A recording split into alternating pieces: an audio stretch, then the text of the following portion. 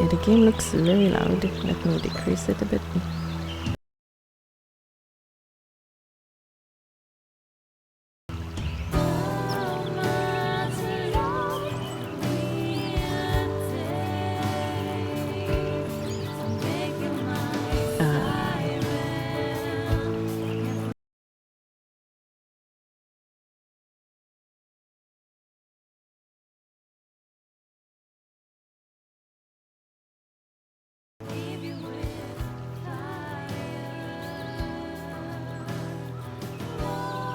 Okay, that might be okay.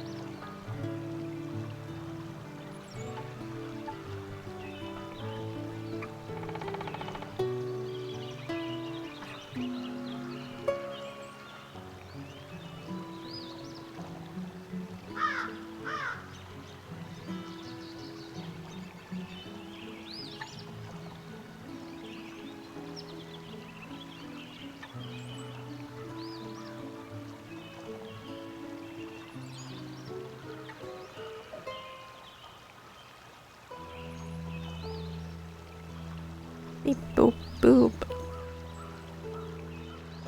I'm paranoid. Who is Trio Anna?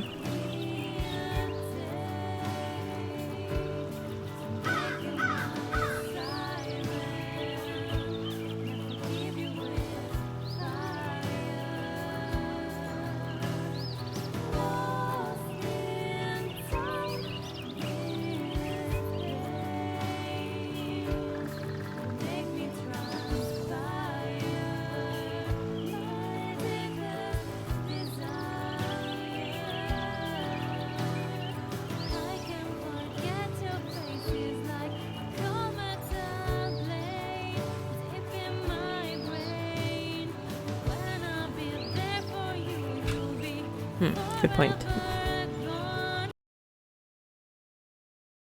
There we go.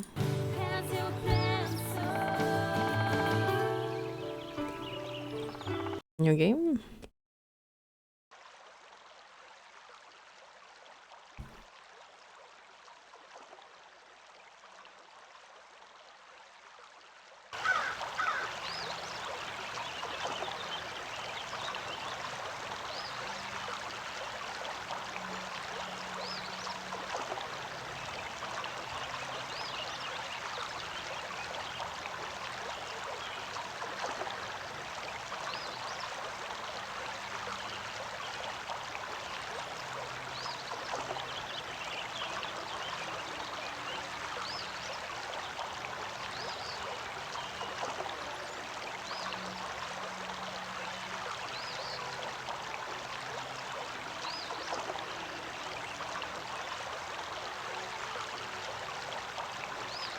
Wait, did I play this before?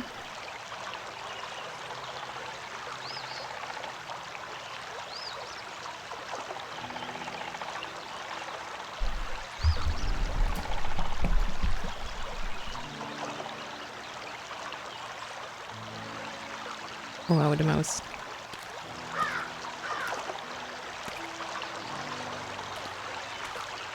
Ah, settings, please.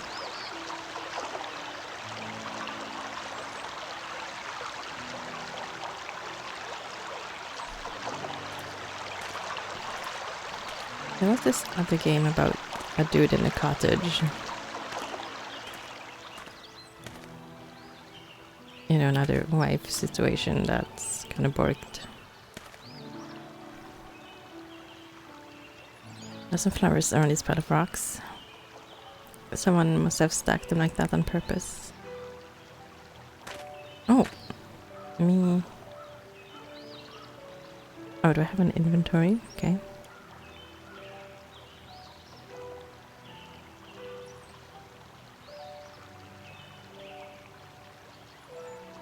What does the phone do? No signal. Okay.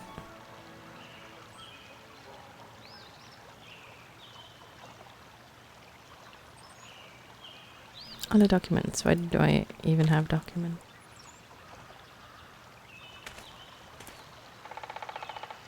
I'll take one.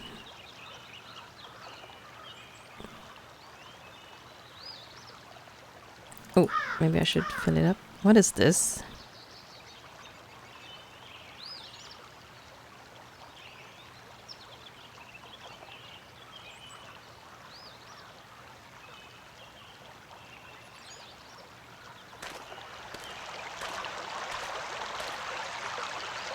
Water is Christina inviting. Makes you thirsty. The flask is full.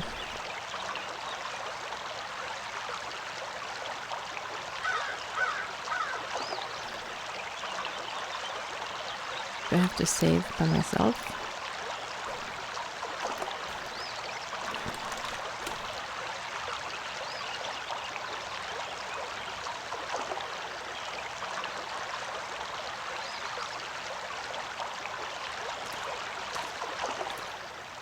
It looks very overexposed though.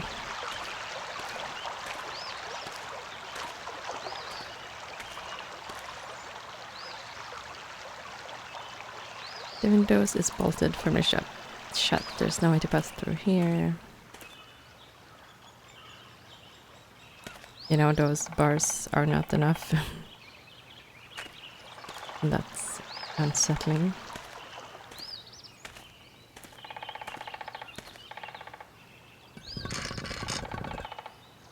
It looks broken. We can fix it somehow. What?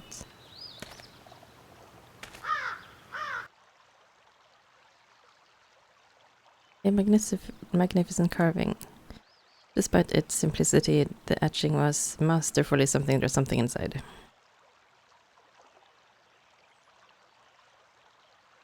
Oh. Okay. Maybe I should just scroll through the inventory instead.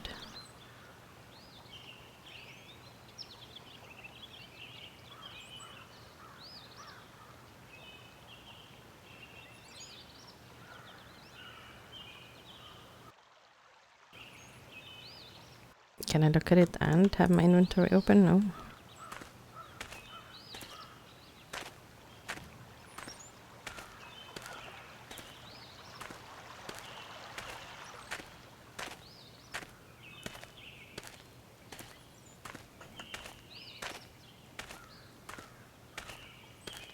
So far there's no running.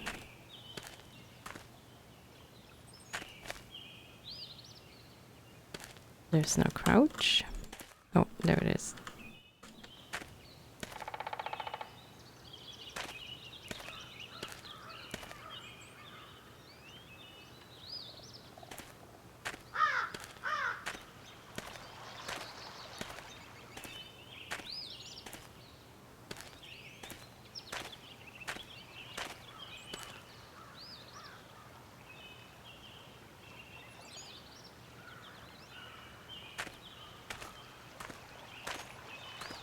Do we sacrifice this pebble? Oh, oh.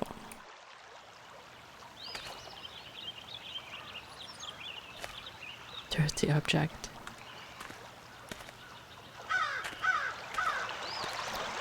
That's what I meant with physics.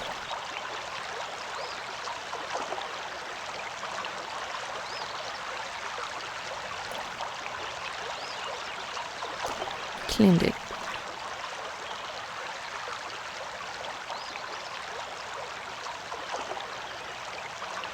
I can press escape to exit the inventory.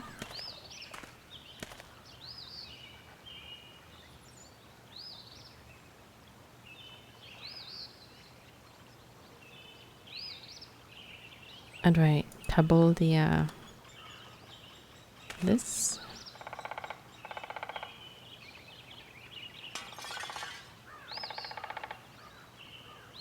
I can't reach it.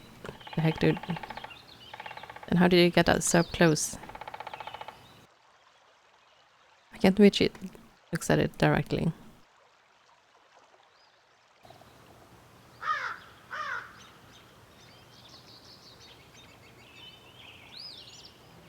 Oh, what if I stabbed myself?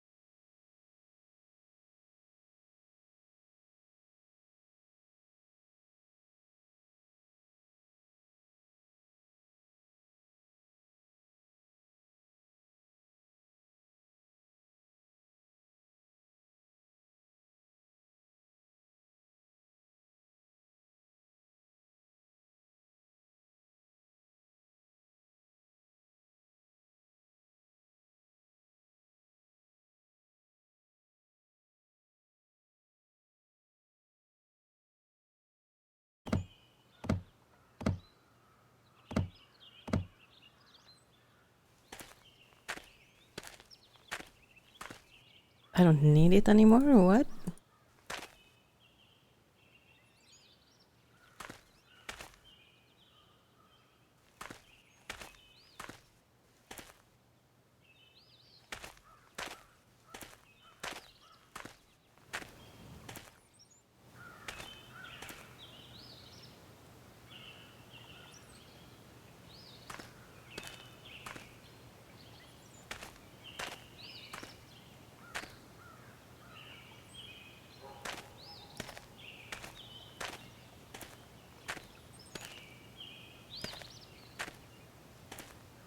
I don't like the lump of dirt here. Like something is buried.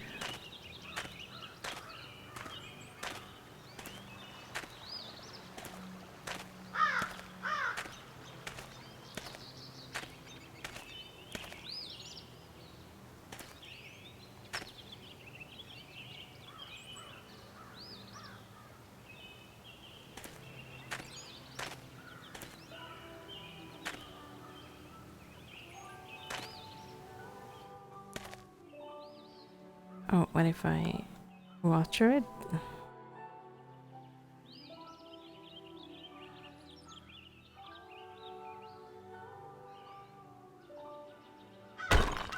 Oh, the only thing I didn't try.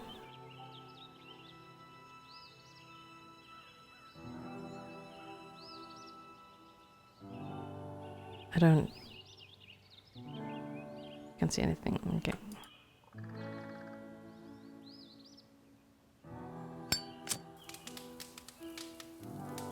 You just jammed the thing into the wall. Like, what?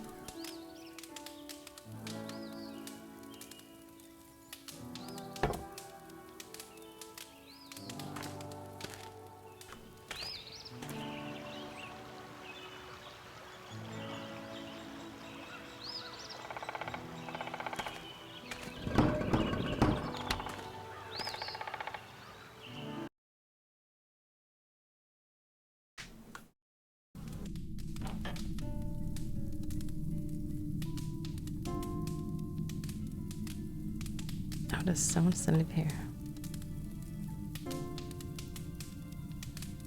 Old handkerchief.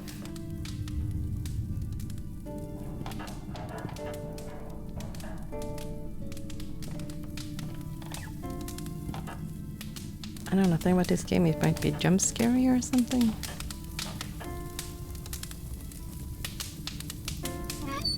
Yes, just touch that. What do you expect to find? Oh.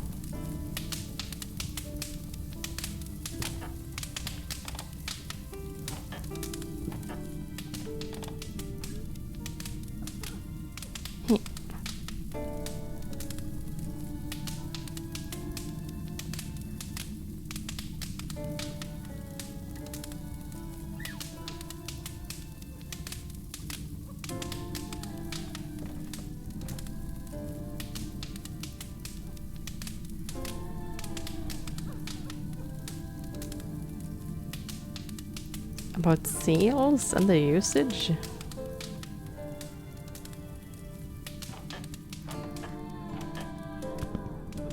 Oh, is there gonna be a lot of reading?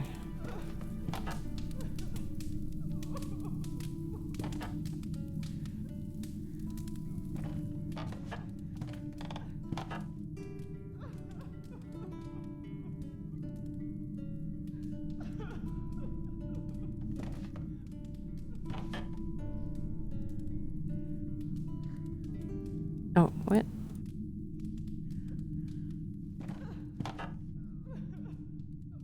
I'm trying to... Oh, no.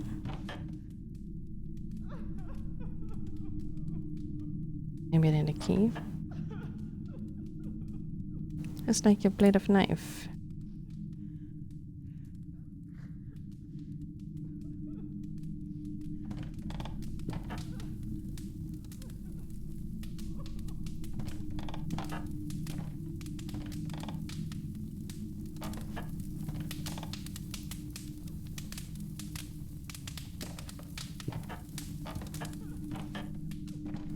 Maybe I can knife it.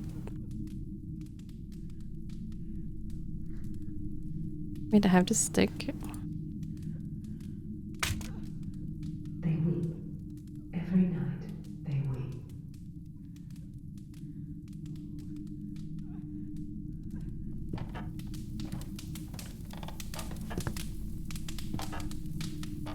Lamp.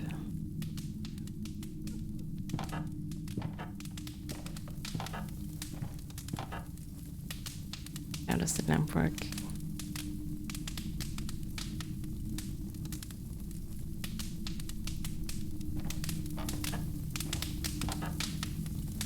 And there's a working one over here.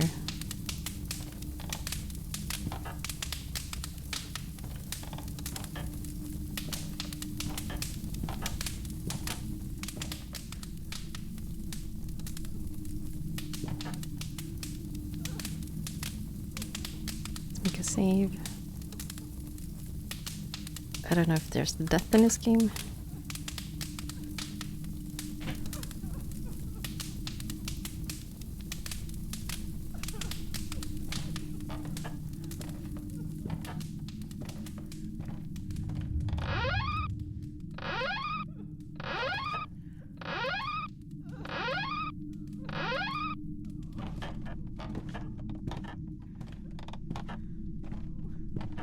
Full of stagnant water. Tell me, what do you fear? What is this? A ghost.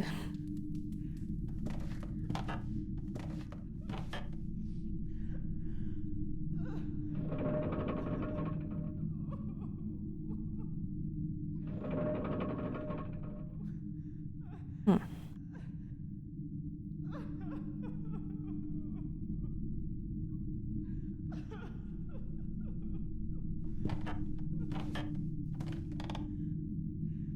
Rectangular notch.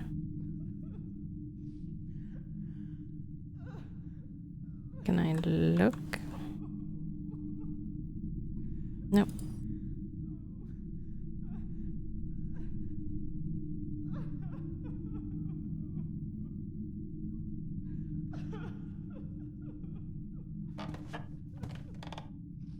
Some roots. Seems soft.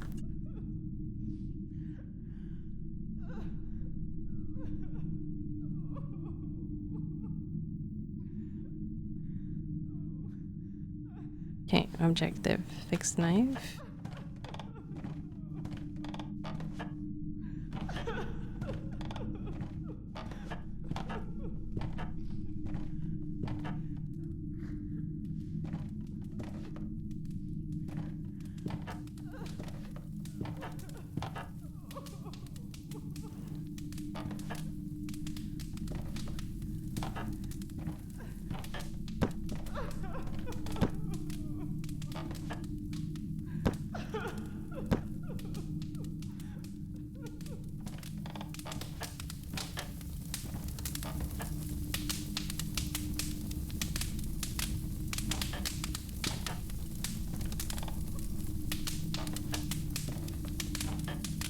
Am I locked inside?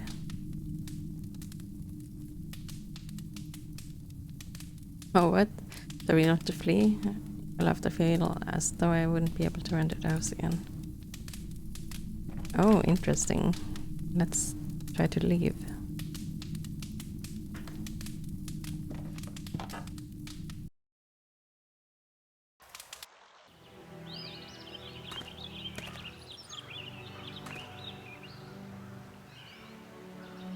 Oh, this place gives me the creeps. Something horrible must have happened here.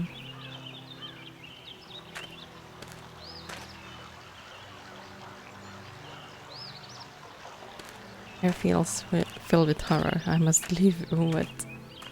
Is this an ending? GG. What was I seeking in a place like that? What was I hoping to find?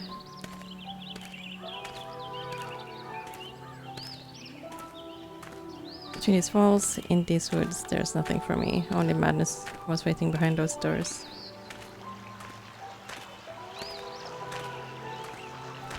Staying there means only pain. Horrible secrets unveiled. I could have lost myself. Okay. I want to leave and forget this place. Forget everything forever.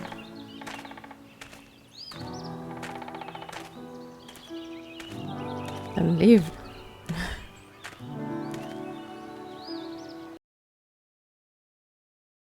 Oh, GG.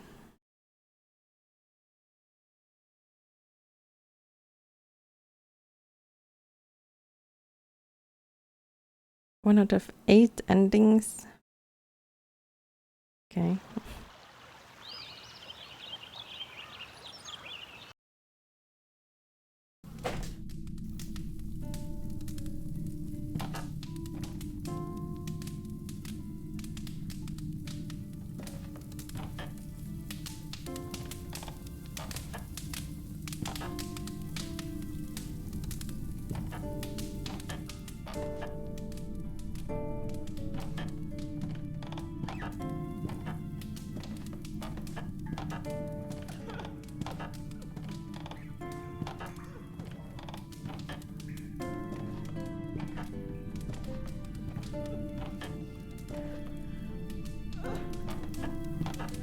I can go inside the water.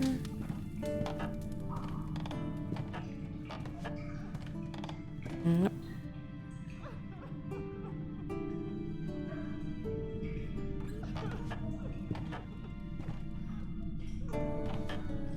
I don't like how weird it is.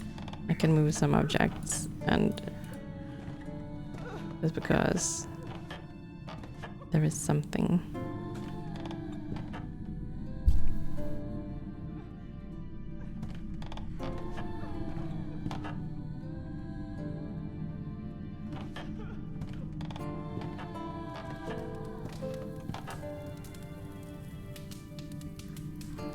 And there's a smiley face on it.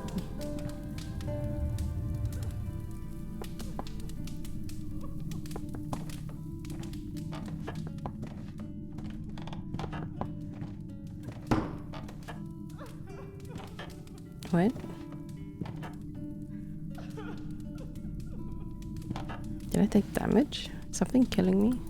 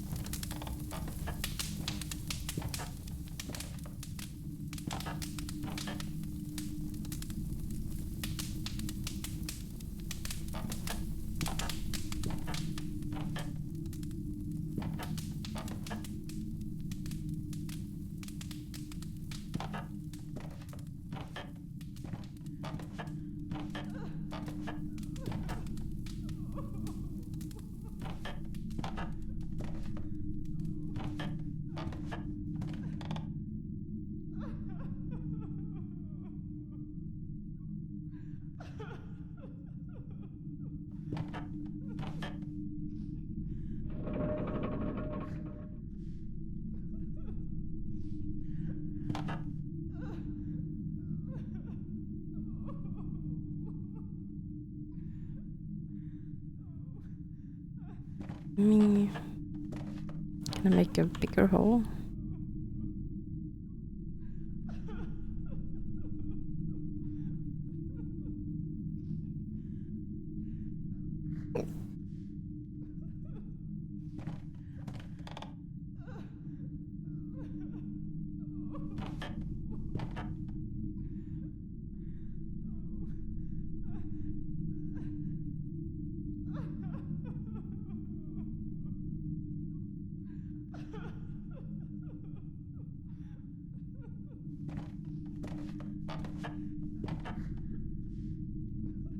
seems to respond to the touch of my hands. What?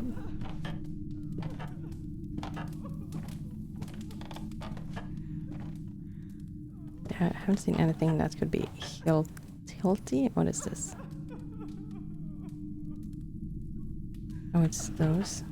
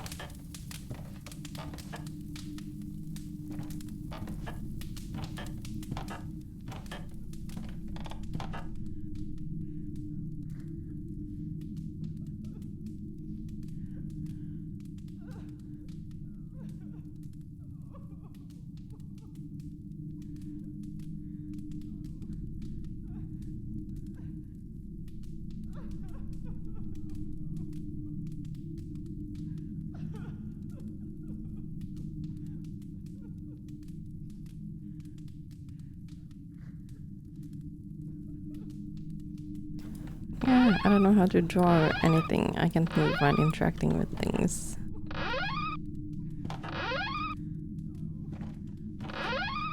Okay, only one way opening for this.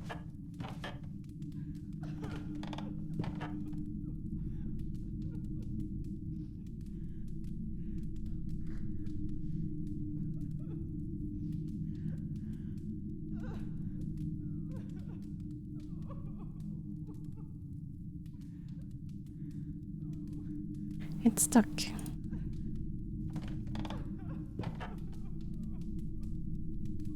I mean, I have a knife and everything.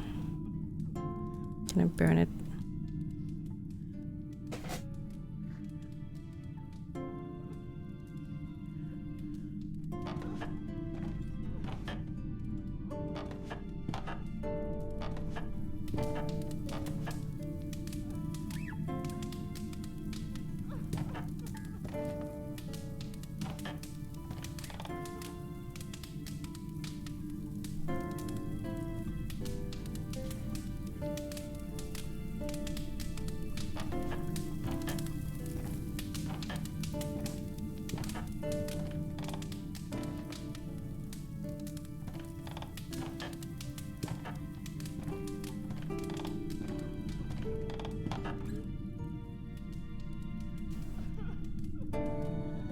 Where the heck is the hilt?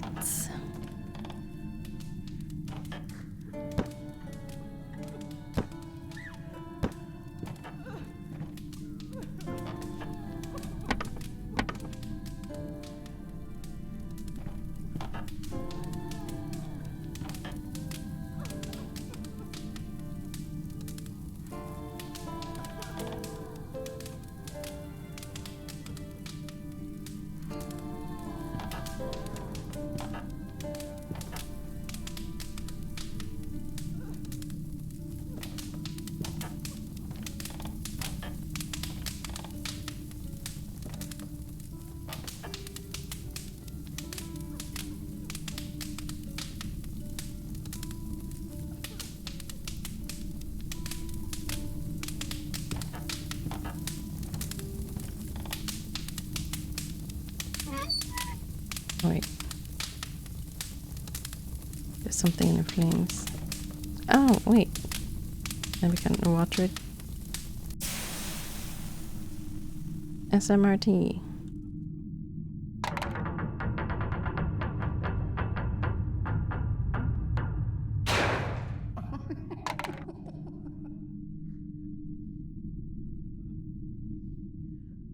Okay.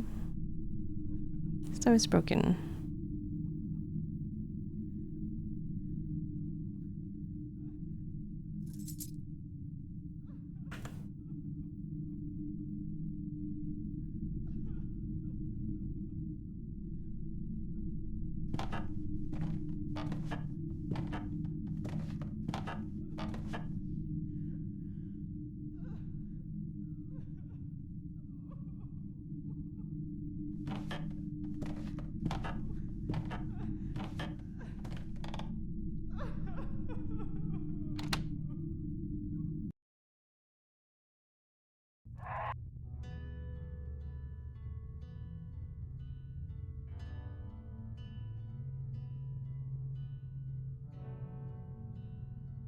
Clog workshop.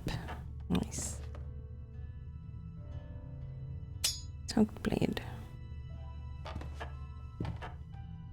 What heavy knife hilts?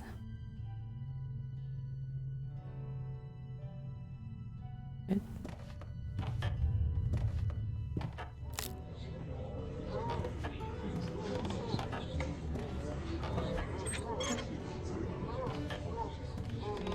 I didn't notice them.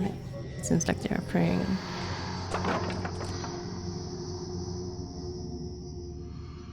Where's that mannequin? What? I never noticed. What? What's happening?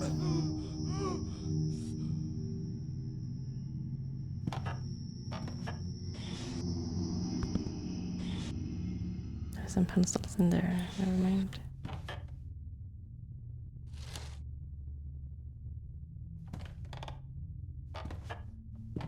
I didn't see the mannequins when I walked in here.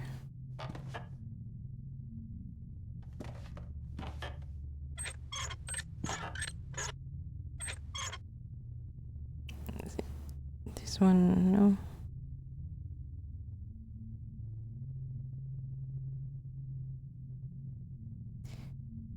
They fit perfectly.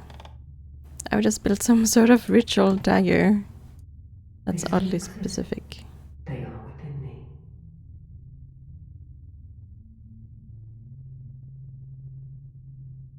Uh-huh.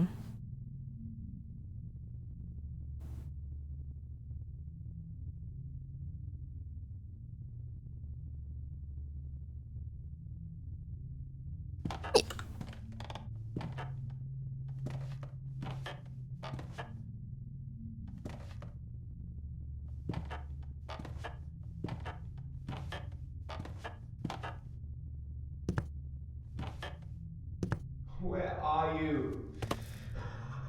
Where are you? I'm in here. Who's that?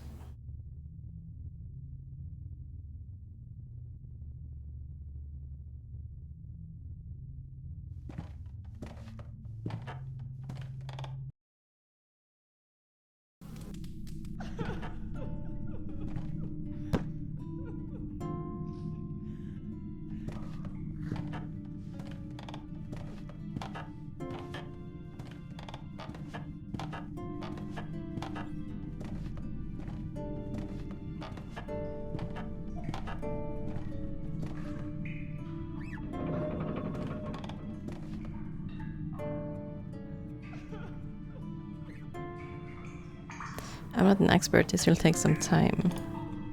Oh. Okay.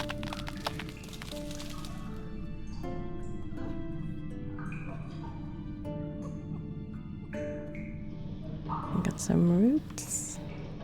Bloody hell, my leg.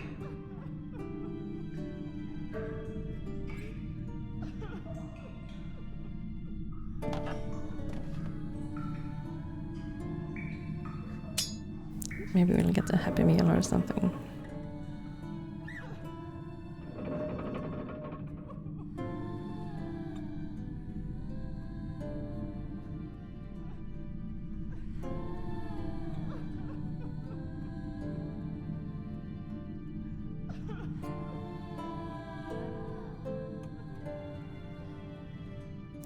But I see here it used to hang sabots.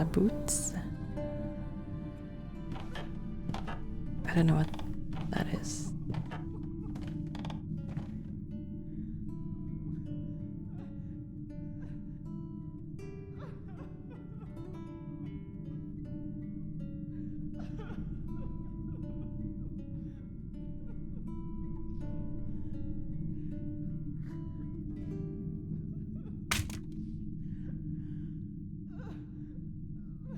What you lost is not here.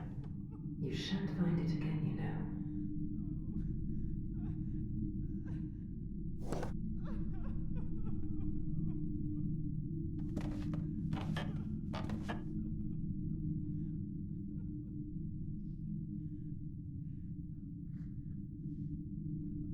Quack.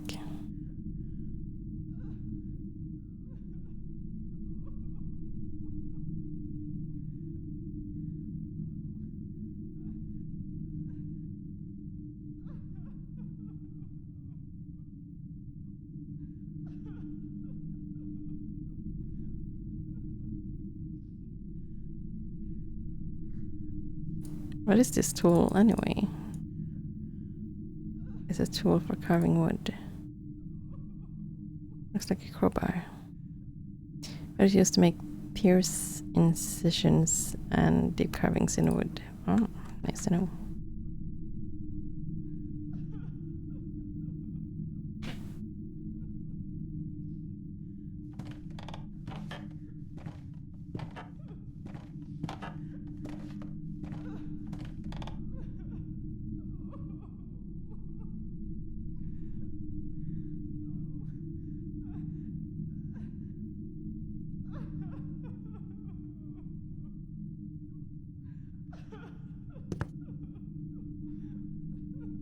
What? The mountains, which I am well acquainted, Astor and Pollux are the twins. I'm not sure which side of the sawmill faces them.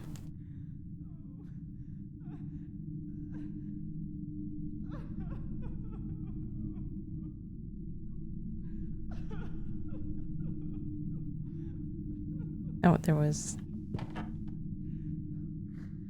two twin faces, like the mountains.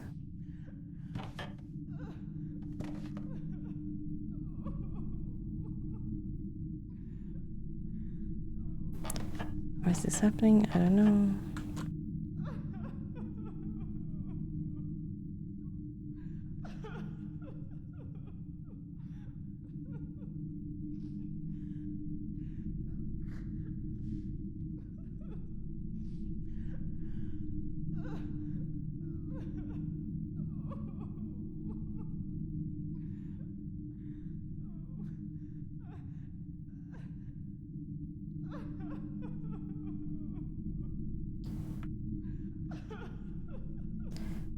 I don't know what I want to sacrifice.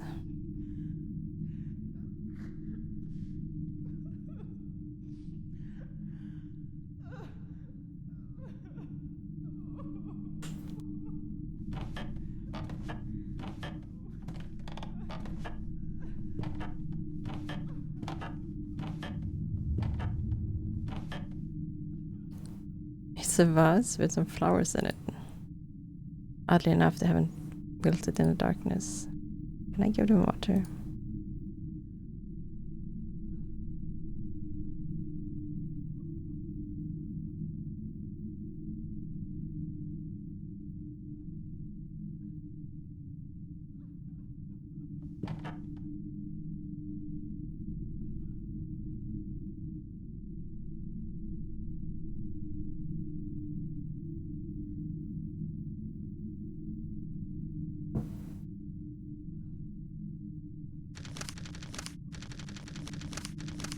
Oh gosh.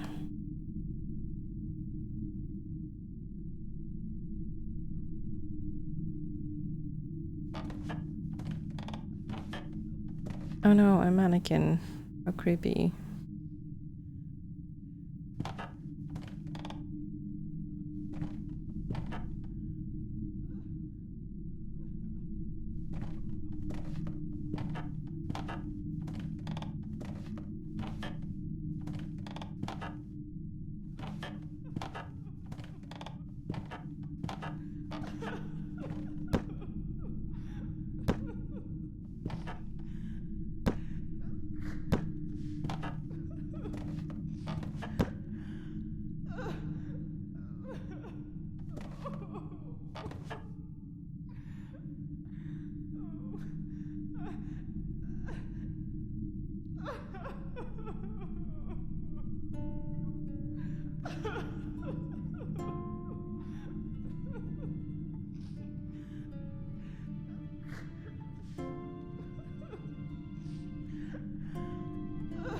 mean, I could just axe my way through.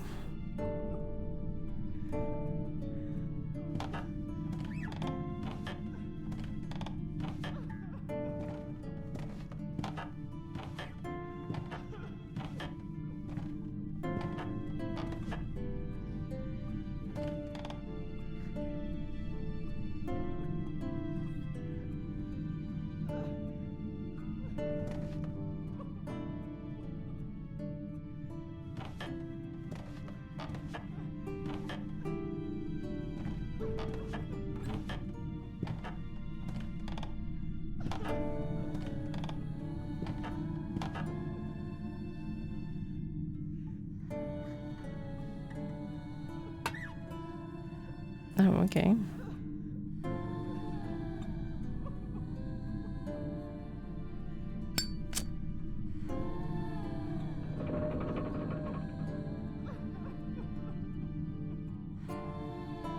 The light is no longer obstructed. Wait, what? Click too fast.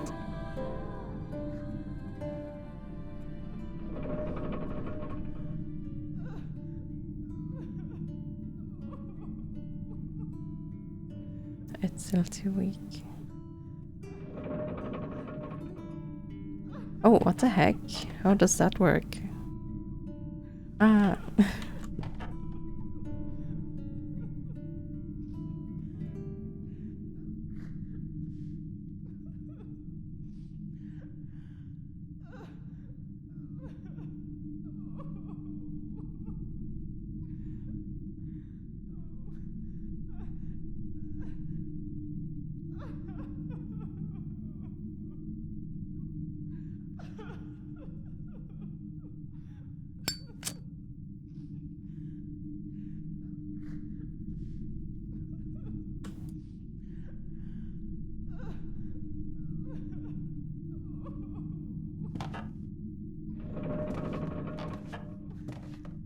How is this happening?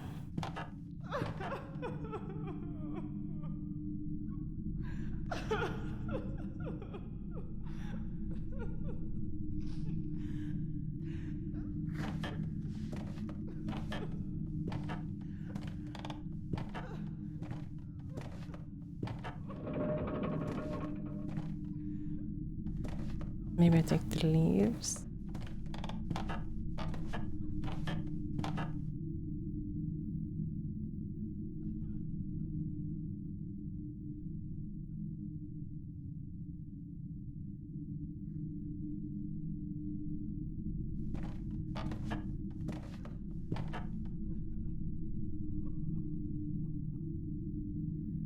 Let's repair the stove first.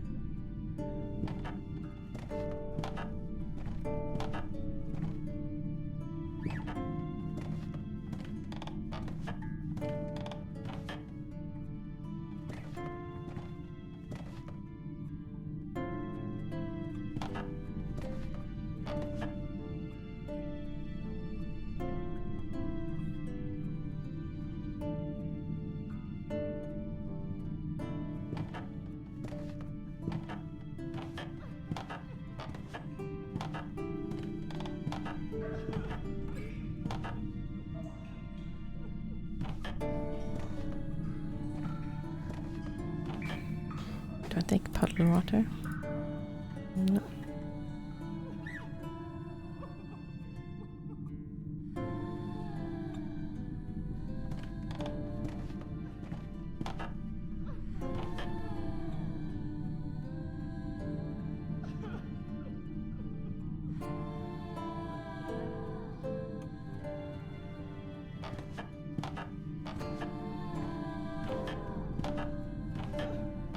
We do something about the broken door.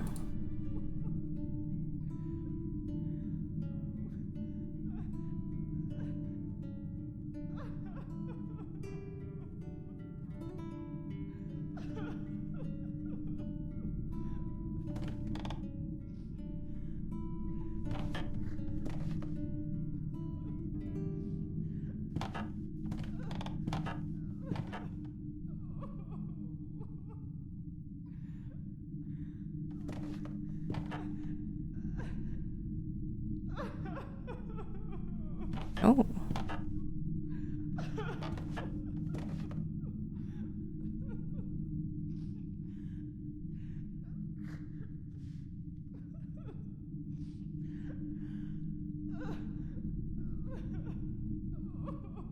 Dude, you have this hooky thing.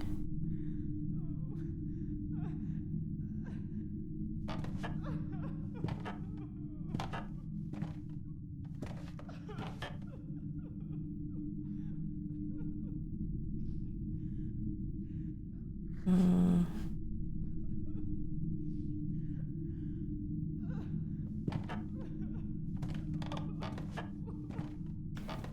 No moving of chairs.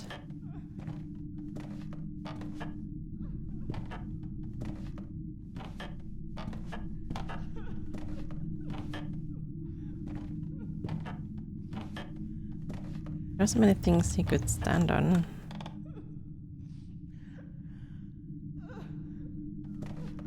I can't really take the hook.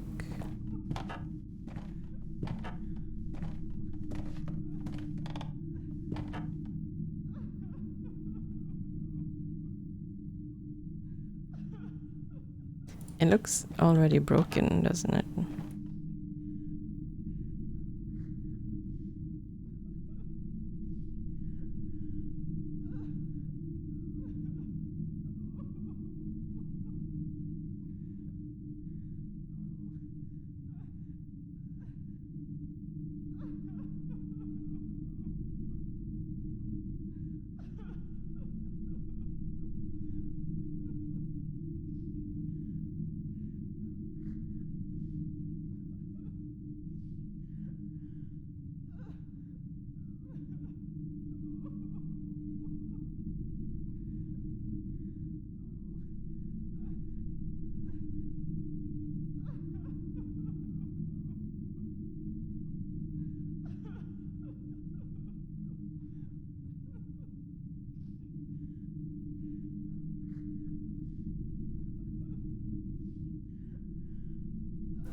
And a lever action.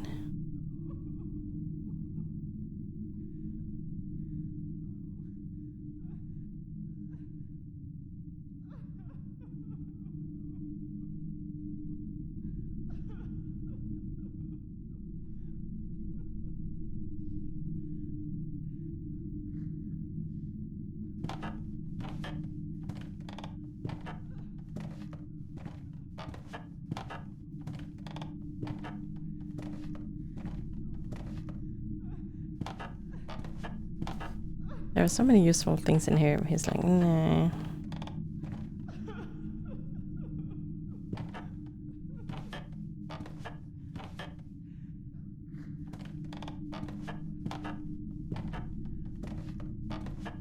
I mean, there's a chair here that's perfectly fine.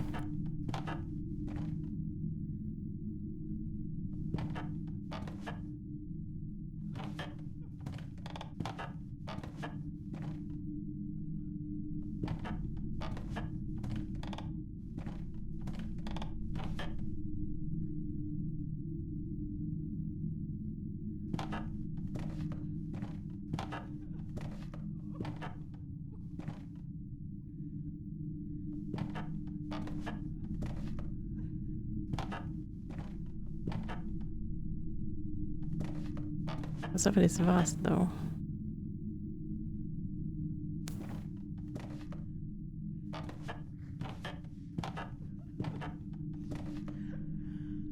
Anyone got any ideas? I have no idea.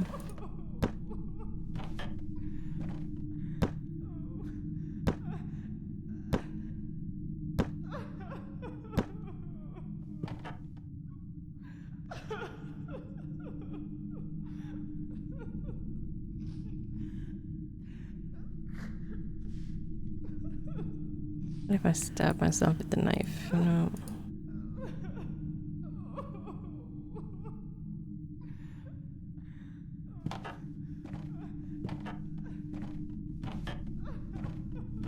Maybe I can stab the thing with a knife.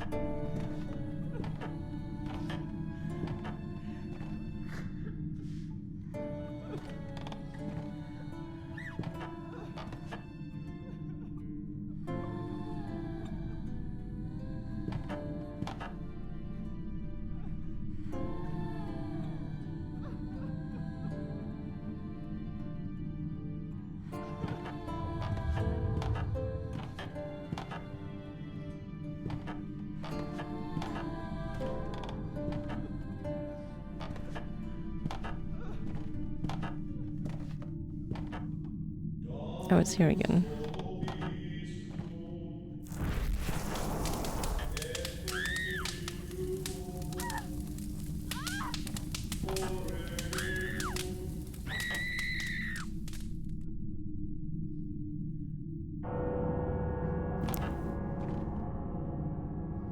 Oh, what?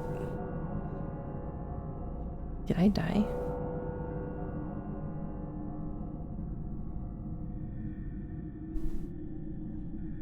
Did I lose health? What happened? Wait.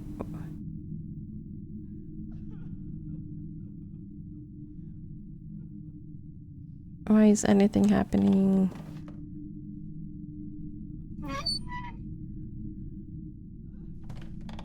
Oh, I feel like things are more red. Am I in Silent Hill?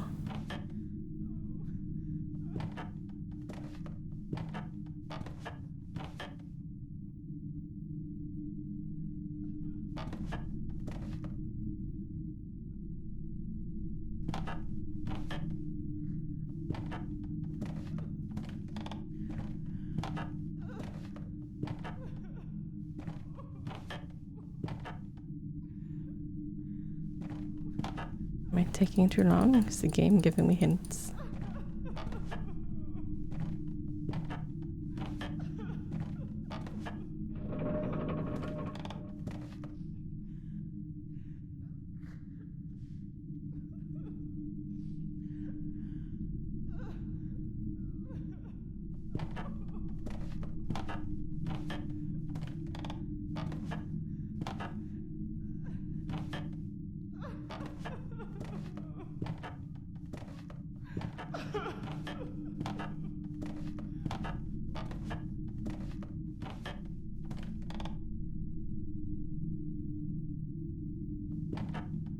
Nice.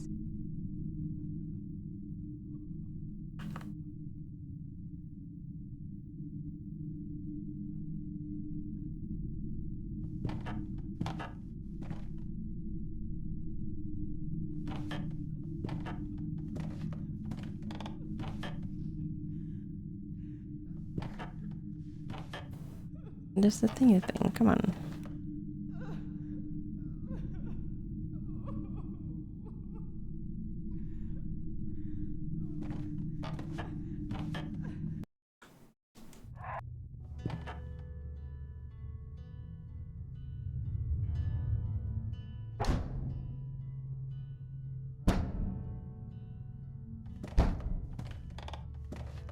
Hello.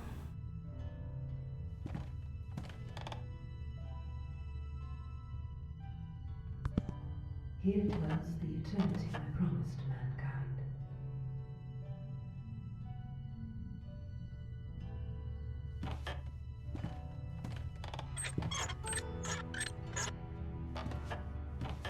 These mannequins again.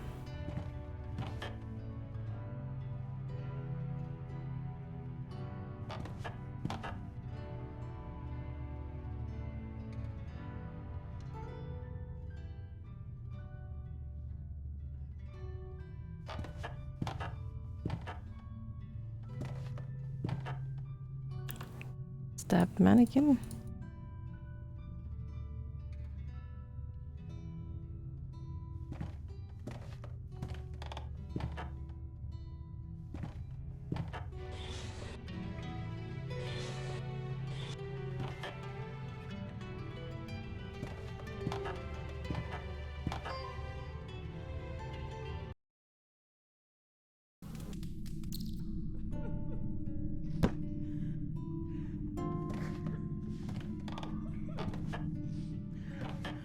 Oh, what is that?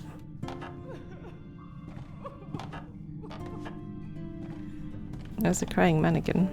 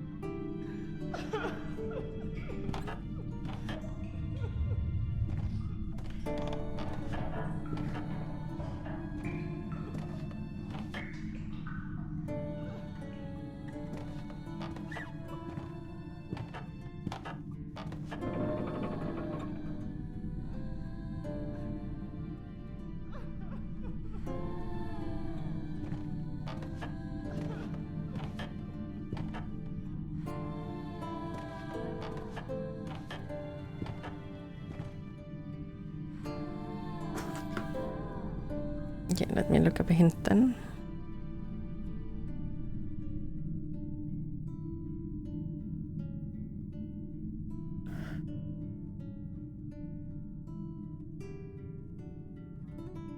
Oh, extended.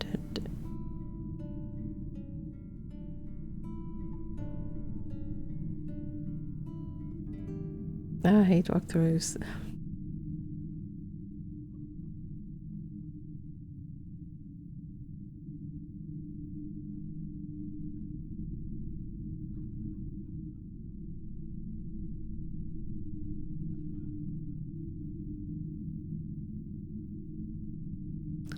Oh. You will find an old handkerchief. If you attempt to pick it up, you'll learn it's too brittle.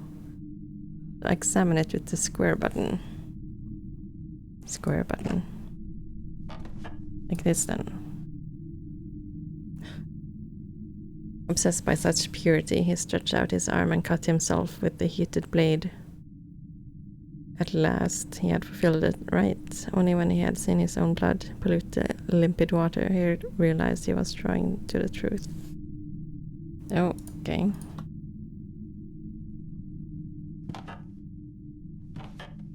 I cut myself? I did. I told you, if you wasn't here.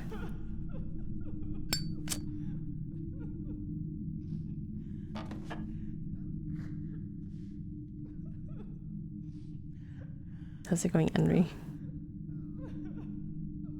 Use on myself. There's water.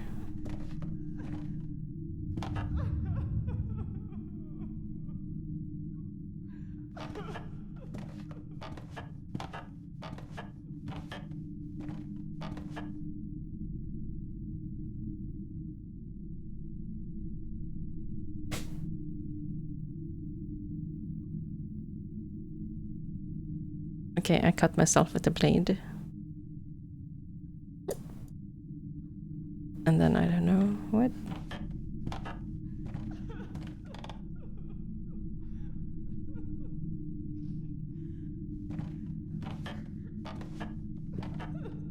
Righty, maybe I should take a nap. Or just go to sleep. It is that time of day.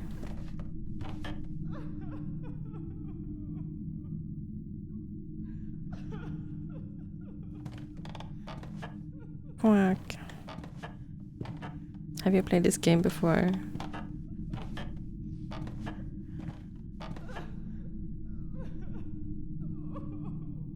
Thinning hatch. I should right-click things more often. Maybe there's a hint I can get.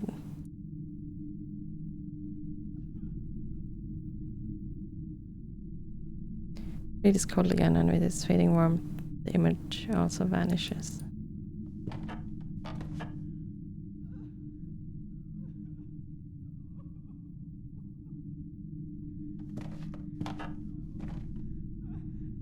Suddenly there's like eyeballs.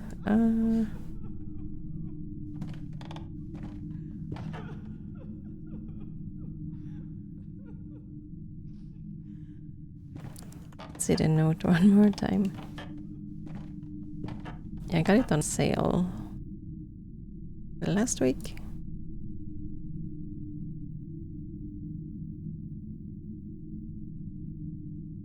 Yes, stand by the water and do some cutting. Maybe over here.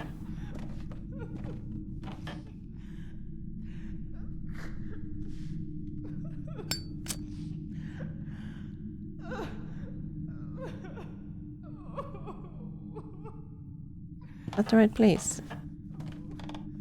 Here then.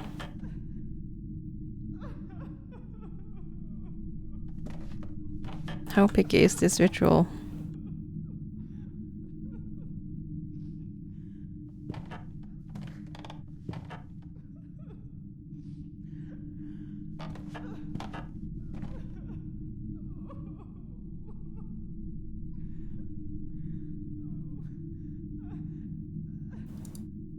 Okay, use knife on puddle? No.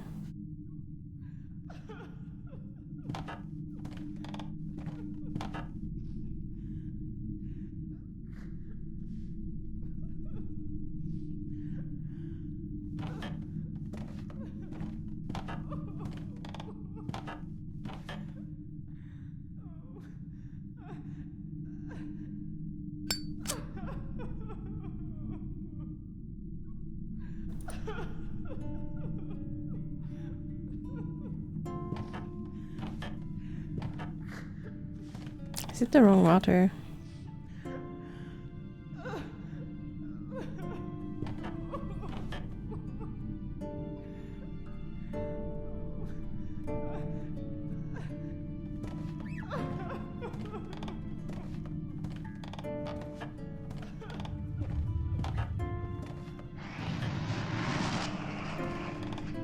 What on earth? That bellows?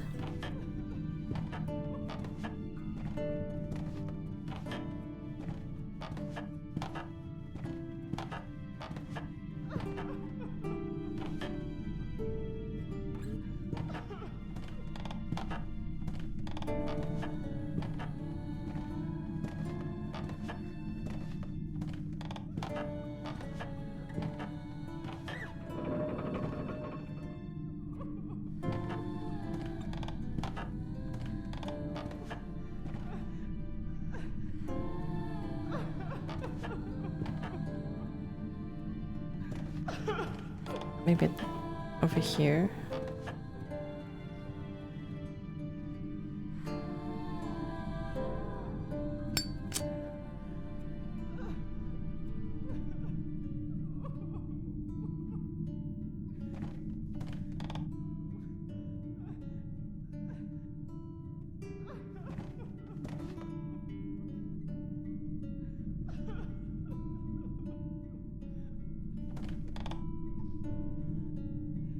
Maybe they have to look at me then.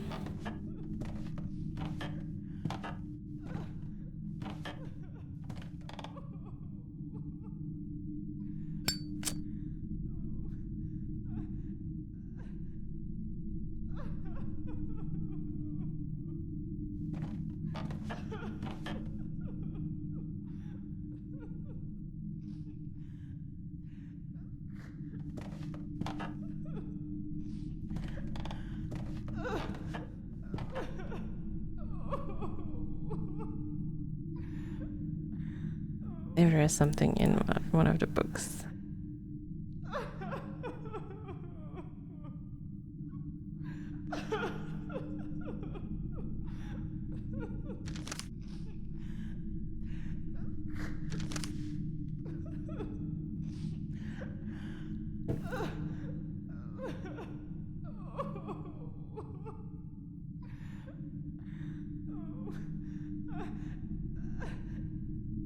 Oh, that's really hard to read.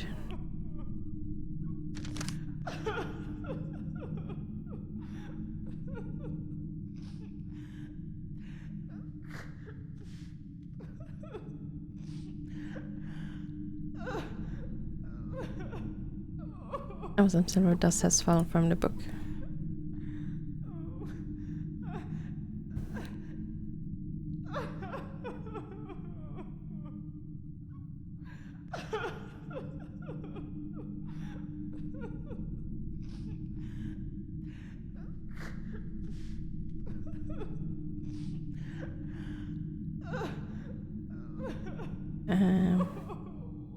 Electrum dust. Maybe I have to read this then. Amongst the several substances we have discussed, at the beginning of one of the most important is the electrum. A union between gold and silver found in nature in the mines of Asia Minor, called Lydia by the ancient Romans, and which can be attained by the experts in this workshop with great knowledge of alchemy and goldsmith. The electrum is a substance capable of unifying and maximizing the qualities of gold and silver, realizing the solemn union of the metal dominated by the sun and its cold ensign, the moon. Or maybe we put it in the thingy thing. Blessed son of this sublime union, the electrum, a very pliable metal which is amber in color, encloses within itself, besides several other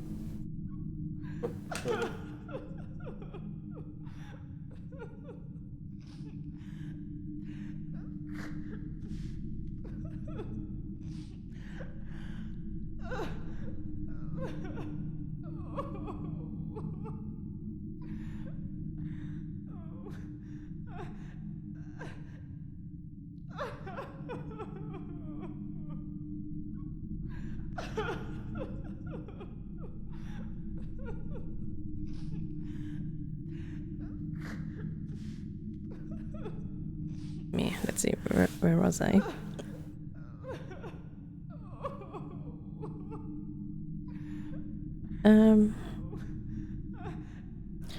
Let's see, besides several other portentous gifts,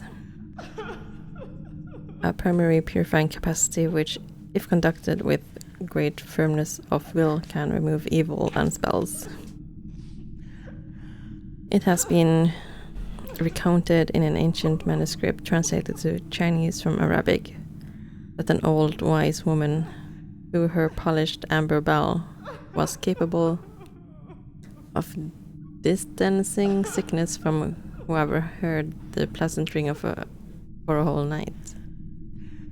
The manuscript does not directly mention the electrum, but from the description of the bell as polished and amber in color, it is doubtless that this was a bell of electrum, and not of an average, but a sublime alloy, as only the vibration of integral natural electrum can produce the same purifying effects as the powder of electrum diffused in air.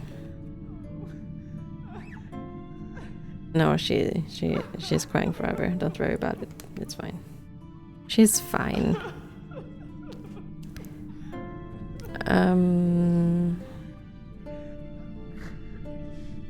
Where was I? This font is awful. Why would anyone use this?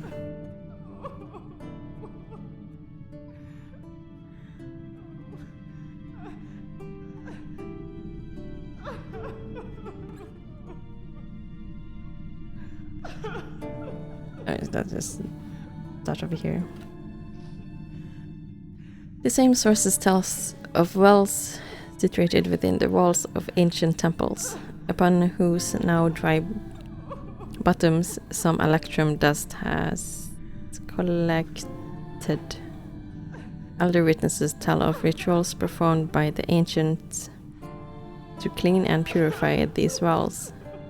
They would carry a lit cedarwood torch and hemp soaked in perfumed resin and lower it into the well. After abundantly sprinkling noble electrum dust upon the ardent flame, thus the flame diffused the benevolent dust in the well, illuminating every angle of its rays and purifying it. They, motivated by superstition and not by metaphysical science, took great care in the choice of metals used for this ritual and would accompany it with chants, prayers, and incantations. But we modern people know that the purifying effect was given by the electrum itself. Therefore, it will be sufficient to diffuse it with a flame lit in the location or in the well or basin which one intends to purify to remove the filth. Okay, so powder the flame. Let's make it safe just in case.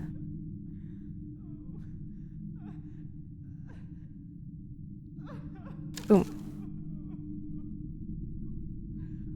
Oh gosh.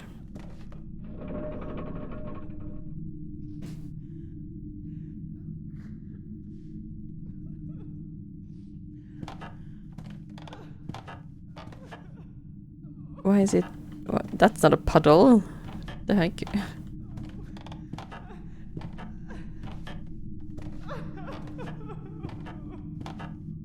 Maybe I stab myself over here. That would make most sense. Shut up.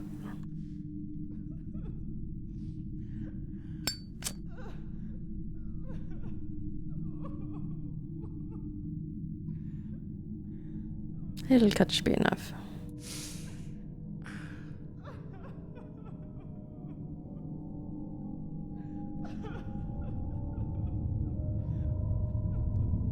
Ah, the flashing lights. Is that a person made of worms? Who are you? It doesn't hurt anymore. How did you do that? Wait, don't run off. At least tell me your name.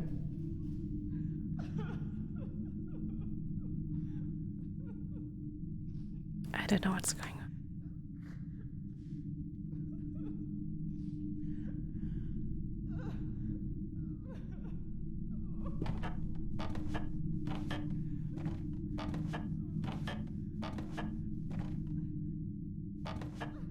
Okay, did something change or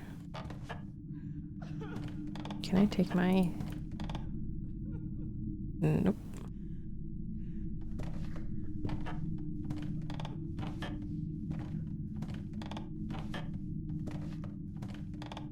Drawing, so quaint. There's a niche carved into the wall. There's something painted inside.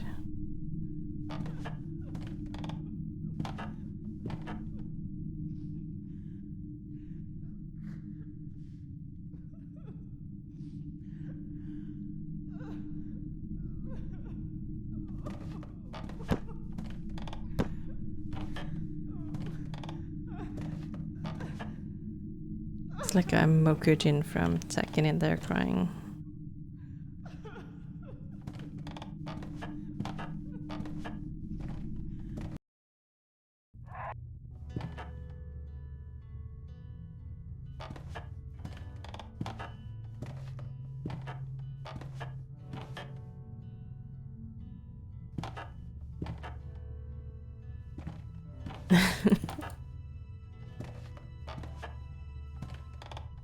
Crying is healthy. Just let her cry.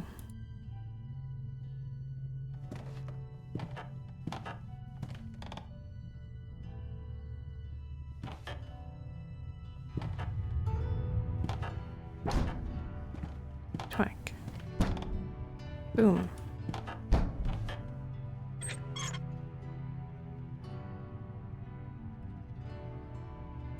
Okay, somehow I have to fix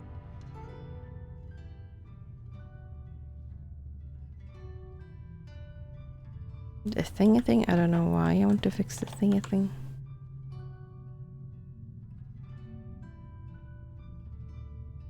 Ugh.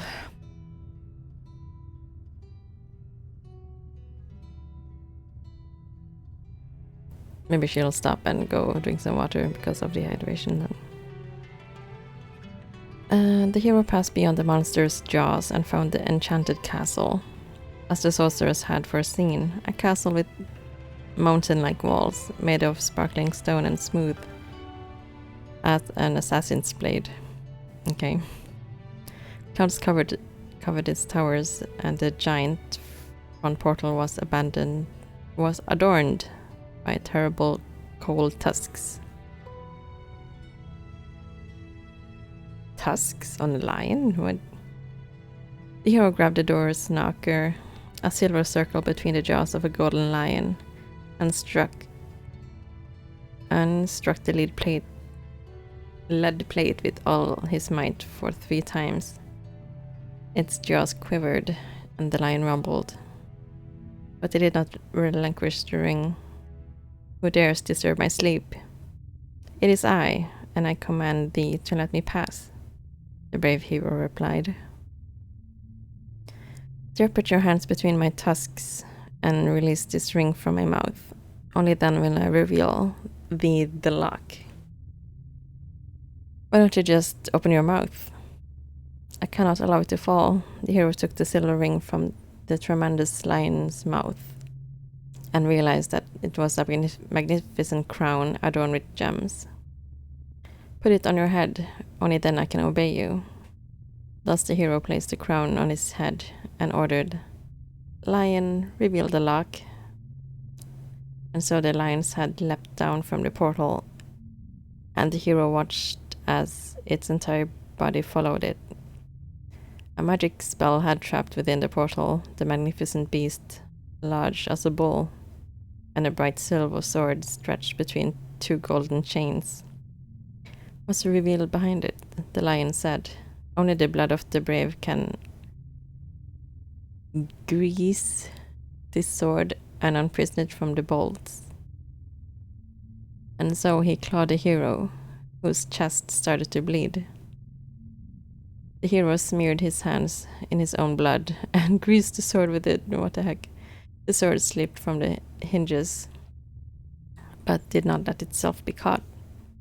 It said, only the bracelets of power can bend me, and thus the hero removed the bolts from the door, and he could see that they were 2 heavy golden cuffs that fitted him perfectly. He placed them on his wrists and grabbed the sword. Then, with the sword in his hands and a crown on his head, he struck the door 3 times, ordering it to open in the name of its master. The hinges turned, the giant portal opened wide, and the proud lion bent his paws, saying, Please, my lord, my back is at your service. With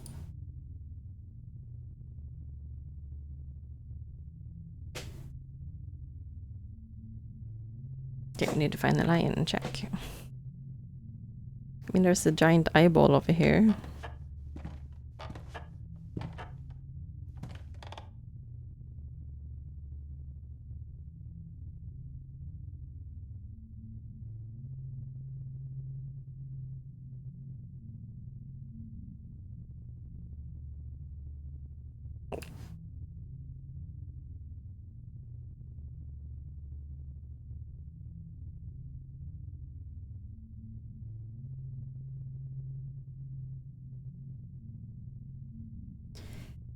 Oh gosh.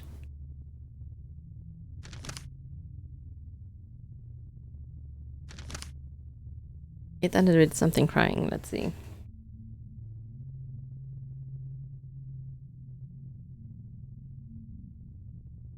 Oh, I should refill my water. Blah blah. The seals, therefore, if created and positioned befittingly on the doors, as explained, hitherto will render it impossible to be opened by those who do not ken the ritual needed to destroy the power and melt the immaterial binds of which the seal is a padlock. It is a manner of putting to the test the resolution, the will, and the intelligence of whoever seeks to break it. In this manner, only those who demonstrate to be worthy of the treasure of knowledge contained beyond the door can access it. And only strength and intelligence used together will be the key to access such treasures and secrets. I can barely read.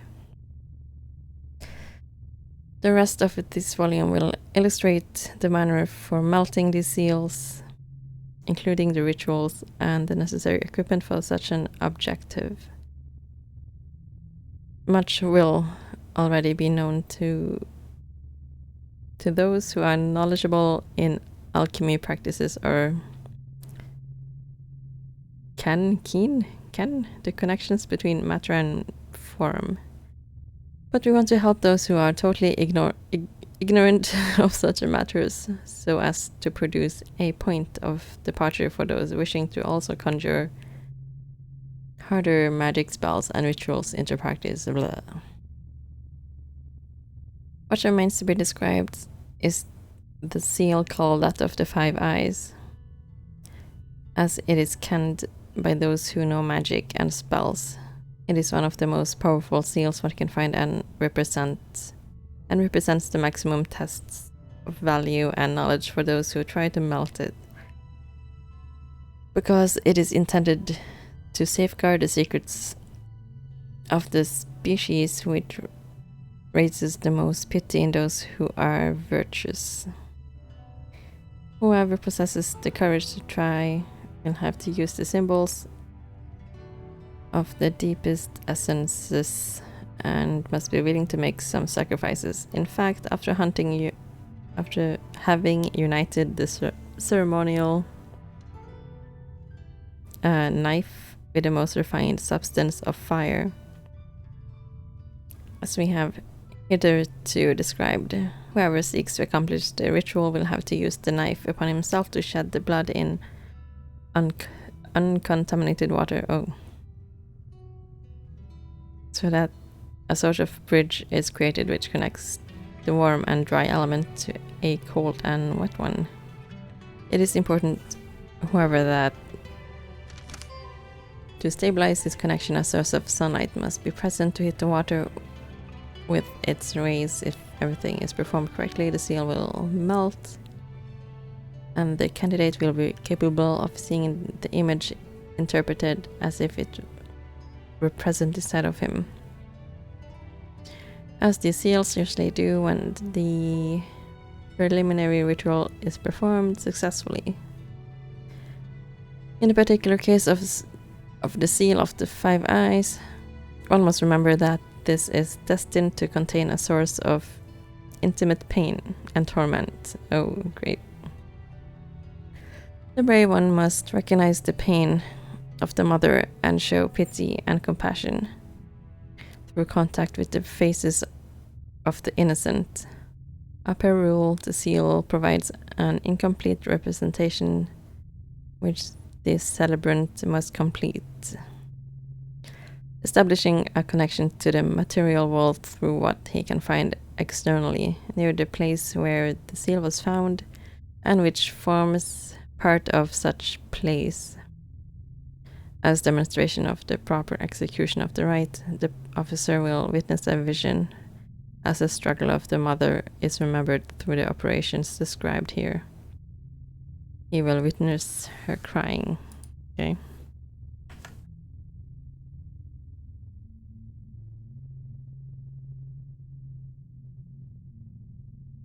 I guess I go interact with the seal then.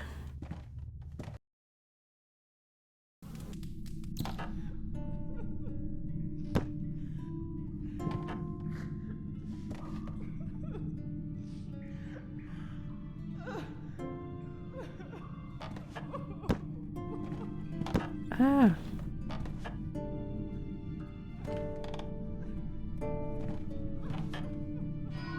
Oh, okay.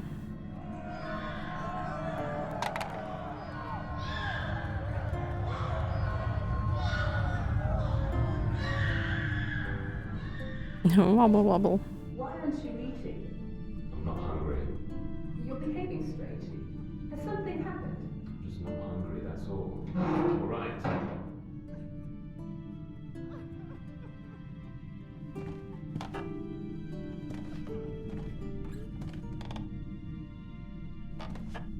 Okay.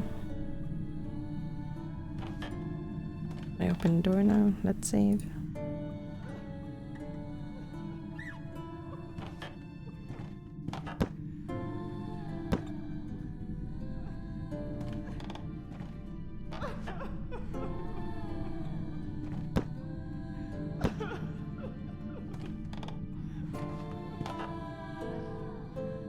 Oh.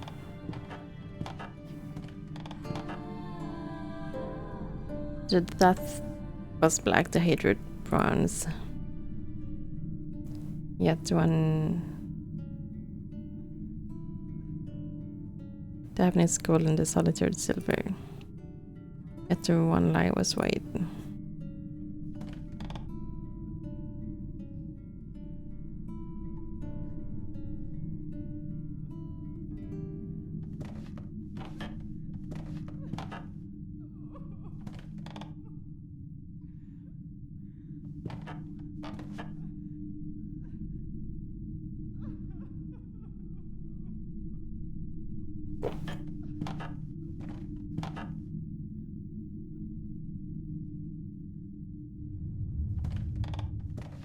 Much crying, very wow.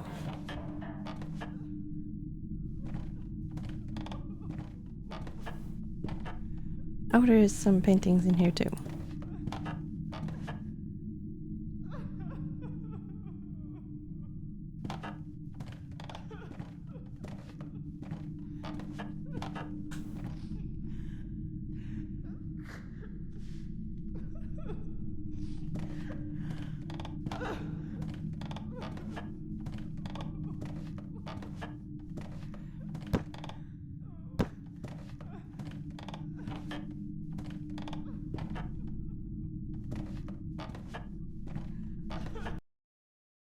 Maybe something changed in here.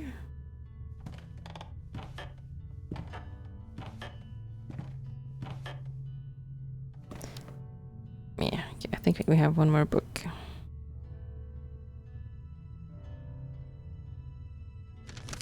Ah.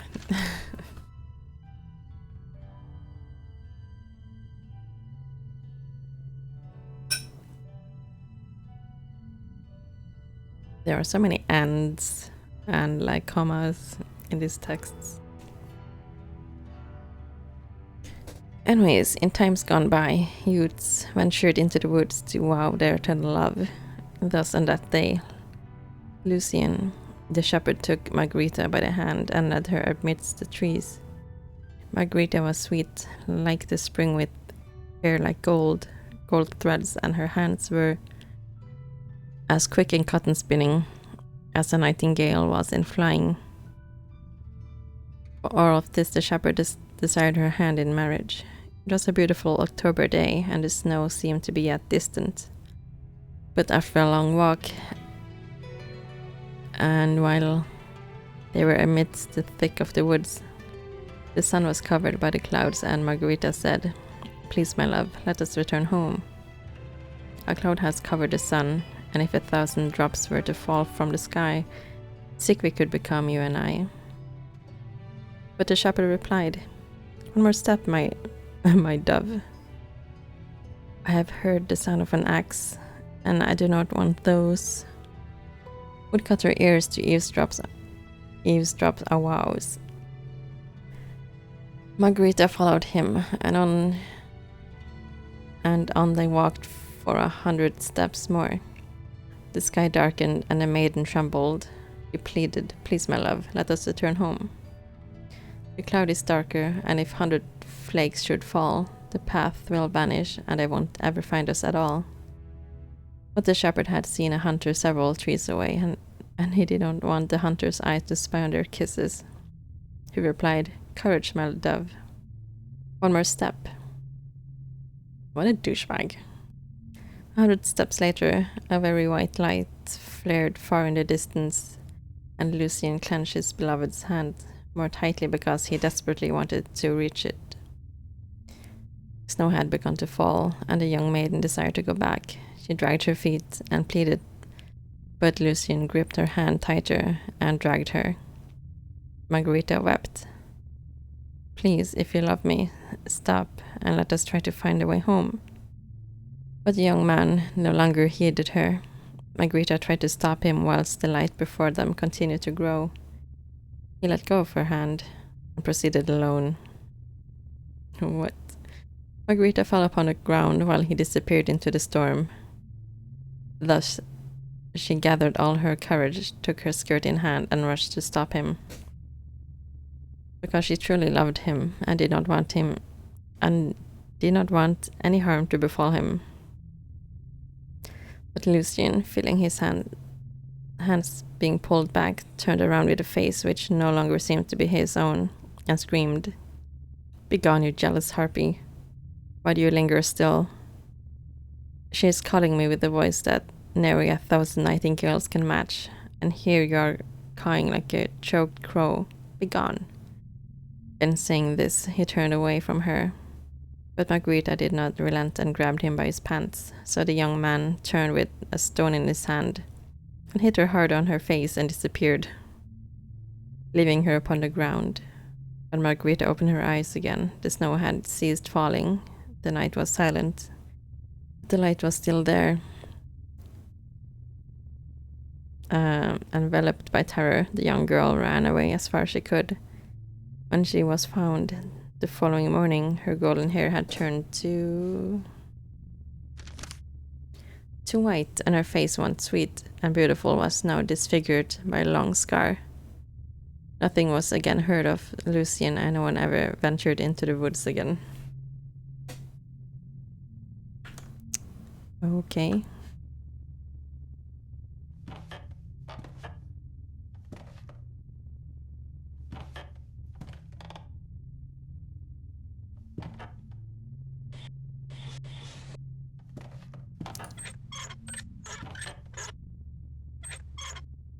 Maybe I have to shape something. Let's see. I'm not an expert. I'm afraid I could damage the blade even worse than it already is. Try something else. Okay.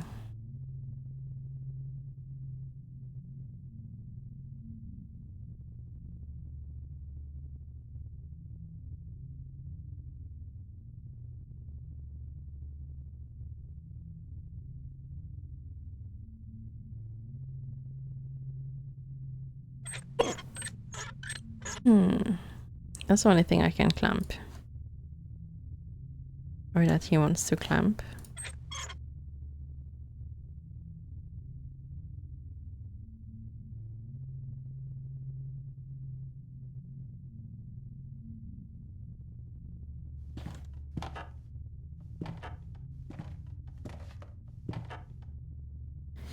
Maybe I need one more hint. I have no idea.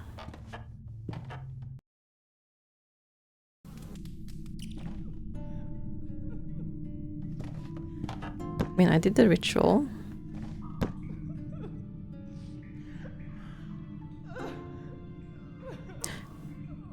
Oh, wait.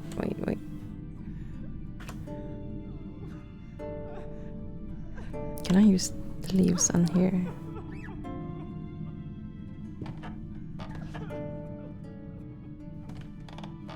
1, 2, 3.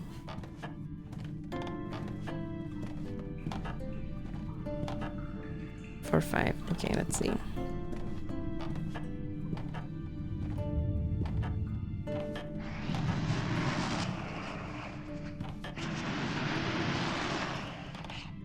Okay, that's fine. Death.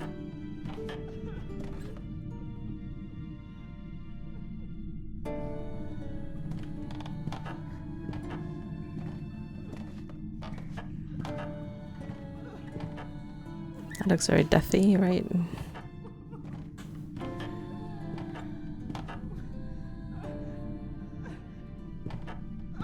Maybe I put the leaves on the eyeball.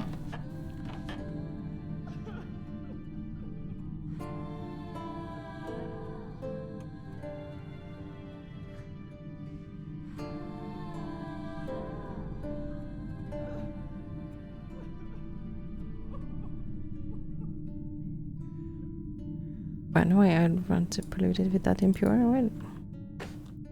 Maybe I have to cut open. Oh god. Okay.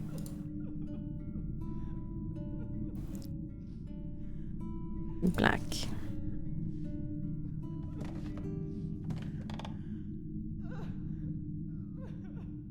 Okay, I can't take it back. Dang it.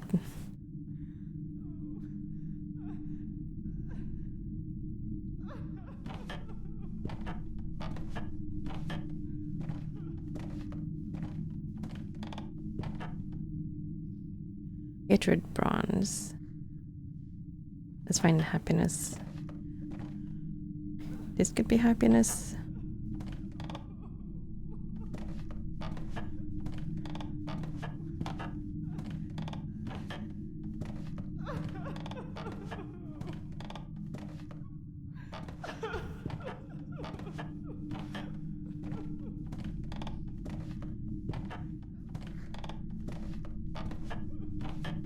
Let's pretend this is happy.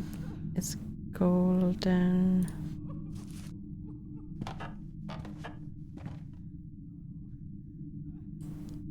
Solitude silvery.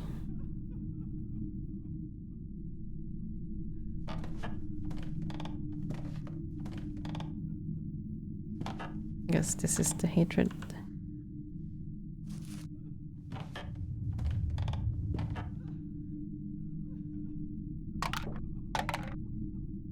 Did someone just throw a thing at me?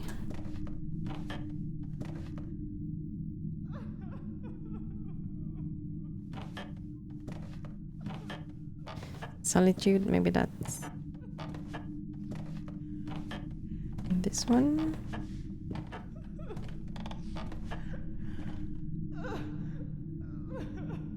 I'm not sure what happens here.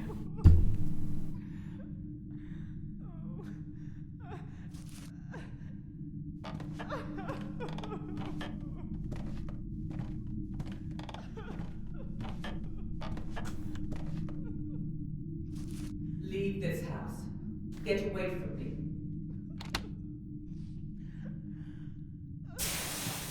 Oh.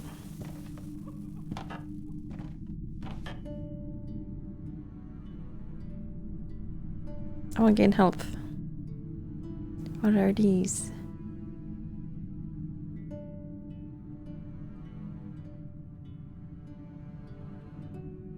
Make a save.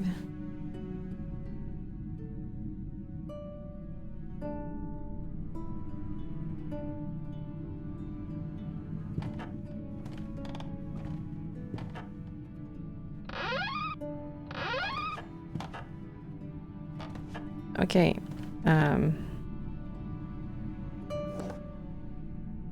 Hello? An obscene woman-shaped mannequin. It appears to have grown in that shape, as if it were a plant. Ring. It's a wedding ring. It looks shining clean. Maybe she'll murder us. Exciting. The deeper you go, the greater your pain. Leave this house.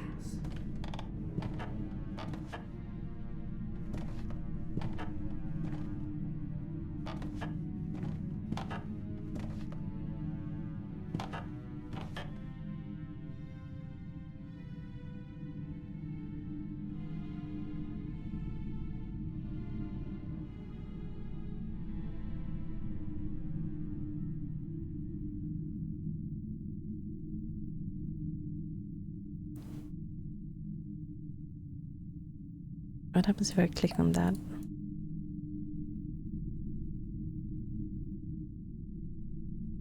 I don't know.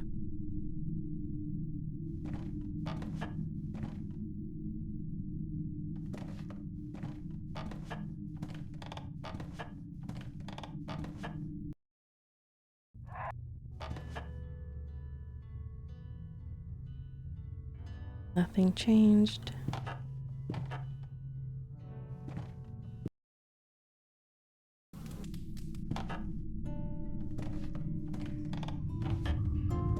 I should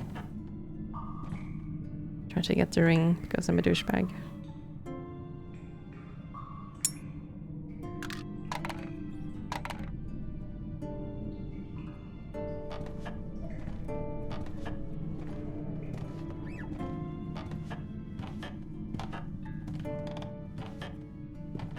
Is the chasing gonna happen now? Is my name carved inside a wedding ring? Oh crap, where's the game? Clicked outside the thing. Can I take it back now?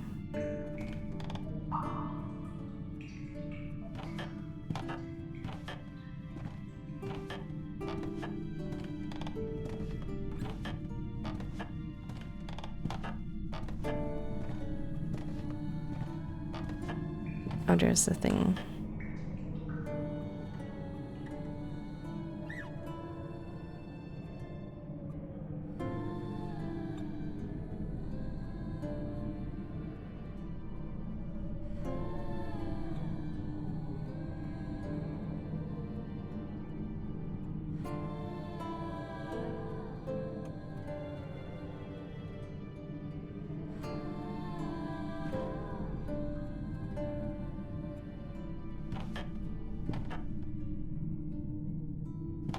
Actually, it's gonna start chasing us at any time.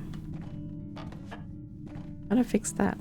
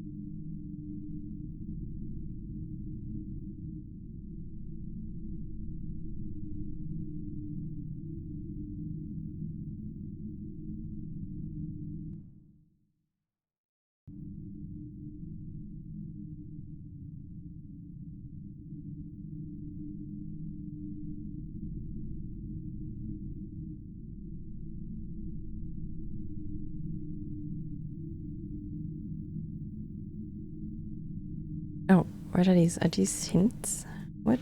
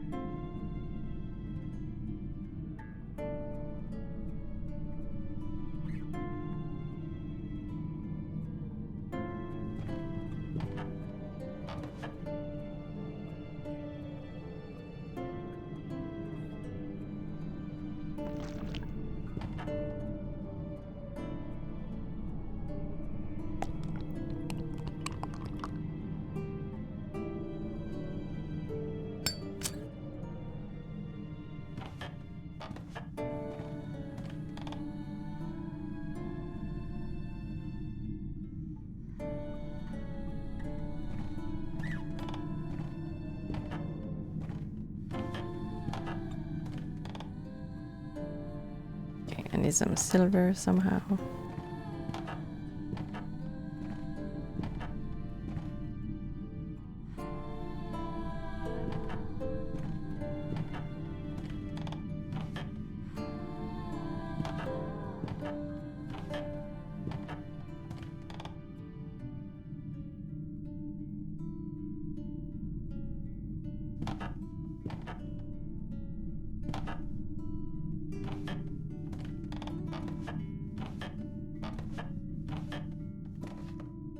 I think leaf. I'll just take the gold leaf and silver leaf.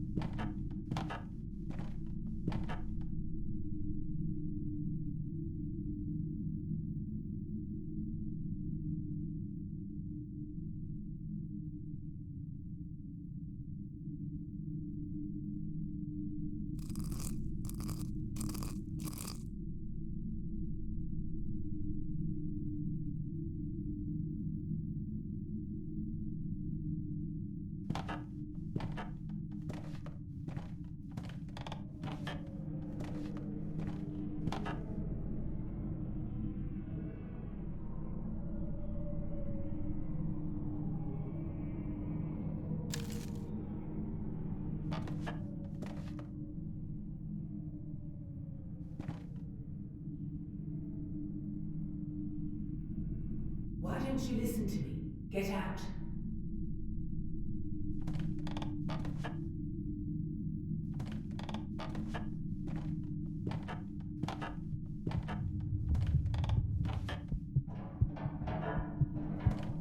For me,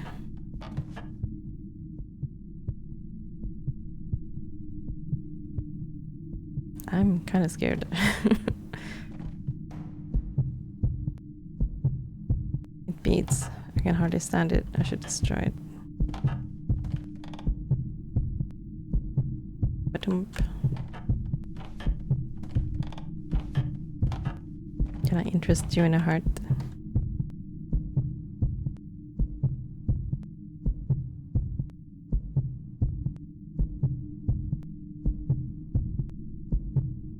Maybe I stabbed a heart.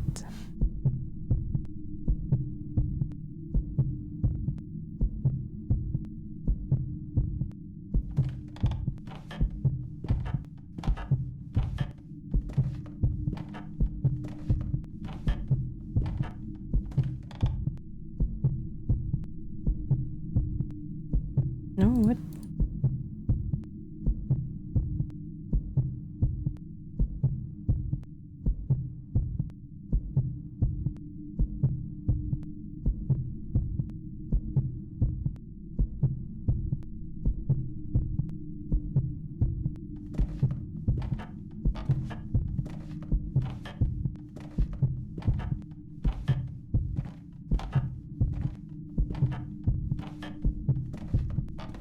Can I put it in here? No.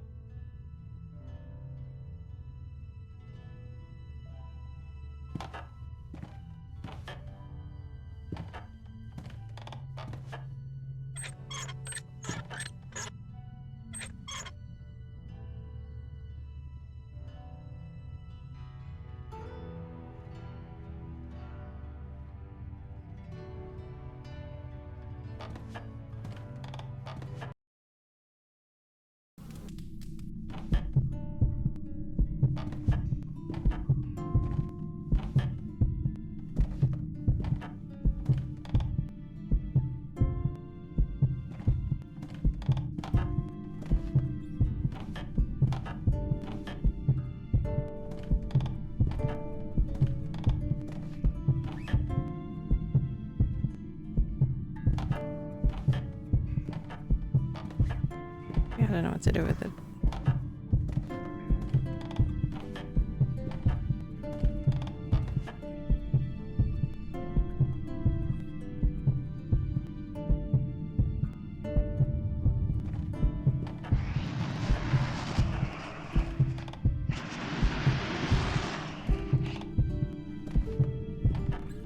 What is happening?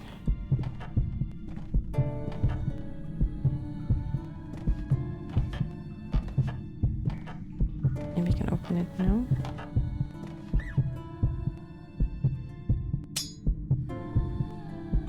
Spare parts for the stove. Oh, convenient.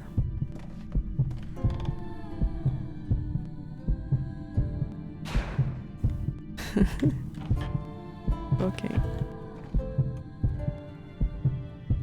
Let's make a save.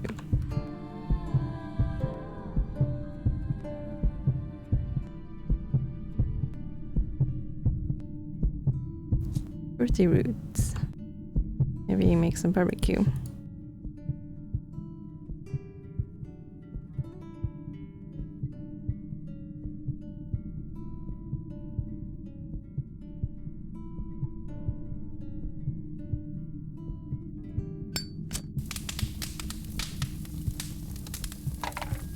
That's how we deal with our issues.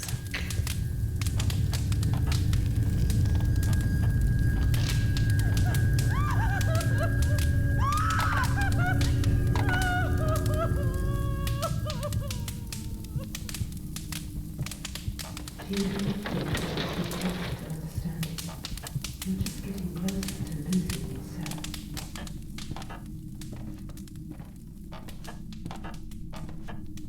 What, it opened but leads me nowhere.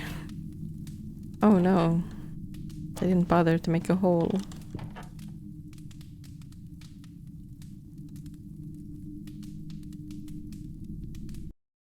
Interact though.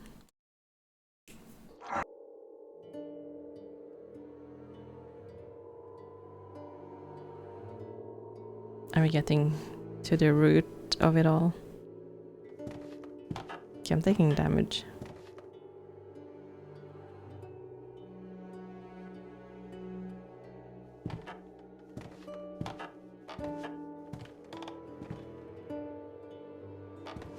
You seek a haven from which you will never be able to return. Oh, what did I pick up? Face of Truth.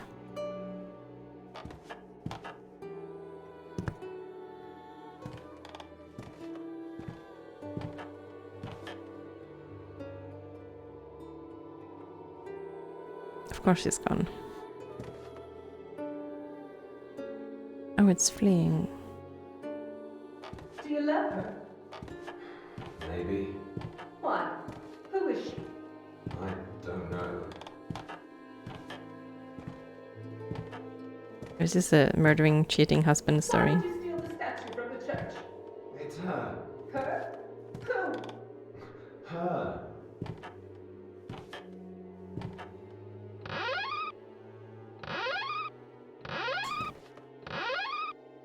That's a fire hazard.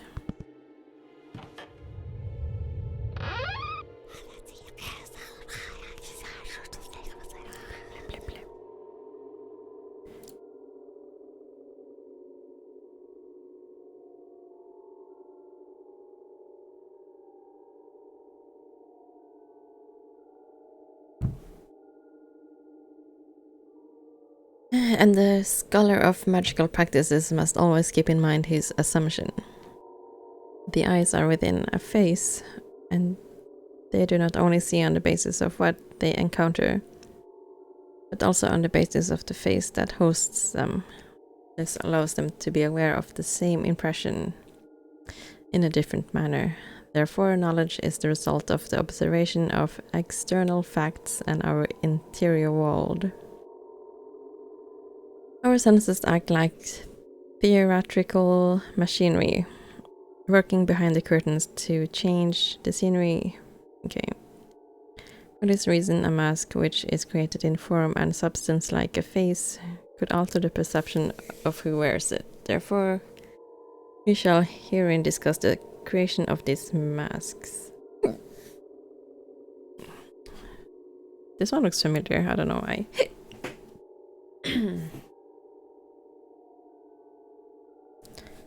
And so it is canned that the more someone approaches death, the more they obtain a clear vision of all that concerns death itself. And it will be possible in the end for them to perceive the secret bond between the blood spilled and the souls of those who killed them. This is the secret of the idol of the assassin. It is capable of revealing the secret bond between the actions of a person and that which of mortal and blood is bound to such actions, a bond that is normally invisible. And the most puissant idol with the greatest revealing capacity, once it's befittingly prepared, is verily that of truth. It will reveal every secret bond to whomsoever holds it. It is also a bringer of great danger and unforeseeable trouble, as there is no filter for its enlightening power. It will be therefore possible to see things which extend beyond the bearer's capacities of understanding or of endurance. Like the darkest side, that secret labyrinth of criminal desires and intentions which root in the depth of the soul of mankind. However, at the same time, the capacity will give access to positive secrets, to sacred and hidden things, even to places which would be unreachable in another manner. And because of this, it is worthwhile to discuss the strife and peril for the discovery and utilization of the idol. Okay.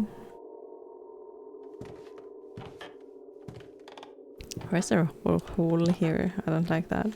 You fear death, and yet you have no qualms about bestowing it.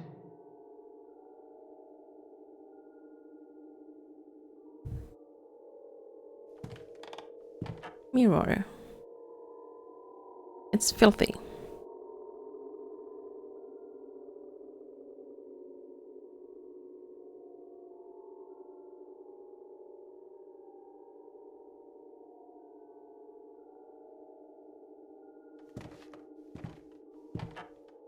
Why did you destroy it? You're obsessed! Look at you!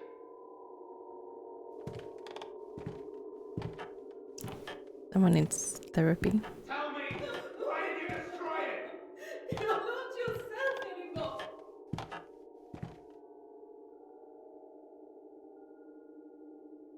Oh, this used to be made for clothes. A chair? Here you are, ever closer to me.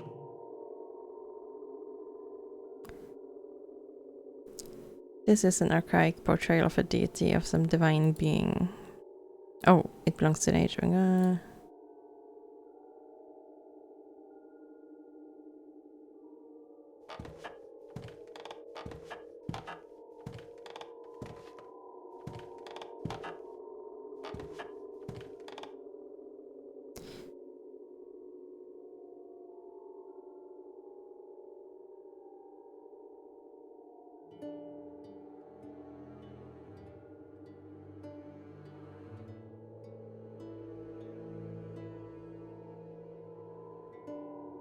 Can I go back down?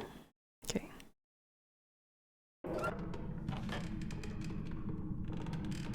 Room, it changed. Can't even tell whether I'm in the same house. I wonder what happened to the outside world. Ooh. Let's see. Save. Is upstairs still the same? Excuse you. Oh god.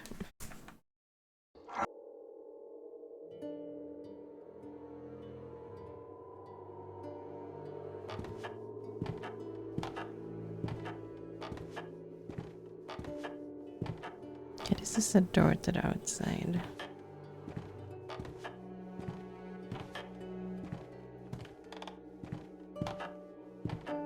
wonder if it's a different ending than the one from the downstairs escape door. The heck was that?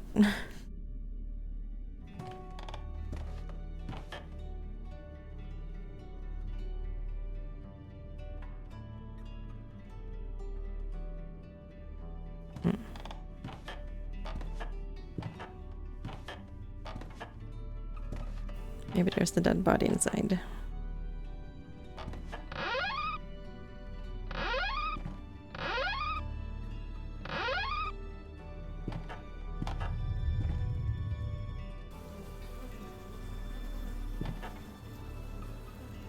Oh, I'm taking damage. Why? It's glued. Mannequin seems willing to tear rid of itself. Got a few cinders. We got a basin.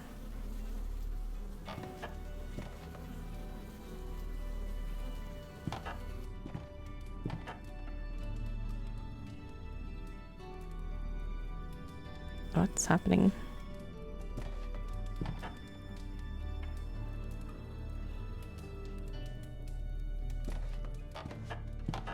Rituals.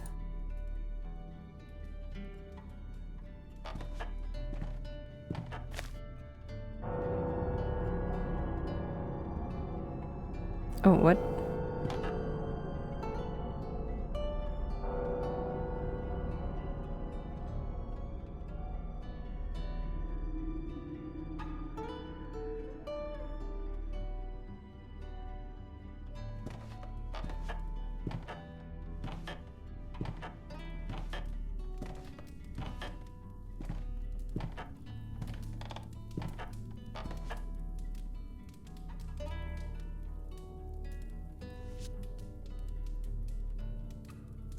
I don't need another one.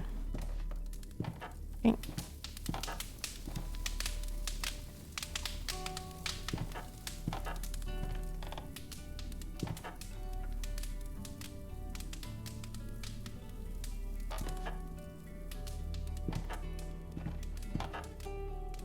Oh, why? I don't like that.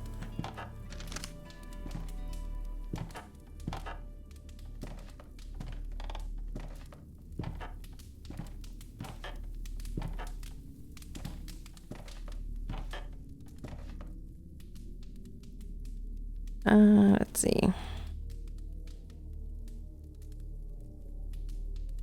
I need to refill my water. I'll BRB.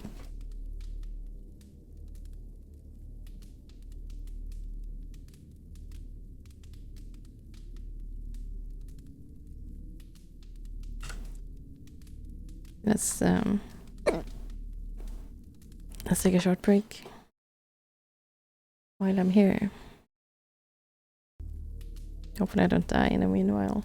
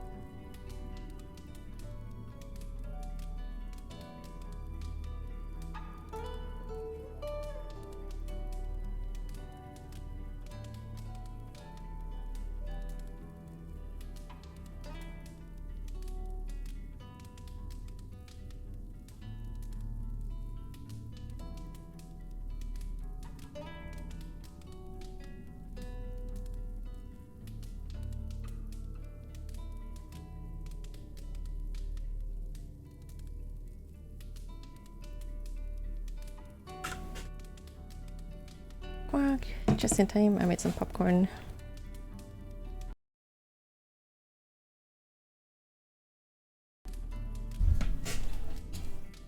Oh my god, I've been losing health. Oh no. Whatever.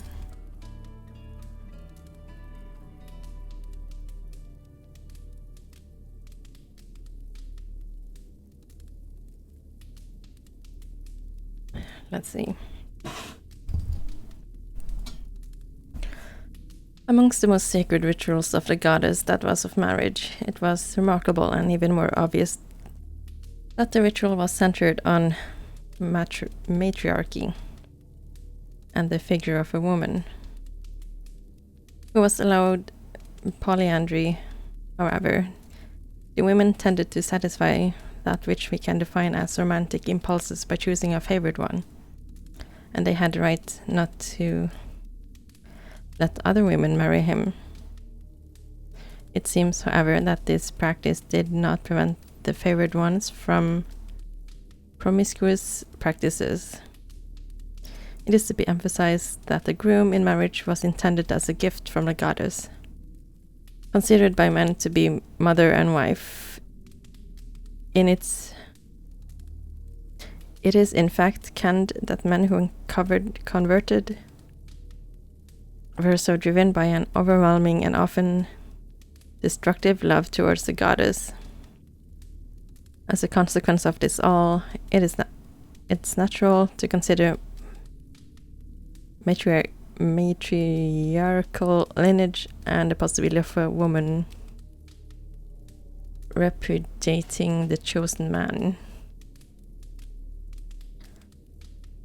Quite typical, including for requirements of desertion and secrecy, was the apparel worn, even though the pagan origin remained clear. The bride wore the usual white gown with colored veil varying from orange to scarlet red, with local flowers on her head. And if the ceremony was particularly solemn, some leaves from the well-known Tree of Life. The groom usually clad himself formally with no particular specific prescriptions, having to essentially provide for the decorum of his outfit and for having his head covered by a hat as a sign of submission. The priest then sanctioned the bond between the married couple and the goddess, and the man was made to swear love to the goddess and his bride.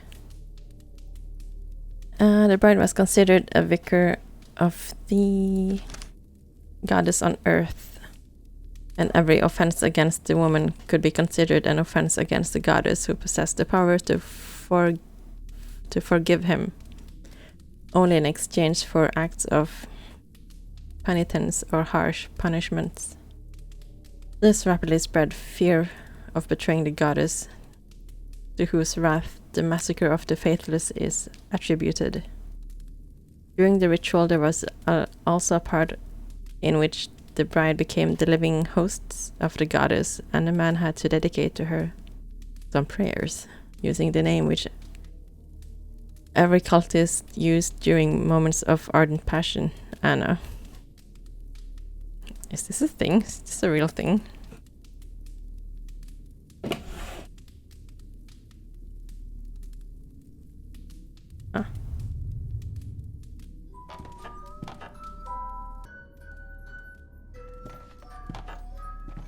Oh, the mannequin is moving.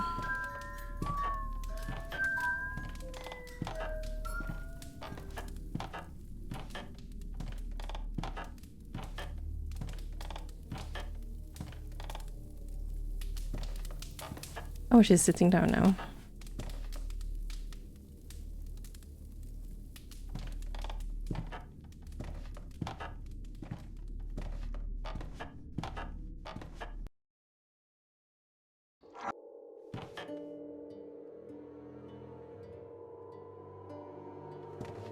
Okay. Okay.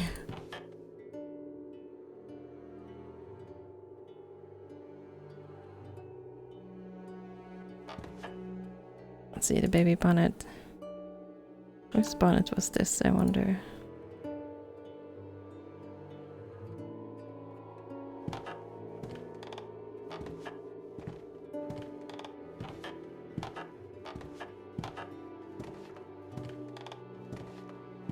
Ooh. That is this ghostly thingy thing.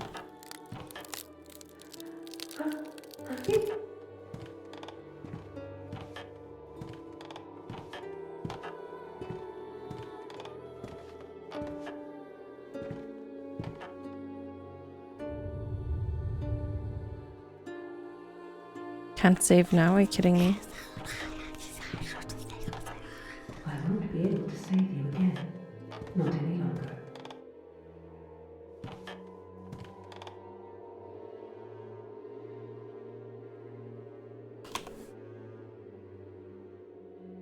Let's try leaving, see what happens.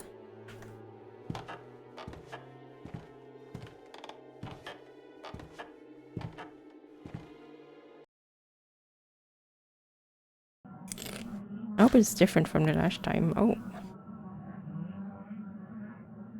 It is. Can't believe I'm outside that cursed place.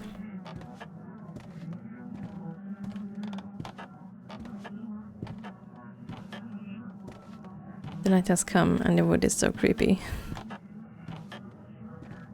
I'm stuck up here though. Maybe I feel bad because of what I've seen in there. Ah, sorry. I keep clicking outside the window. That beautiful girl killed in that cruel way. What?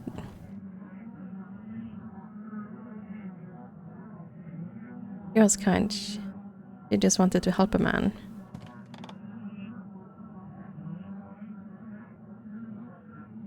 Like the woman who cured me, that I got hurt in the woods.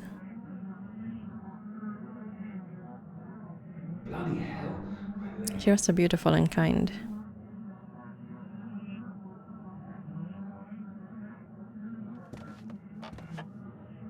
According to the ring, I was married somehow, but I cannot remember anything about my wife.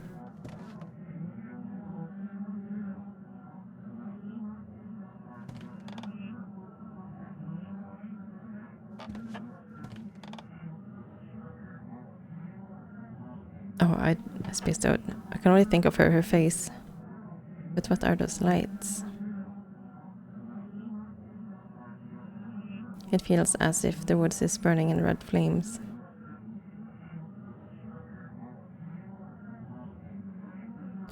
The wind chills me as well.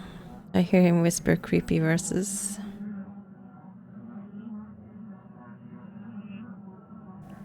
Something terrible creeps in the woods.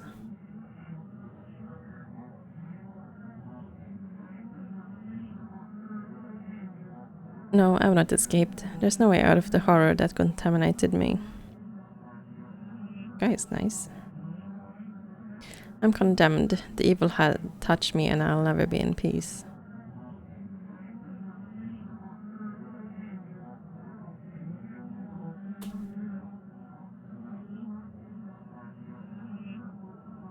What? What girl? Hmm.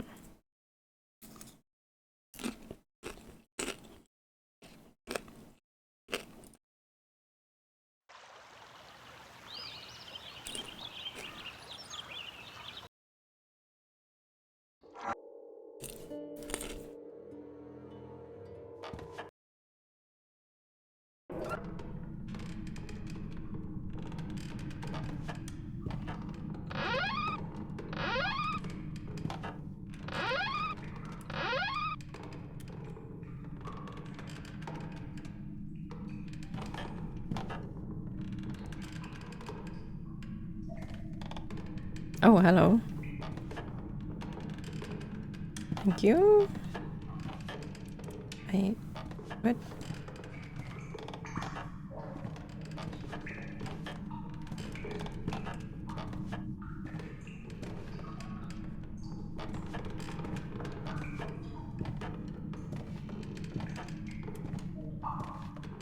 Because I'm helping hands, I guess.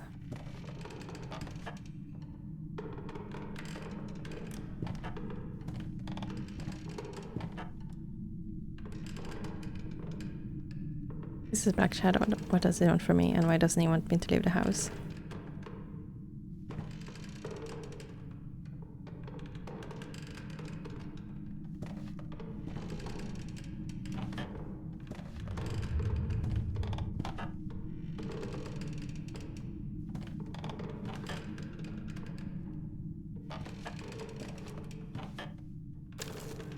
Ashes of the heart. I'll just get a few.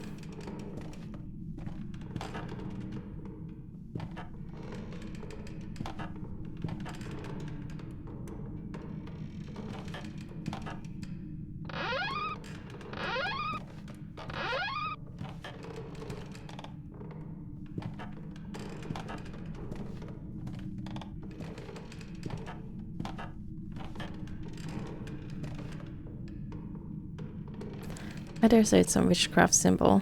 I can't tell for sure. Who made it?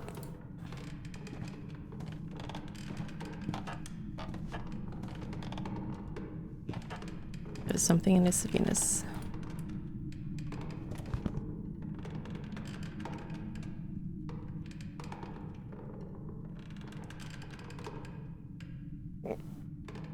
Oh, maybe we can use the vents.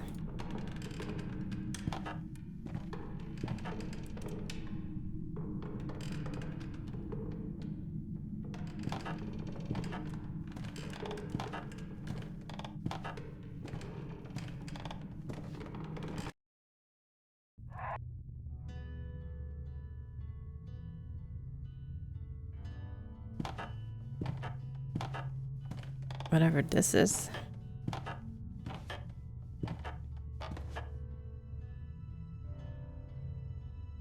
The floor is creepy.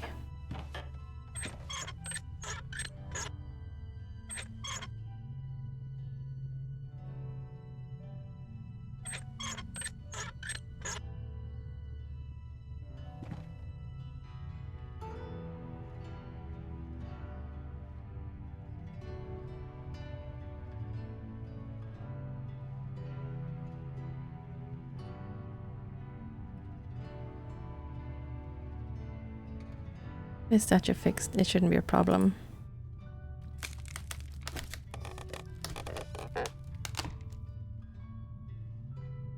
I made a hole in the statue, there's something inside.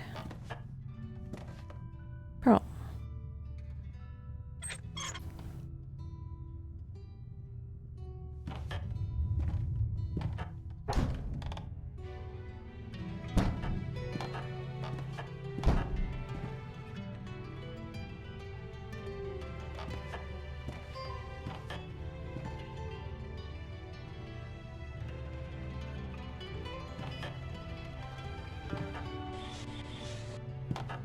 Keeps appearing. Oh no. Okay, bye.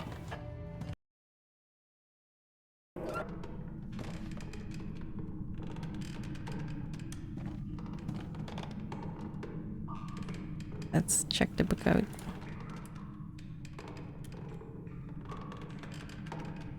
As can be easily imagined, the cult of the goddess included funeral rituals to accompany the dead on the journey of no return, so that eternal repose would be real and not painful, and so that the lost one can accept death, removing himself from life. It was therefore normal to mourn the loss of a loved one, while at the same time imploring the goddess for the forgiveness of the deceased's sins and for the bestowment of her help. The rituals had to be performed following strict and precise rules. Then it was to continue as far as we can with the sprinkling on the head of ashes obtained by burning together the signs of the last one and of the transformation desired. You have afore spoken of the sign of the transformation according to the goddess. We will require the fuel already used for the rituals and a part taken from the body of the deceased for this purpose. The chalice from the burning must be positioned before a surface suitable of attaining the will of the goddess, present in all the documents making reference of the rituals and doctrine which have been passed to us, so that the faithful looks inside himself and no one forgets him. I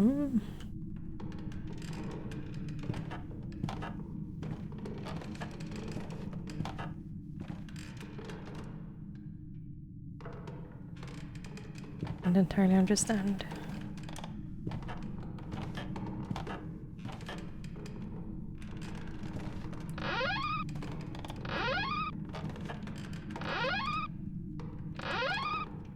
Is there anything else in there? No, okay.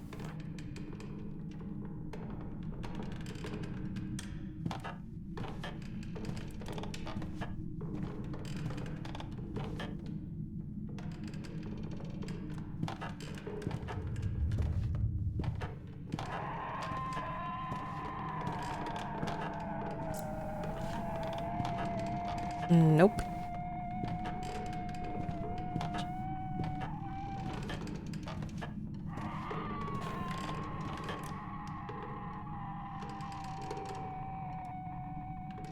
Every little seed has its power. Behold, the wanderer just said water.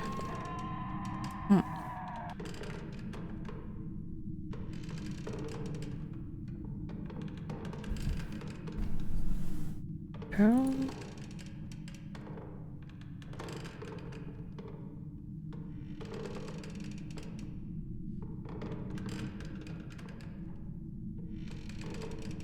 Okay, container with rings for hanging it may come in handy.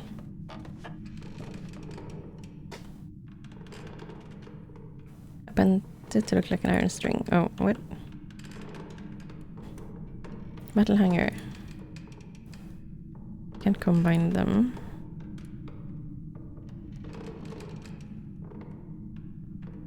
Child's hair. Oh god.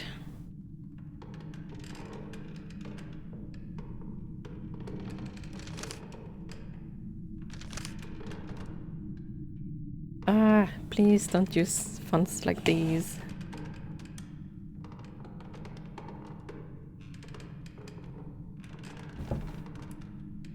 At least provide a kind of a normal looking thing. Nope. Dearest, finally. The last part of the enigma, which has tormented me for months, is about to be solved. And at last I will be able to see her again. I'm writing to you because, once more, I must share with you my joy, like we have always shared every torment and every victory in the past.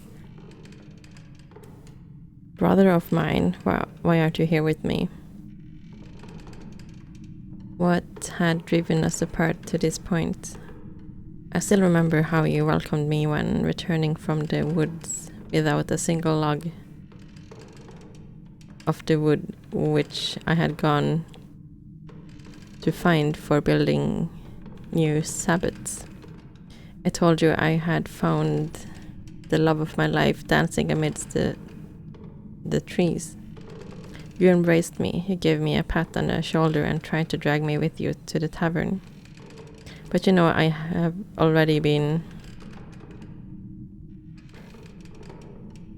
always been the shyest of us two, and I let you drink for me together with your friends, whilst I, from that night, pondered on how I could see her again. Thanks to that extreme perception which brought me to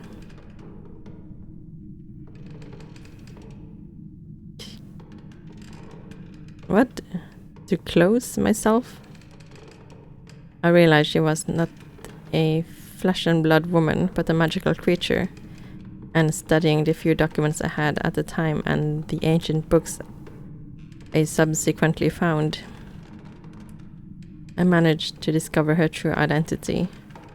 You did not understand how someone in love could love himself could lose himself in moldy books and lock himself in his room for a greater part of the day. You wanted me to run for my beloved one, to kidnap her. Thanks to my studies, I discovered a very different way of obtaining my lady. I needed not strength nor boldness, but faith. I discovered that my wonderful nymph was a goddess who had been adorned in this valley for centuries. Adored God. I discovered which cult was dedicated to her. I found the masks described in the books to complete the ritual, and finally, I also learned the certainty that her temple was hidden right in our home, beneath our feet. Oh yes, brother of mine. My love for her is desired by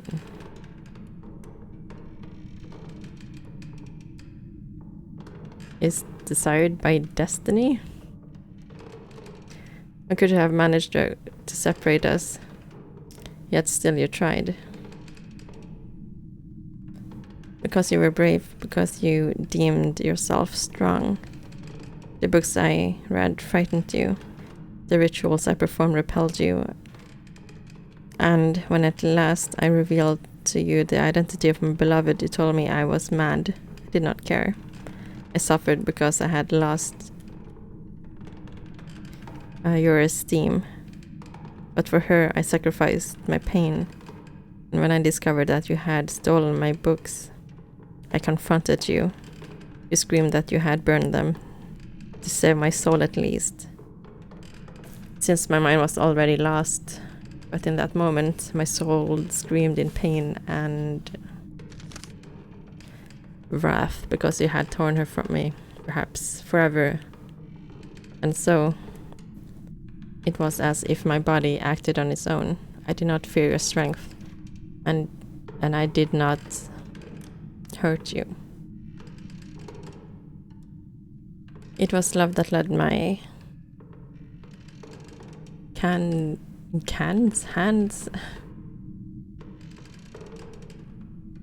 If from up there you are watching me and reading my letter, you will understand that even while I was killing you, I still loved you. You will understand that I could not do otherwise.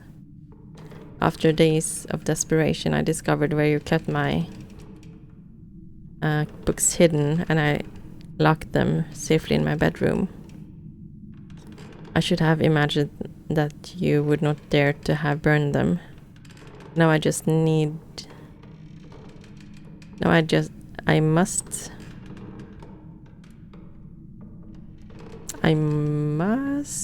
needs.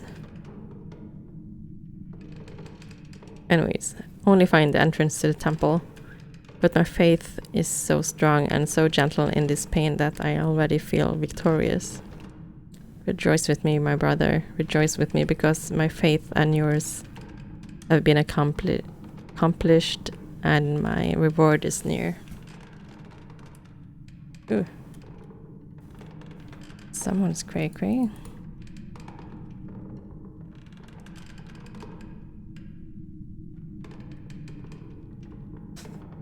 Or just super lonely and needs a friend or whatever.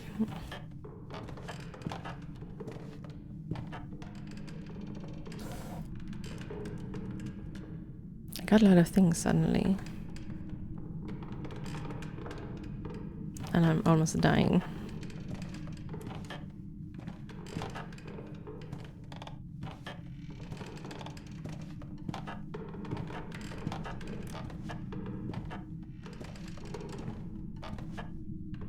I light it up again. vegetable oil. Oh, okay. That hand is huge.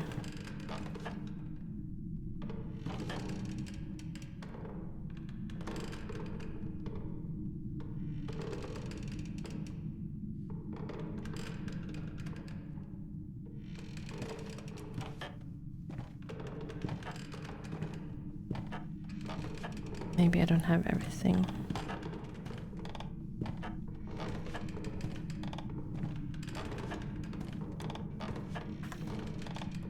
Hang on. My Twitch is a glitch. There we go.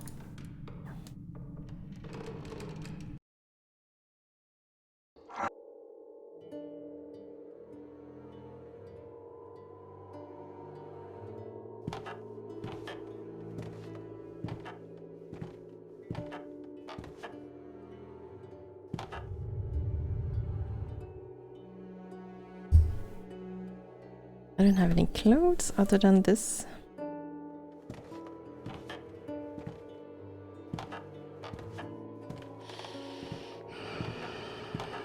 Oh, hello.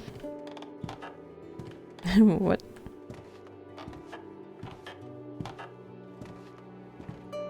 Oh, what is that?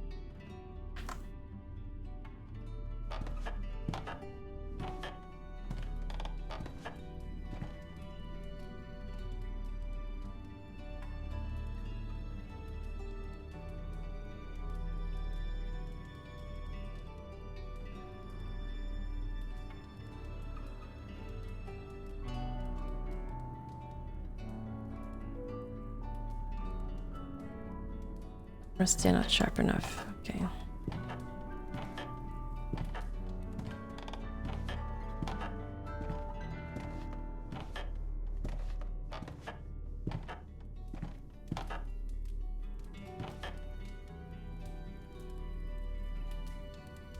Oh, what? I missed it. The key inside the keyhole. Okay.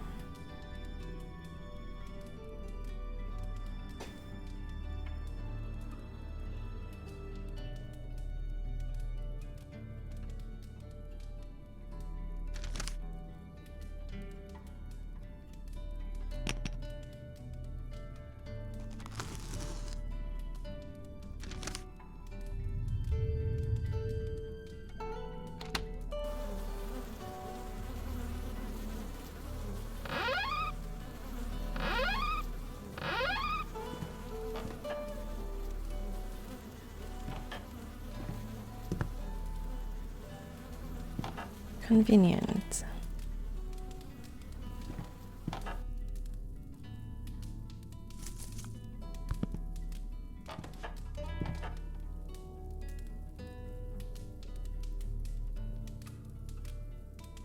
That's the same one.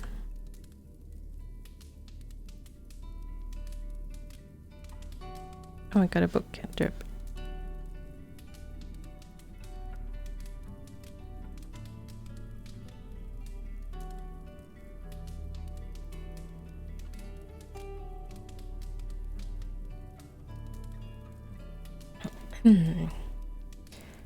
Follow rituals and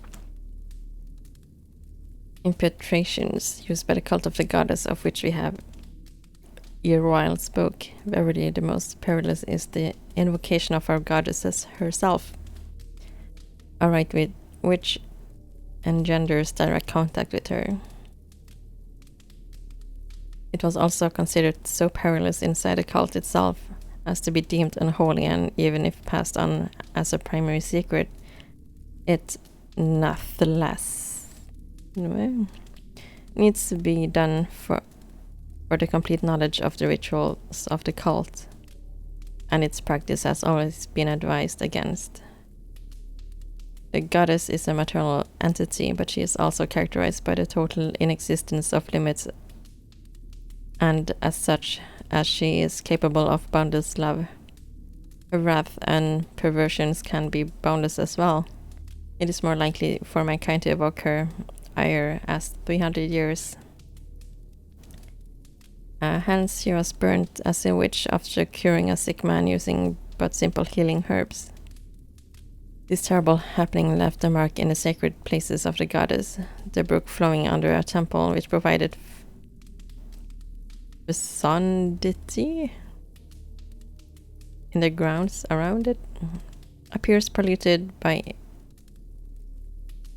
infiltrations which appear sulfurous by color and smell, and it is well known that it has not always been like this.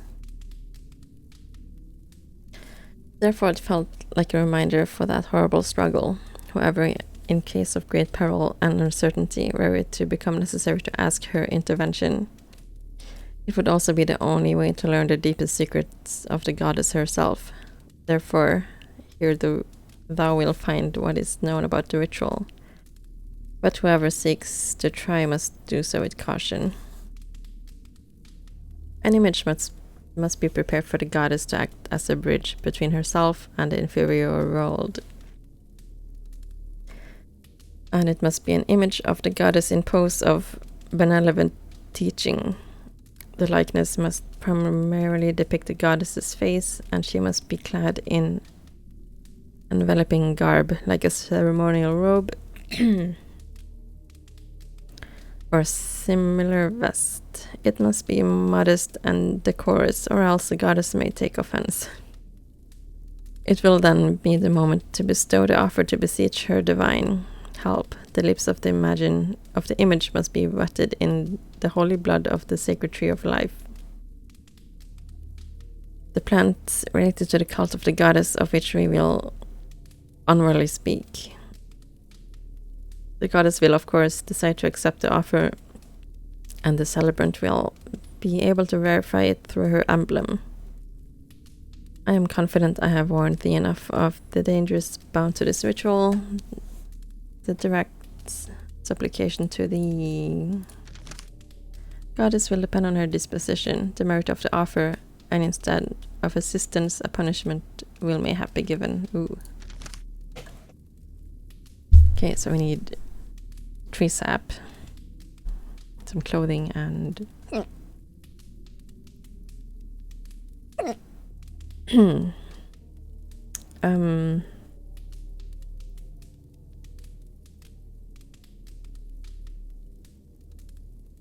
a picture.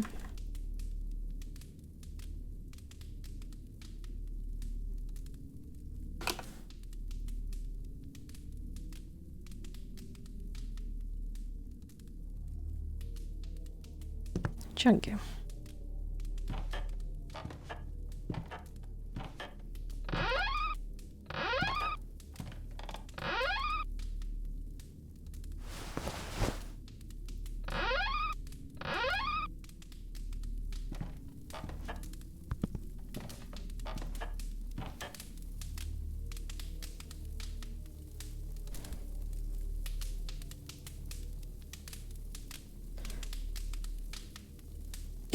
From this and other testimonies given by men and women, priests and doctors, all of confirmed faith, I have to come to the conclusion that some persons elected whimsically by our Lord with no countenance to origin, rank or trade, have the capacity to glimpse the world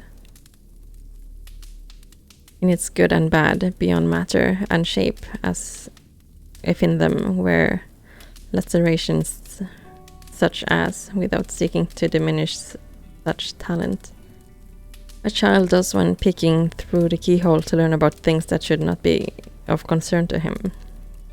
Therefore, from testimonies of dark ceremonies, some schools of alchemy managed to ken the secret of such visions and rein it in some masks. Thus, whoever wear these masks would acquire the same power of the individuals of whom we will hereto speak. Oh, keep wanting to save. Let's combine this and that. Seriously?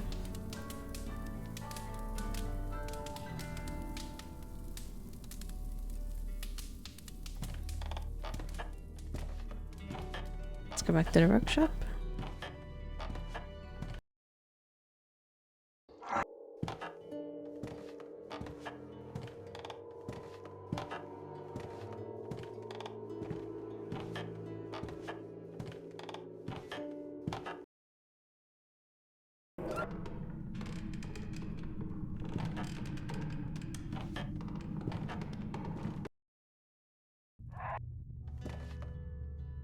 Ah, they keep appearing and reappearing.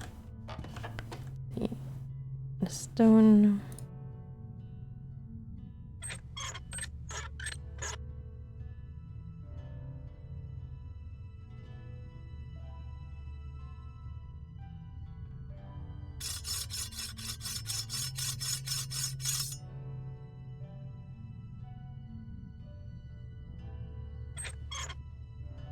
Now, how do I know?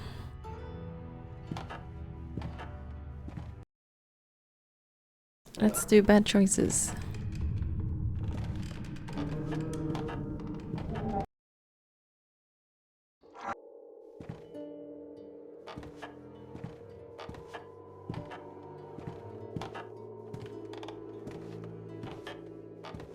Excuse me.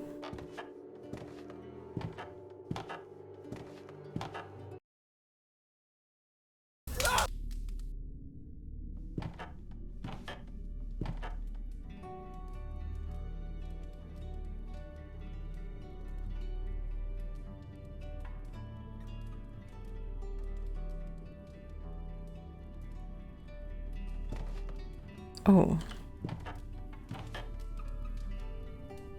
We behead the thing and then pry it away.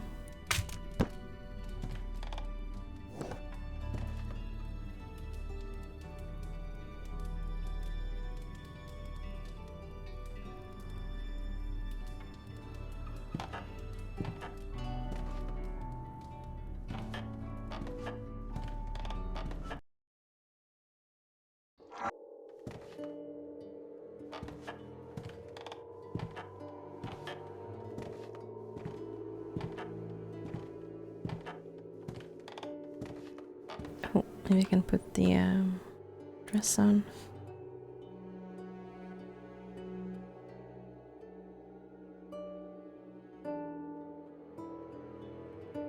Oh.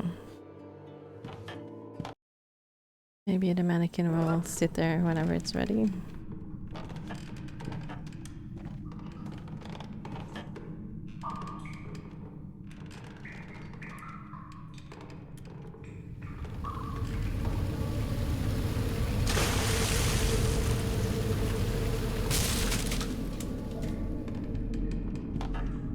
Merry Christmas.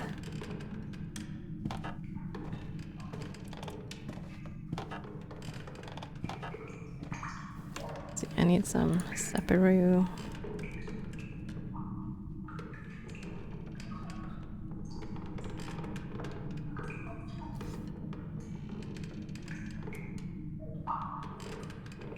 Oh, I can't.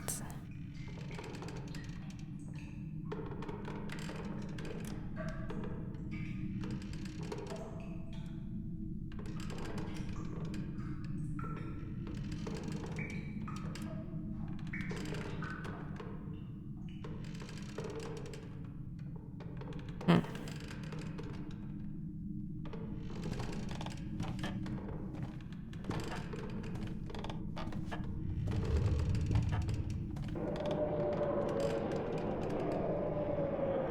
I didn't know something's going to happen. What?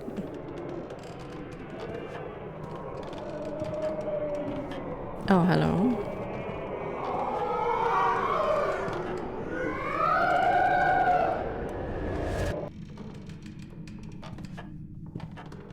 What?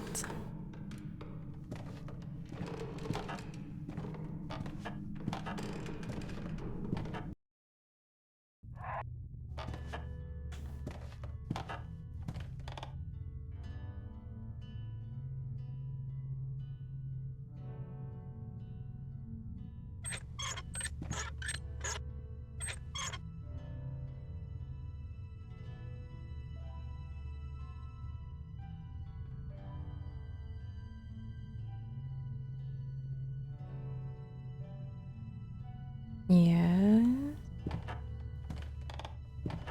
There's a thing right here, dude.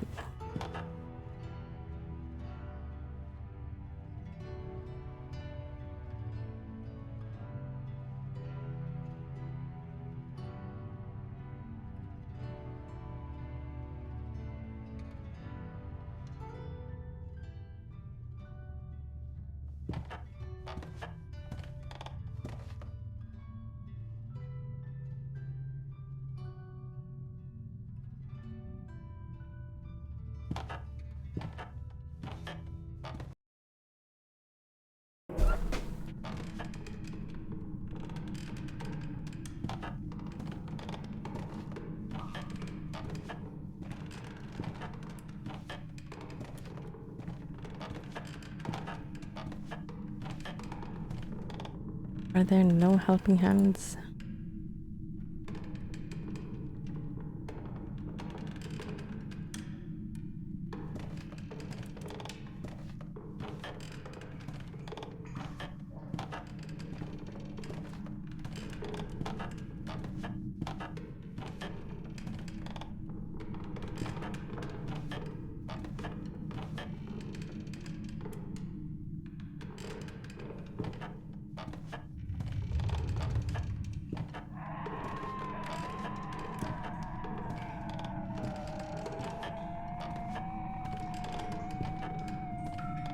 That's the creepiest wind sound ever.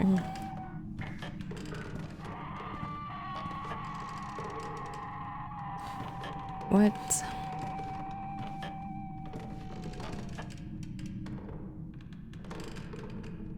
Okay.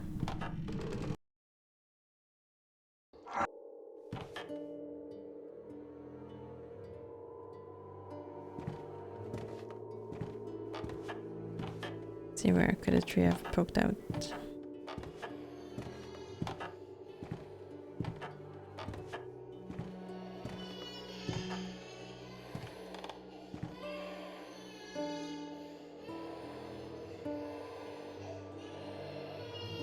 Oh god.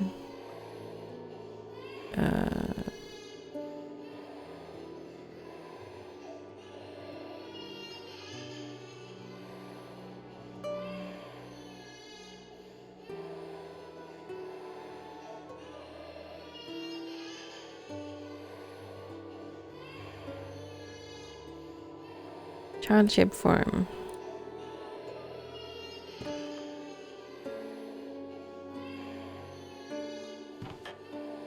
Okay, is it crying now?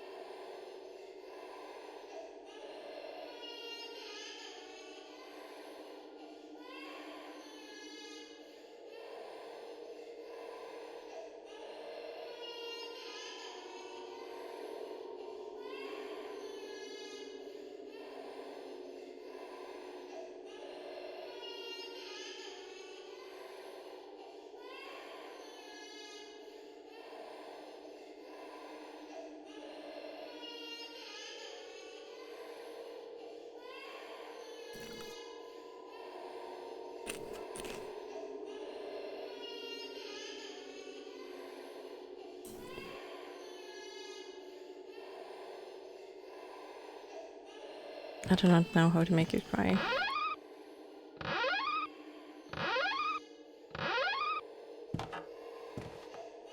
Boo.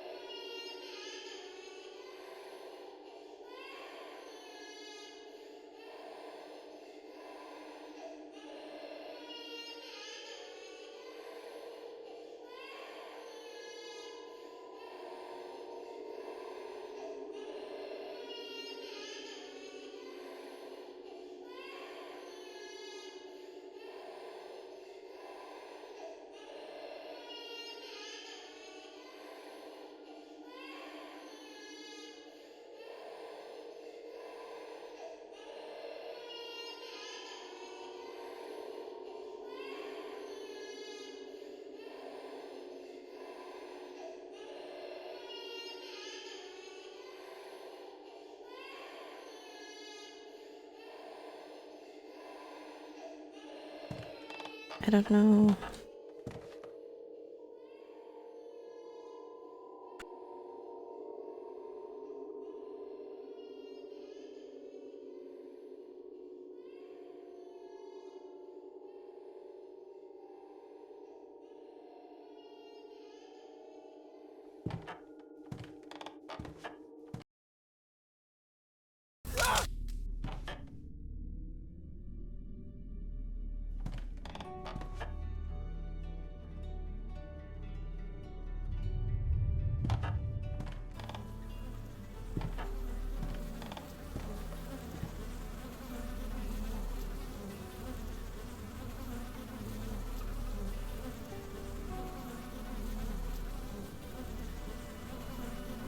Oh, dang.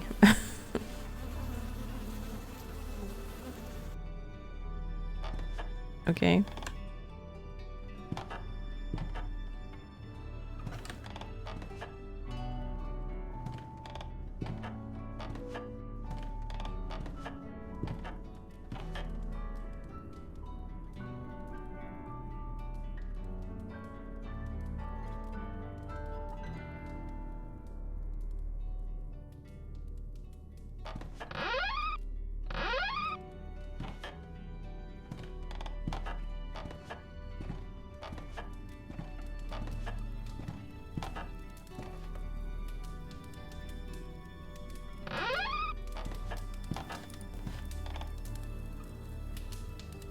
The heck do I do?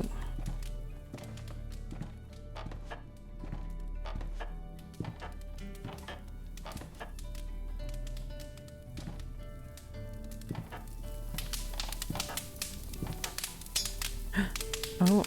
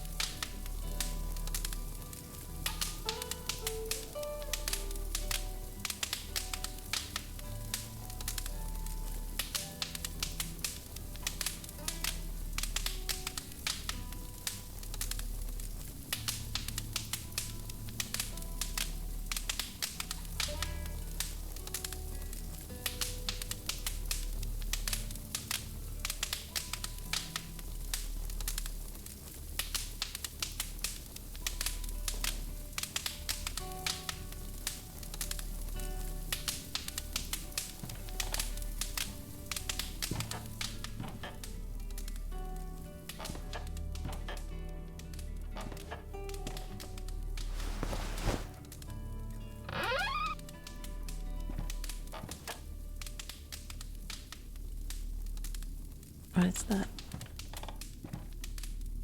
Never put a pearl on there.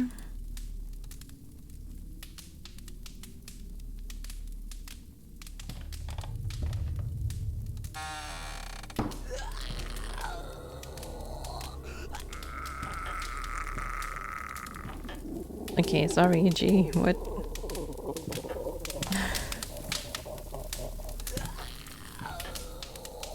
Oh, ooh.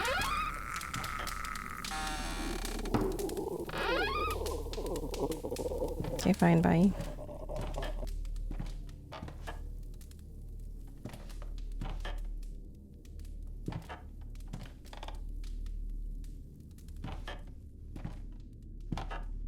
The shiny jar.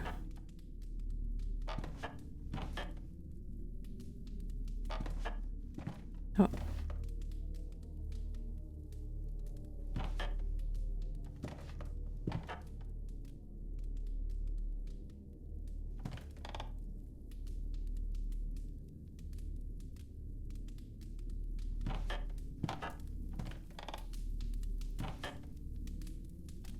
They give me hints.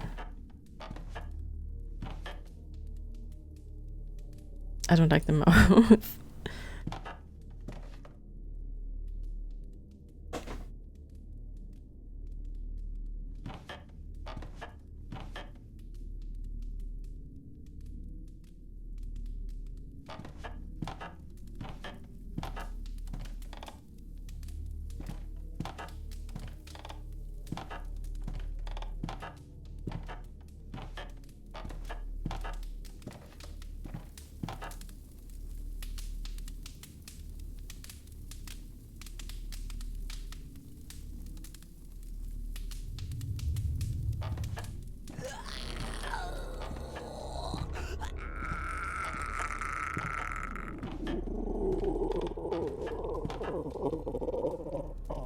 Oh god, there's blood everywhere.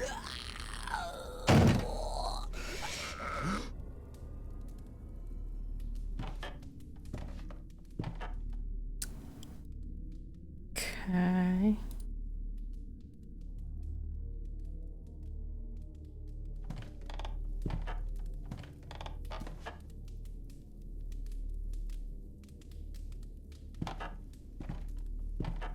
Toads, not creeps.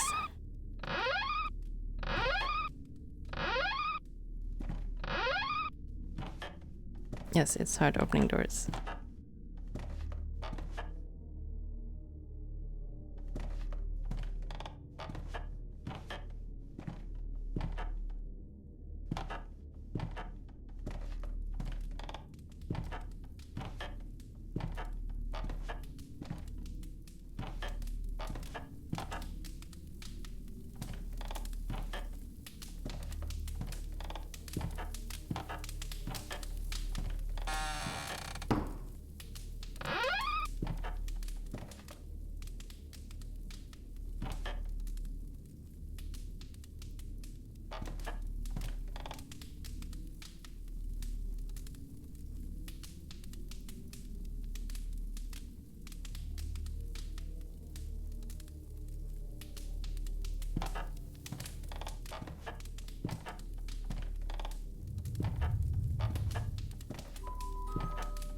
Oh, she had a mouth all the time.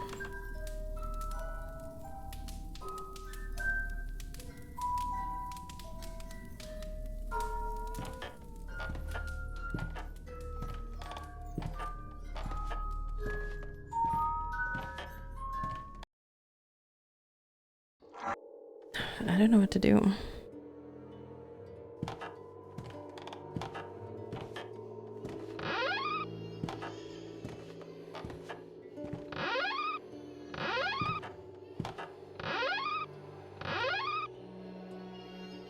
Ah, damage. Why?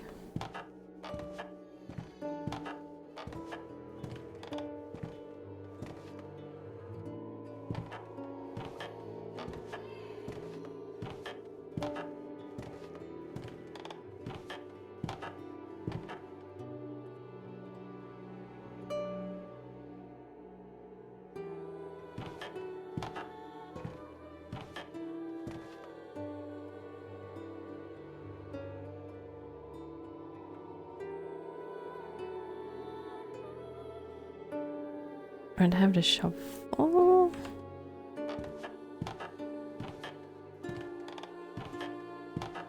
I'm not sure why I want that. Oh, what the heck? Is this another door?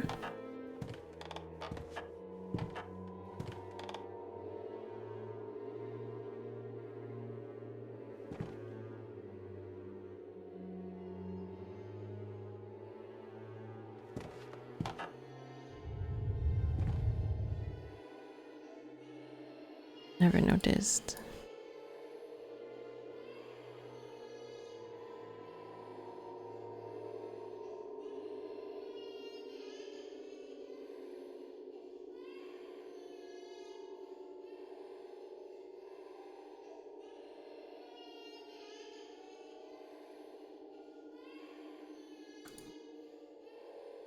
guess I'm dead soon anyway.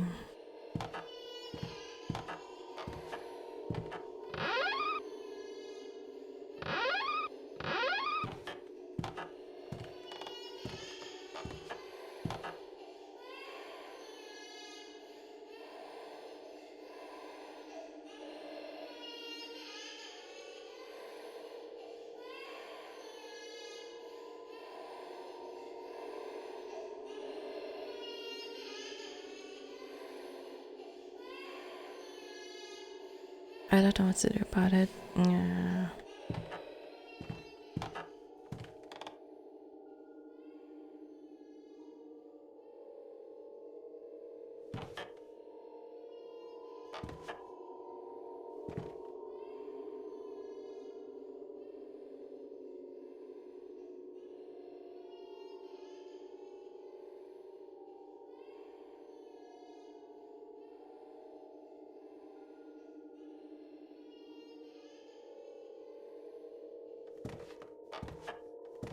I don't know. I think I need to look up a hint again.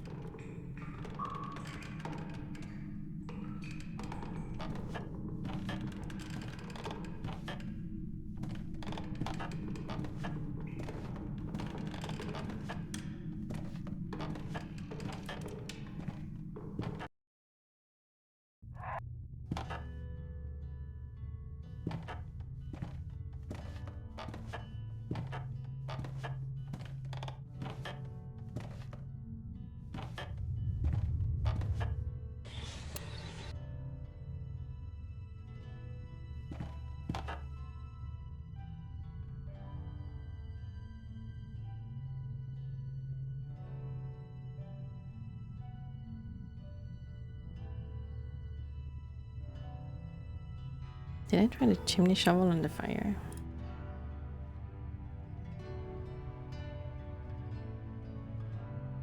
Looking up hints. Let's see.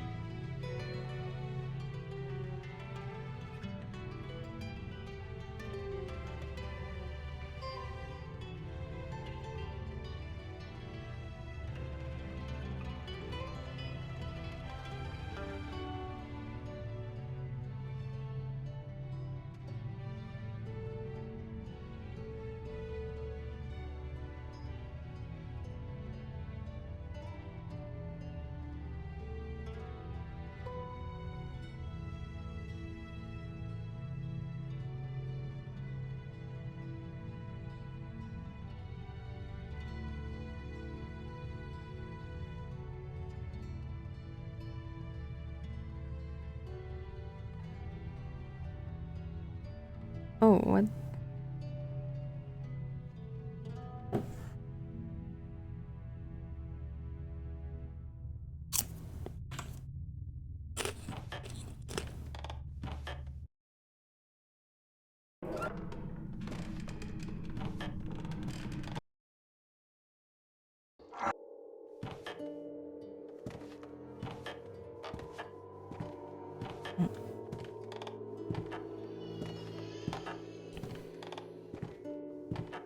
Guess I want to hang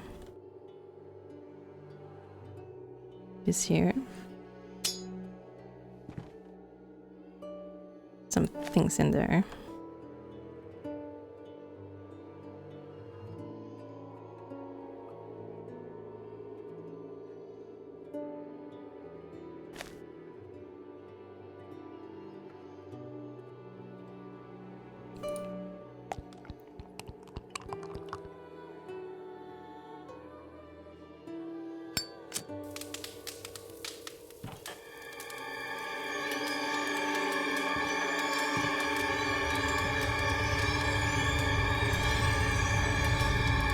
I'm not sure how I would figure it out.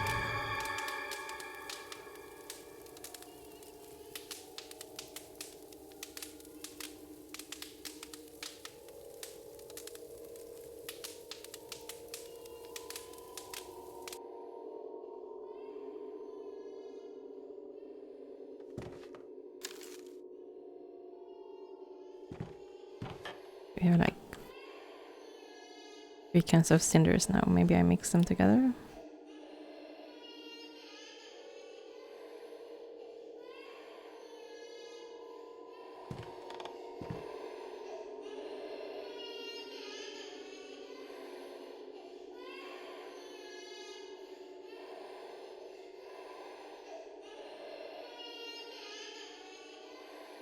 I just need some more hints.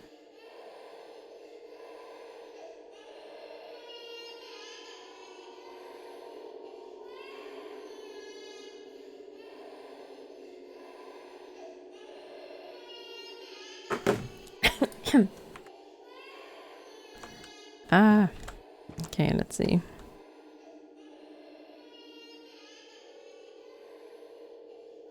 Have to combine the ring and a tablet and put it on a fire. I think I want this shape.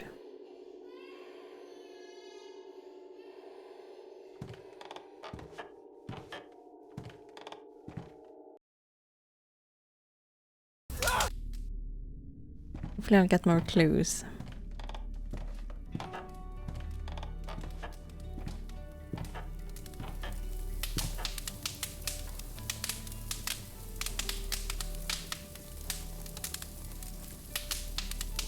Ring is melting.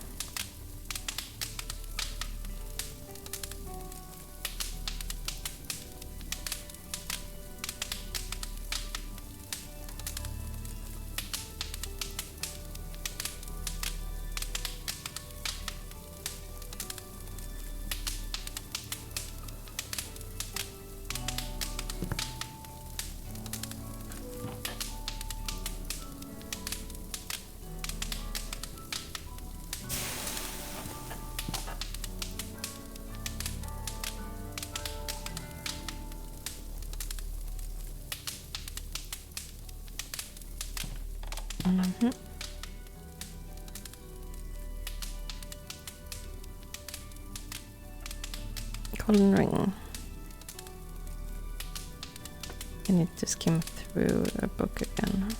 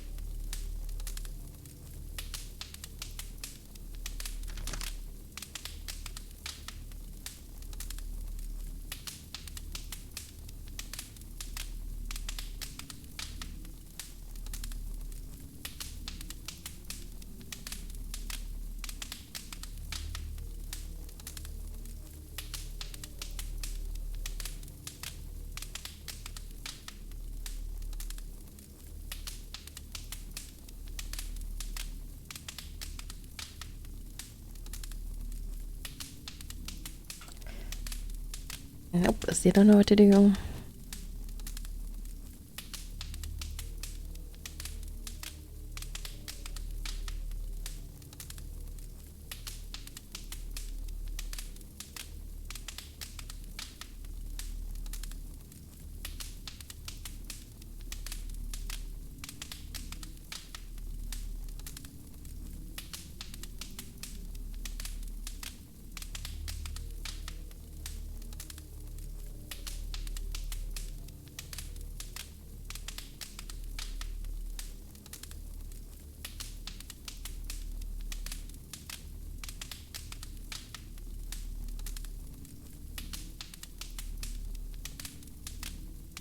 Oh, there's one thing I didn't try. I got another hint of what to do. Going back downstairs.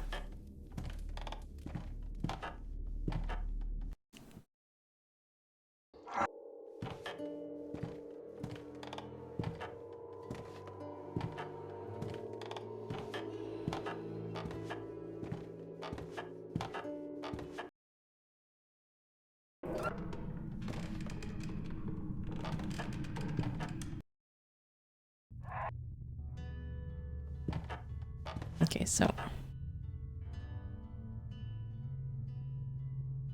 put this back.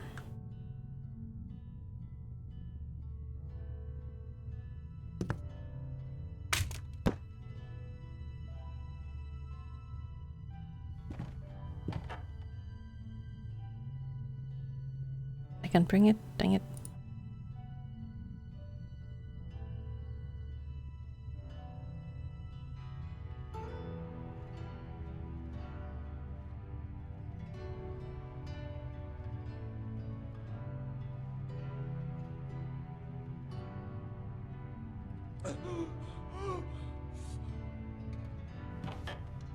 Oh. Okay. No.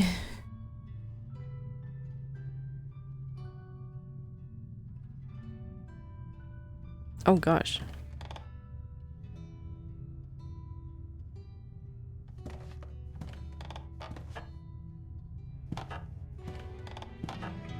Ah, I'm taking damage. Nope. Take it off. How do I take it off?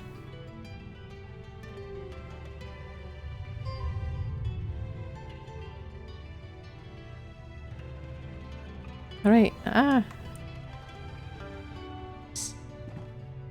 Nope.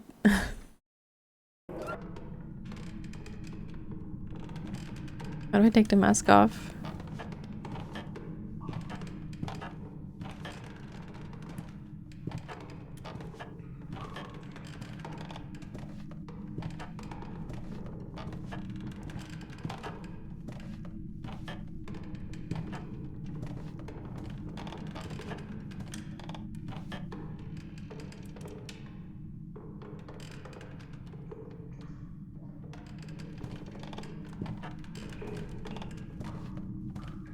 No, everything is skewed.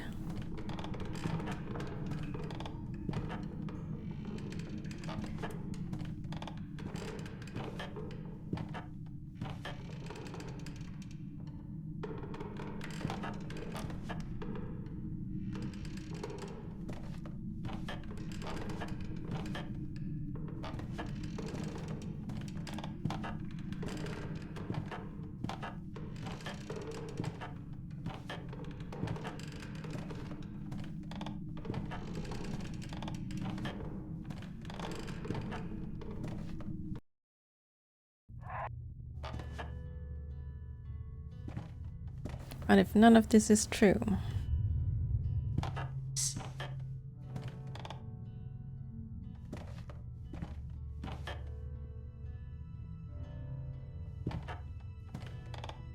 A lady's head proclaims her grief. Besmirch my head so that the world may know my suffering, and I will she pass. right? A lady's head proclaims her grief. Besmirch my head so that the world may know my suffering, and I will she pass.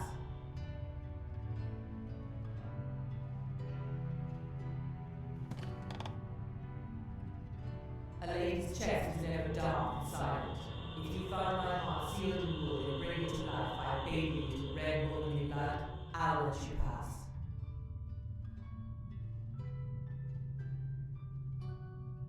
Oh, is it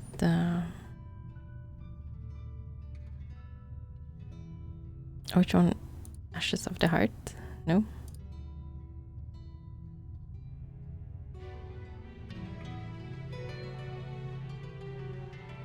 That's yeah.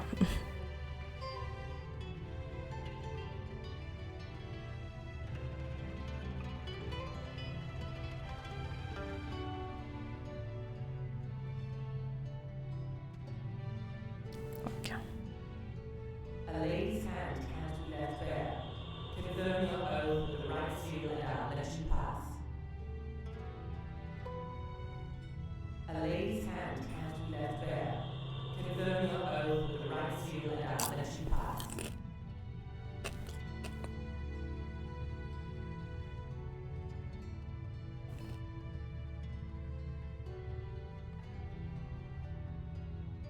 A lady's head proclaims her grief. Besmirch my head so that the world may know my suffering, and I'll let you pass.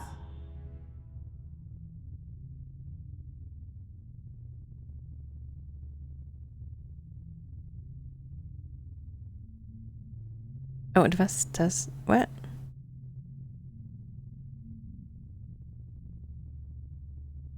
Oh, okay. What? I didn't mean to. I don't have a veil.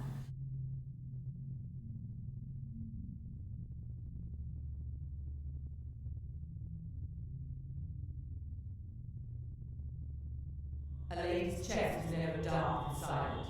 If you find my heart sealed in wood and bring it to life by bathing it with red womanly blood, I'll let you pass.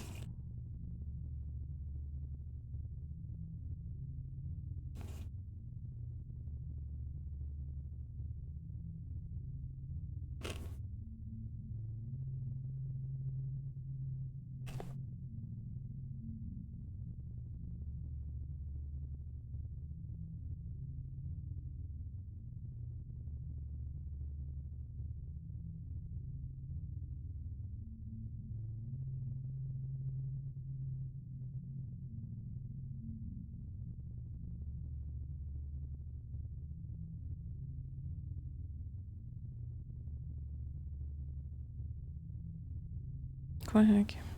Maybe I can find something new.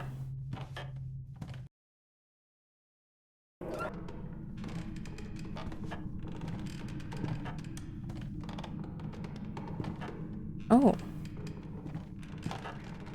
Wait, this is...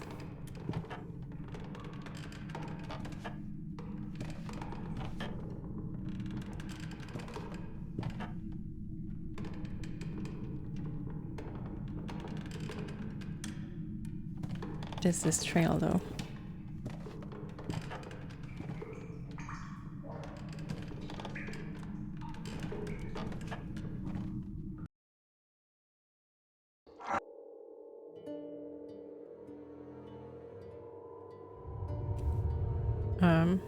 Did it just move?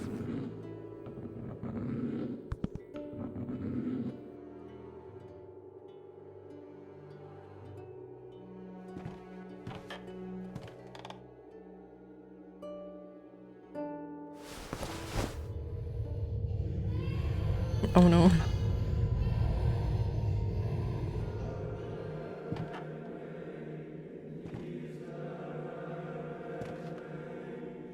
Maybe I shouldn't have done that. I'm thirsty. Give me the holy sap and I shall come back to life again.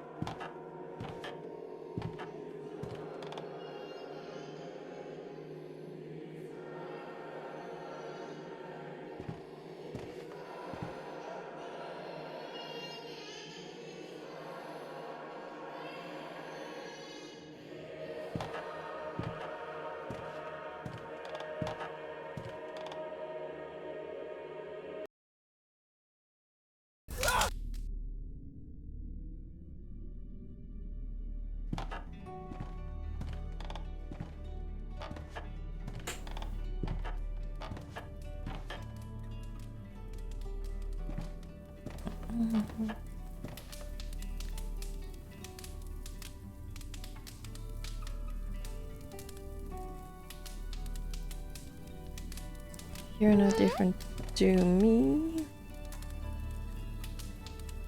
Lisa, thank you for the raid. I was streaming.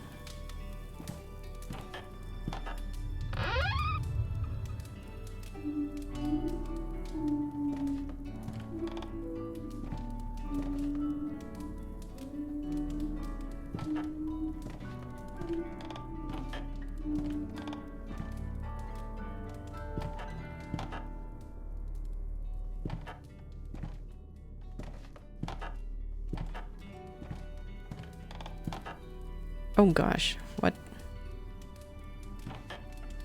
Hey Para, how's it going? It is a spoopy game.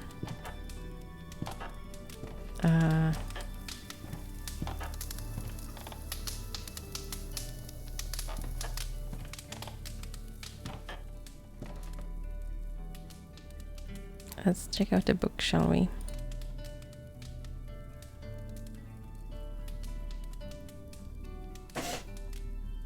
No, it's not kawaii at all.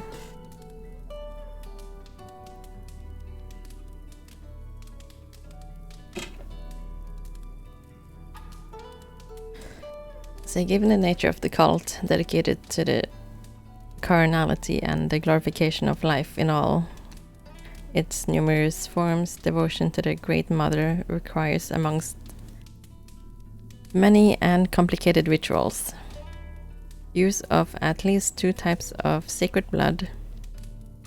Nice. The first, which I have hitherto discussed in depth in another essay, is the blood of the sacred tree of life. The second, no less important or sacred, is the red blood of the goddess, to be prepared according to a distinct and particular ritual in preparation for those greater ones which will follow. The esoteric nature of the process is double, seeing that on one part this precious blood prepares the material for the major rituals of the cult, and on the other its correct application relates to the studies of its young male followers, whilst preparation of the characteristic red candles used for the rituals is the task of the young maidens, and the men cannot learn its secrets. Proceeding with the main argument, I will now explain the procedure for the preparation of the red blood of the goddess.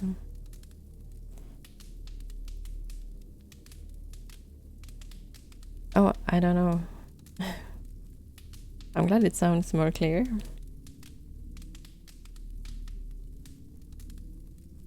As just mentioned, the primary instrument for this ritual is a blood red candle of specific manufacture. When preparing to perform the ritual with a common candle must be backed by a very strong faith and a solid will, so as to encounter the lack of this instrument.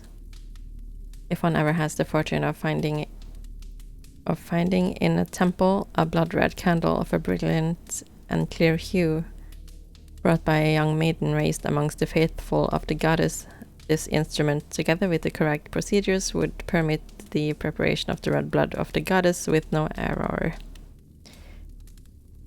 The manner, time, and prayers needed for the manufacturing of the ceremonial candles remain obscure, and some claim, without any element to support this explanation, that amongst the ingredients was the first blood of the maidens responsible for the ritual being unable to follow the sacred procedure.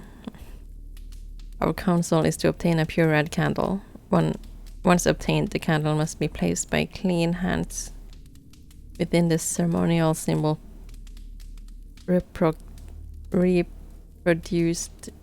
in this code, exactly in the center.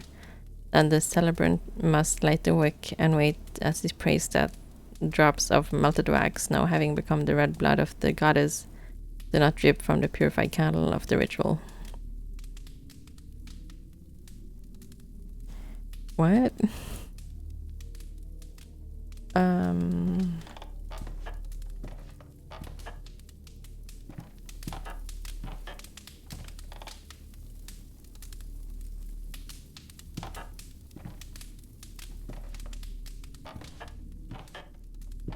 Guess I need the red candle.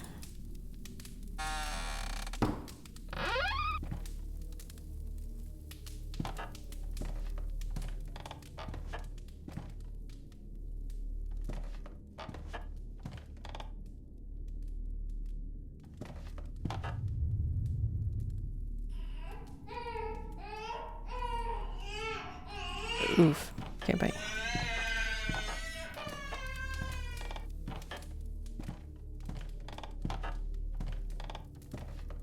Any more footsteps? No.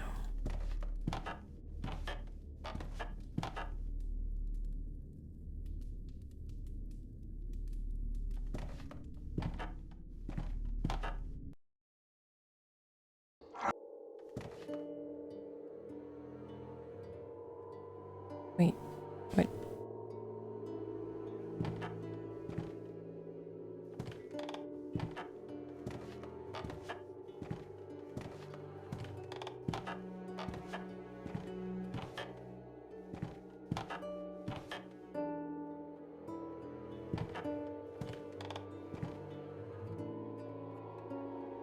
Oh, maybe I can.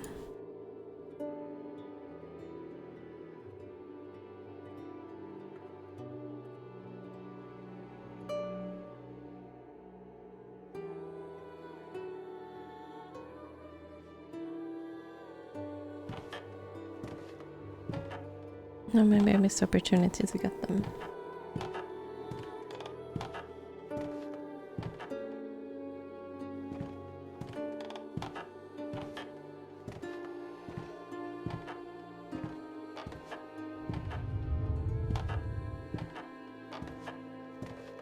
Right, stuck.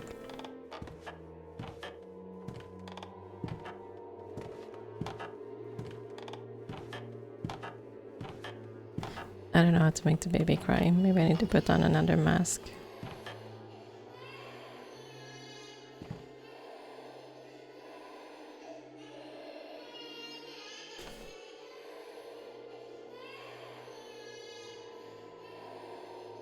I'm almost dead. Let's see.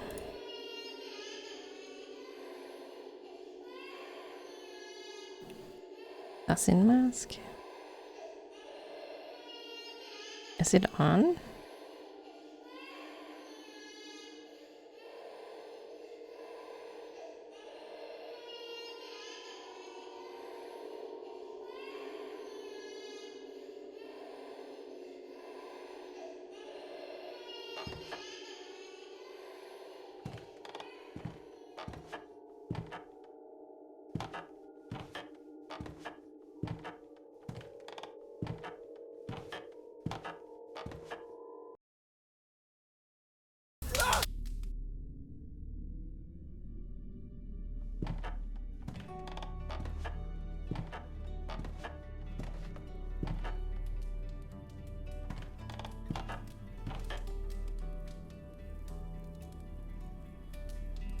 Wait, maybe I had them on at the same time.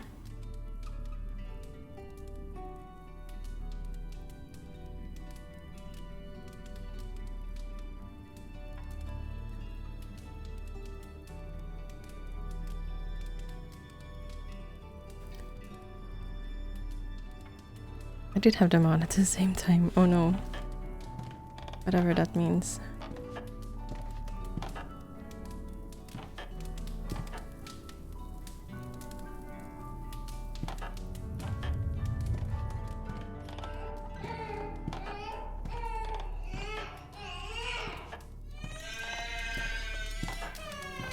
God.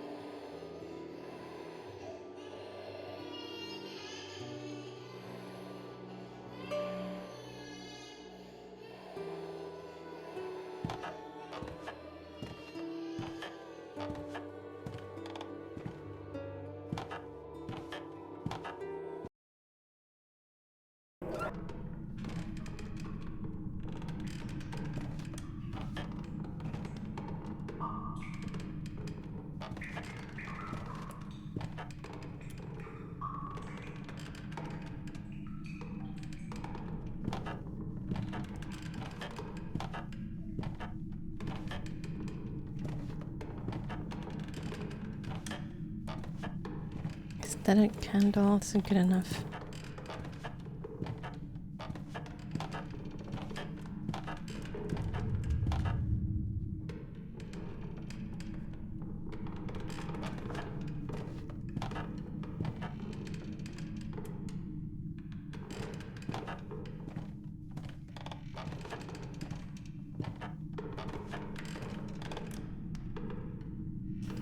Oh.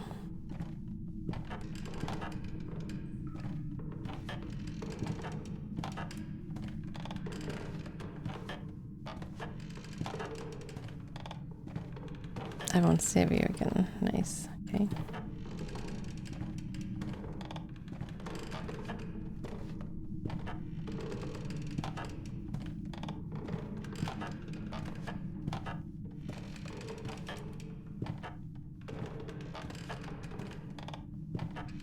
What's happening?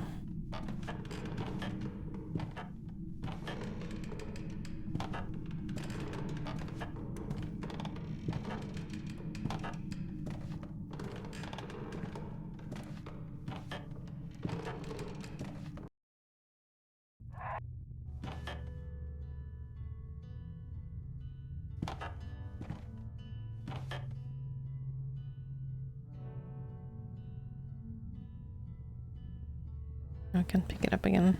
Bummer. All hail Santa? Okay. Where be my presents? I don't think it had these veins before. Whew.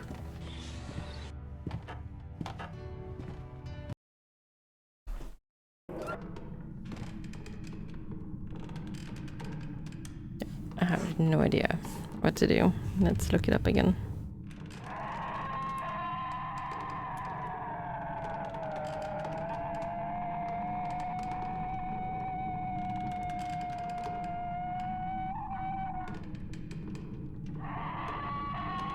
Yeah.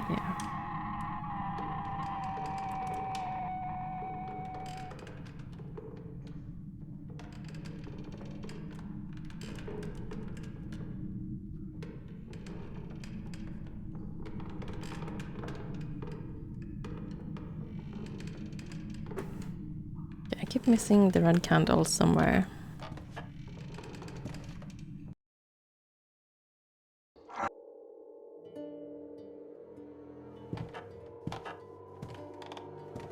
Should be on the shelf.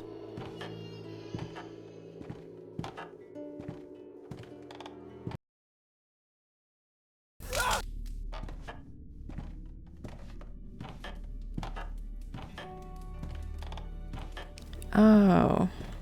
Okay. Derp.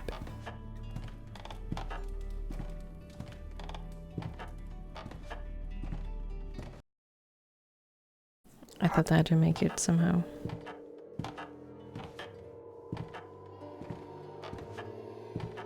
Let's take the mask off, it's too warpy.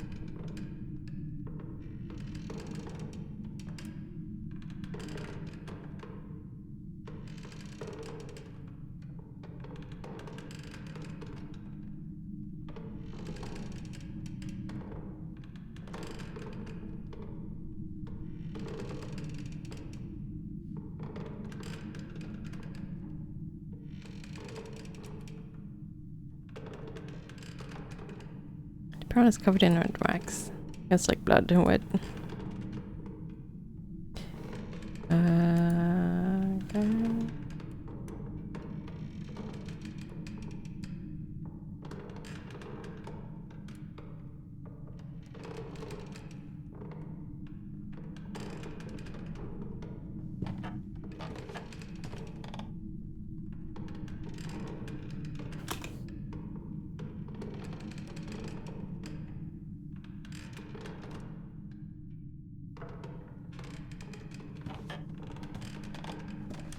Oh gosh.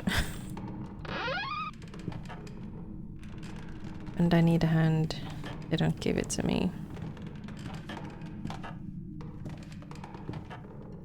High fives. I can give the pearl to the thingy thing. Oh.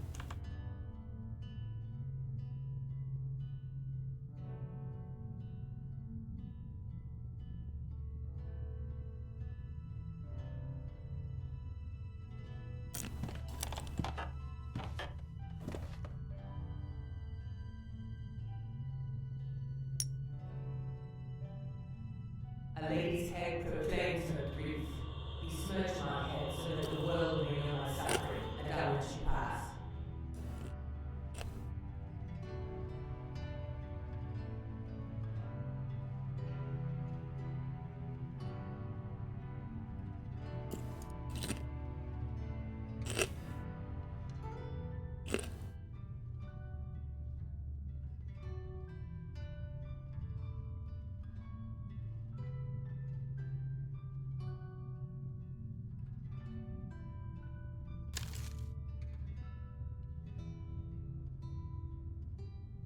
Oh.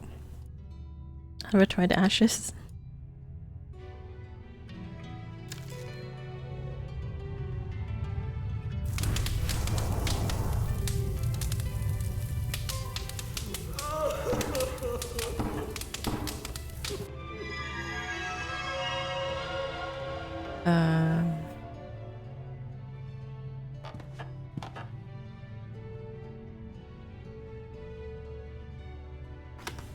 Okay.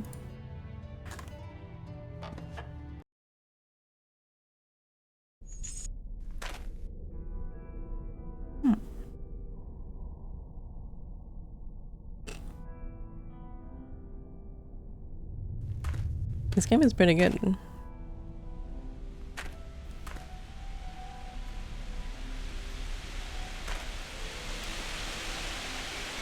It's embedded between the roots. It must be important.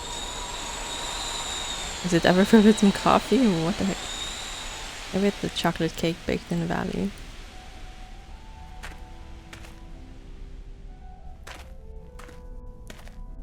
Oh, maybe this opens the hatch.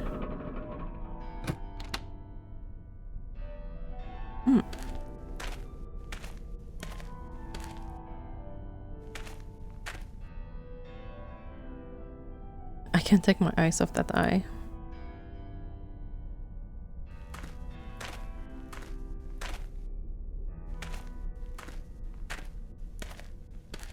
Okay.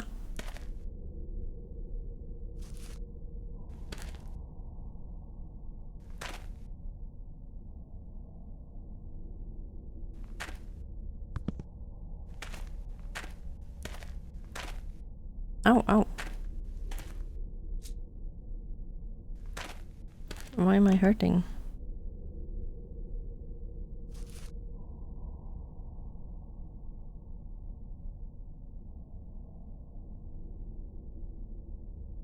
Let's see.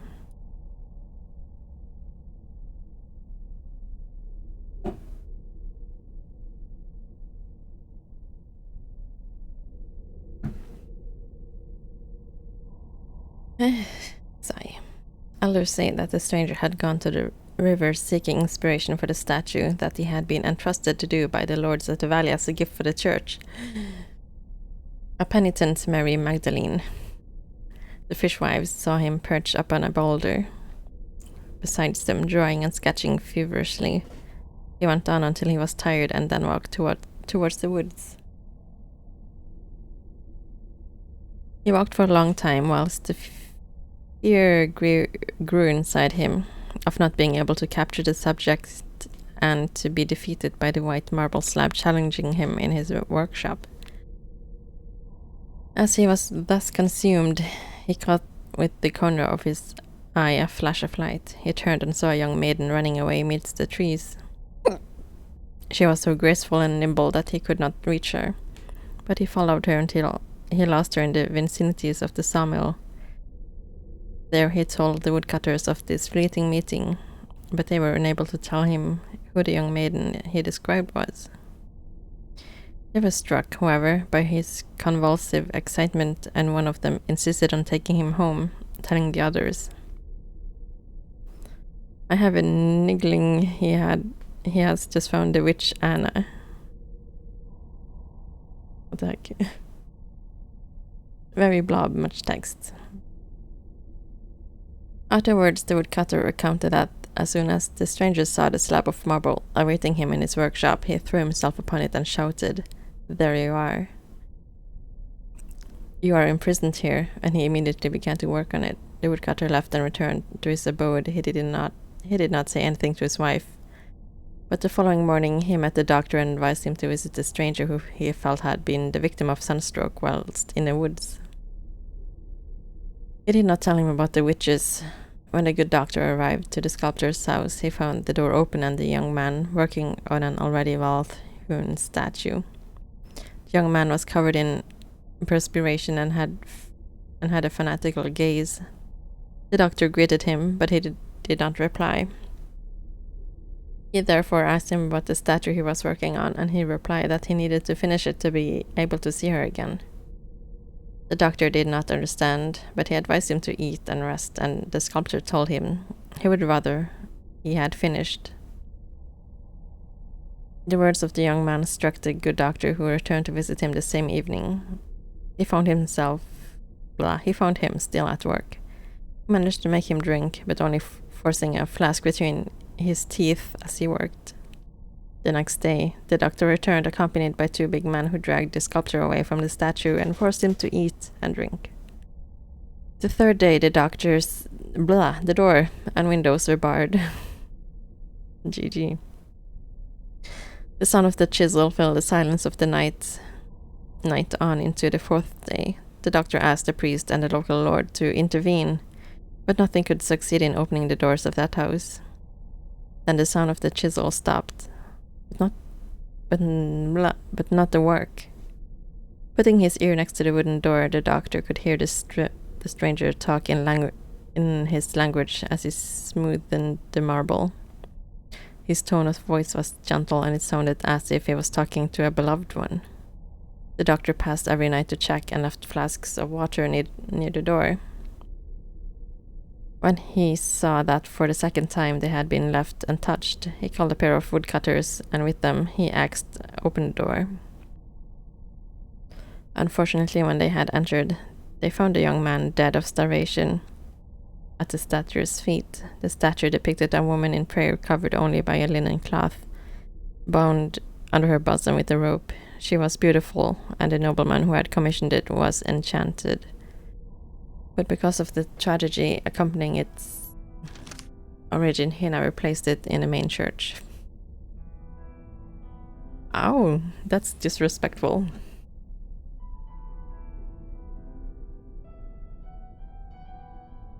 Did he even get paid? Did he pay the artist?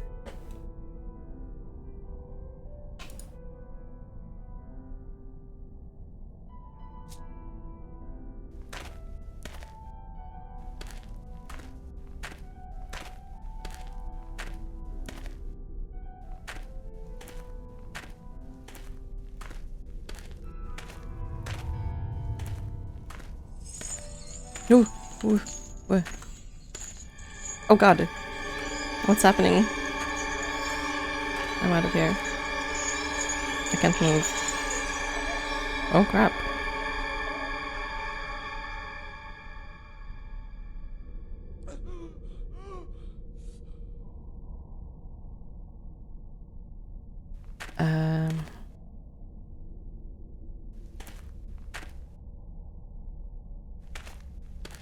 Okay, bye.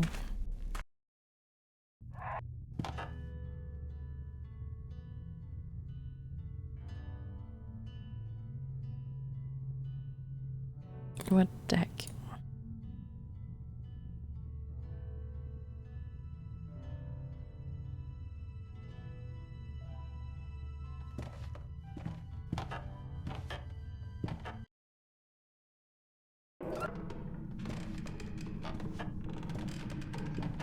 Oh, I need to make the baby cry.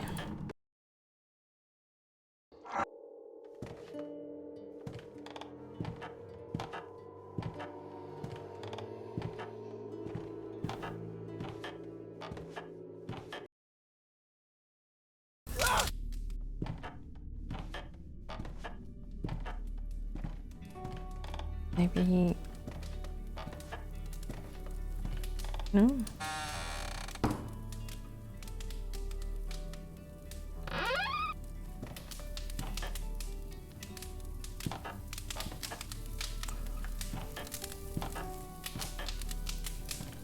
Oh god.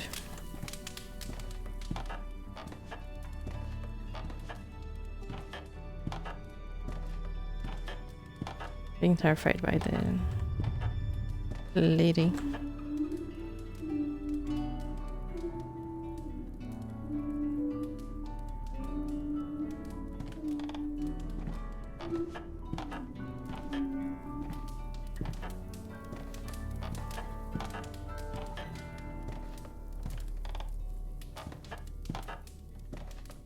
Why am I hurting?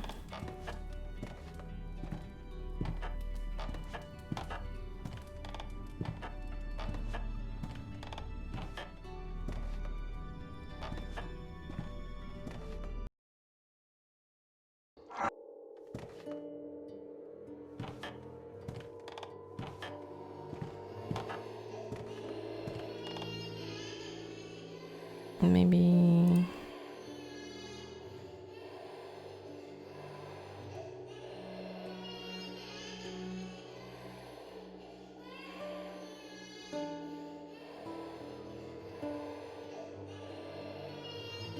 I don't know how to make this baby cry.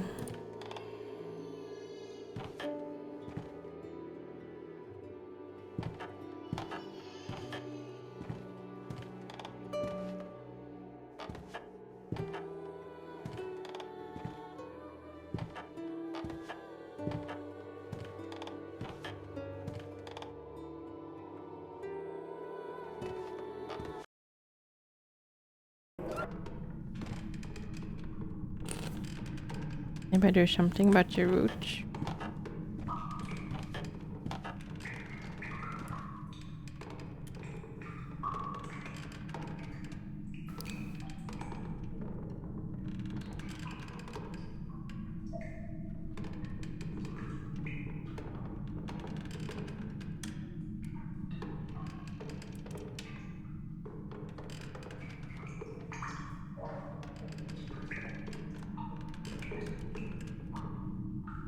Oh.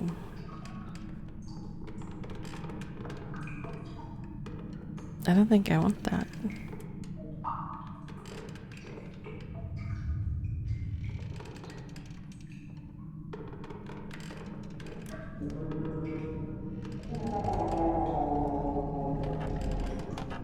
I think I messed it up. Let's try giving her the water.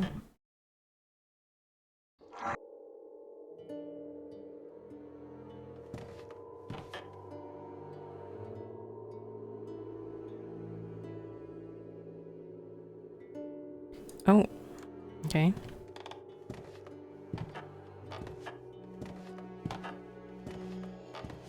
Splash the baby.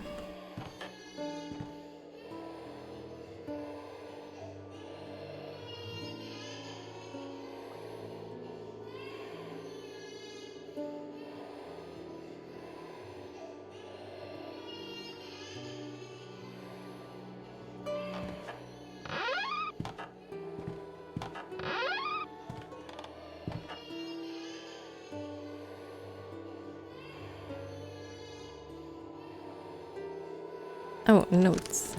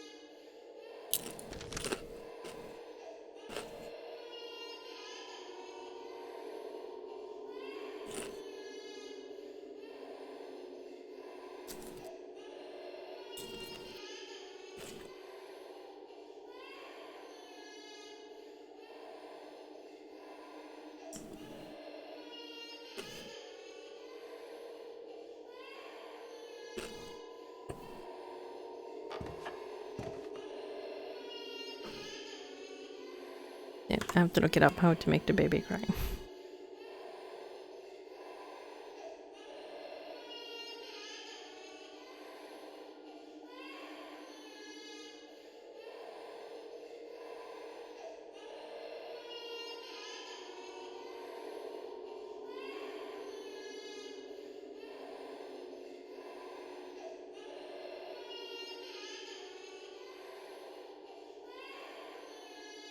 Oh, what?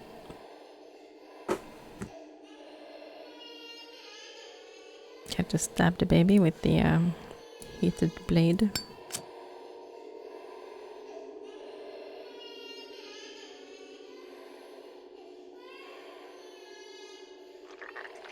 Oh gosh.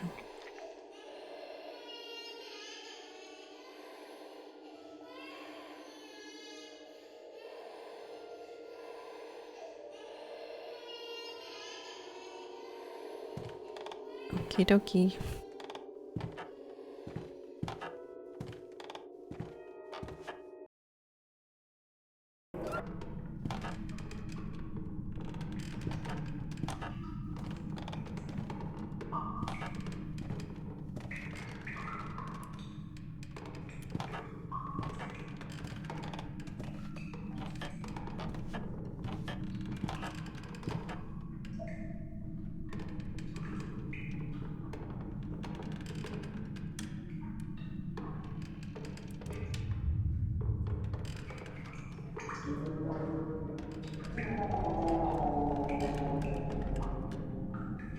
Oh no, did I mess it up? Can't I? How do I empty them?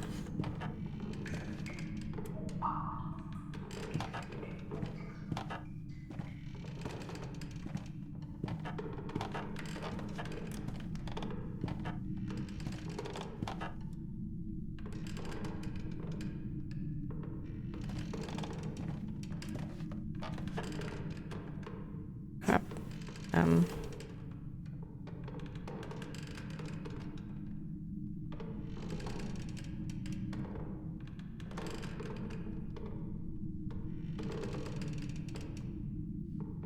Oh. I need to use the other mask. I'll let you to Roonies.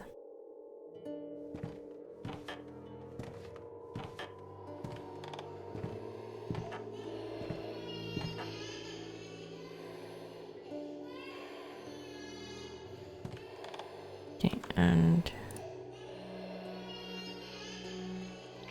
Oh gosh.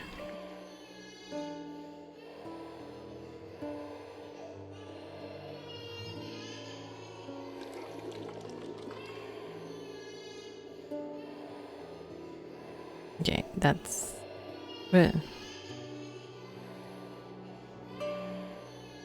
That's uncomfortable.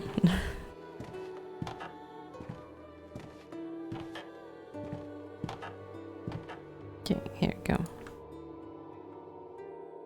My sweetest mother, once upon a time I quenched my thirst from thy breast. Today I shall pay the price for that forgotten memory.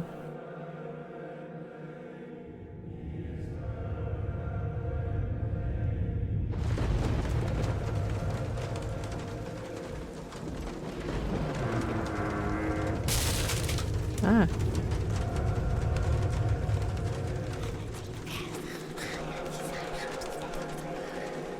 I'm beginning to feel my actions. I suddenly imagine it rising up and strangling the life from my body.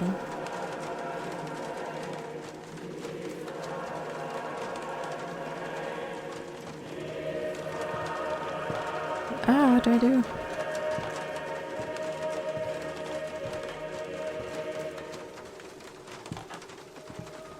Oh, okay.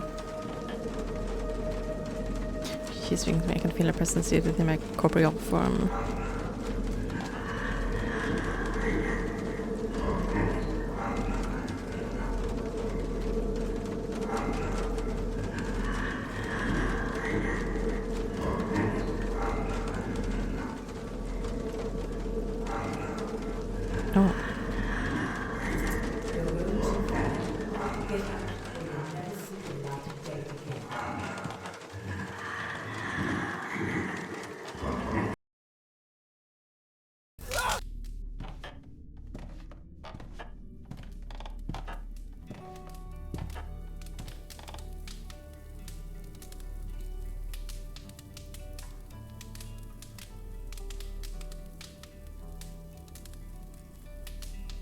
Oh, yeah, let's go.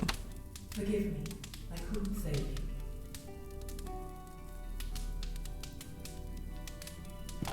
The Sabbath Maker passed blah, I'll follow his lead.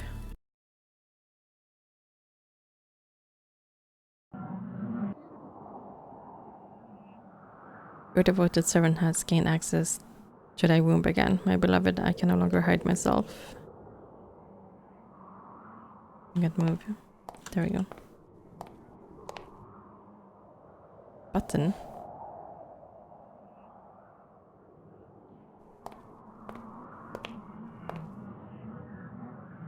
Some kind of ritual.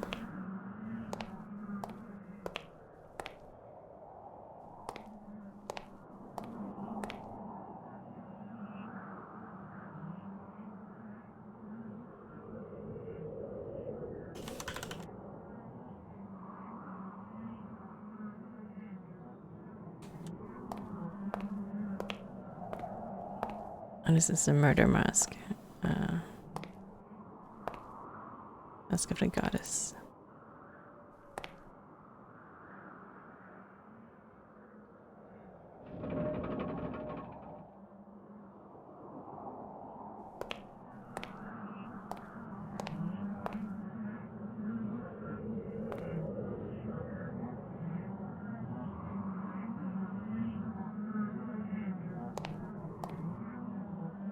Oh.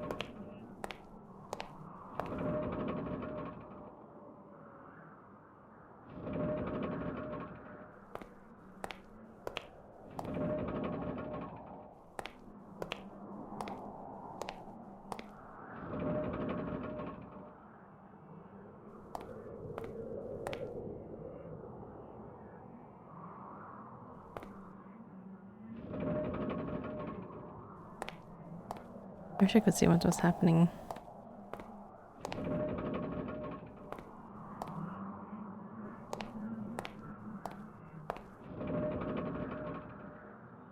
Oh, this is the middle one, and that one. Wait.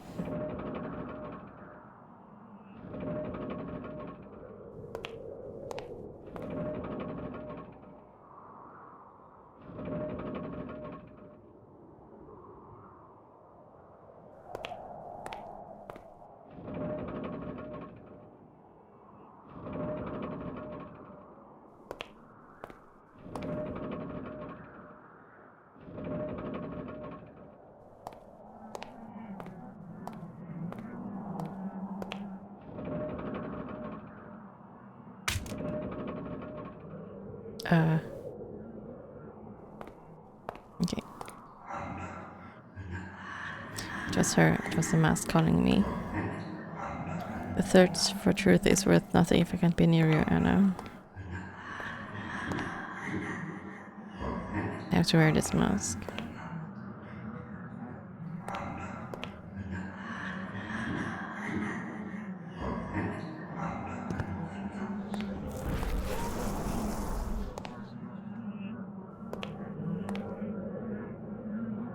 And I can see the path I have to follow.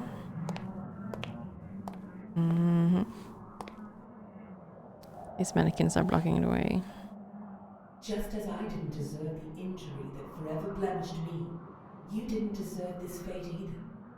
You shall not know anything else. You haven't reached me yet. Your mind is lost. There are tracks you didn't follow, signs you didn't spot. Like mist, I shall shroud your thoughts. You'll neither receive nor deal more woe. Forgive me. I cannot do anything else. Farewell. No, I didn't do it right. Now also you are a part of me.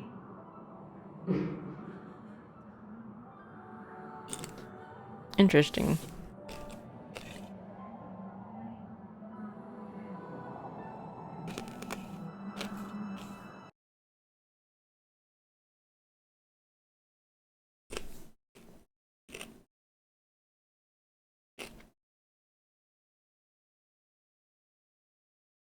Ending inadequate. Oh no.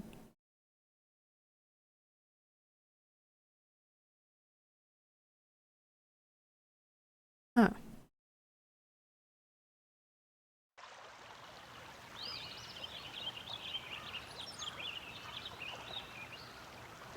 Okay, that's quite interesting.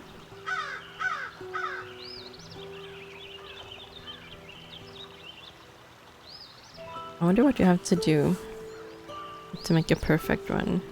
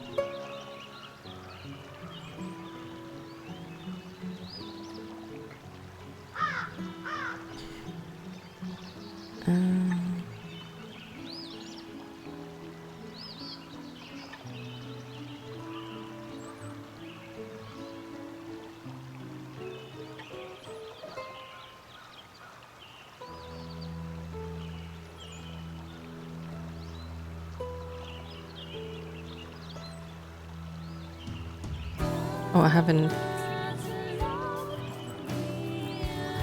didn't see enough to remember the past of the pro tag.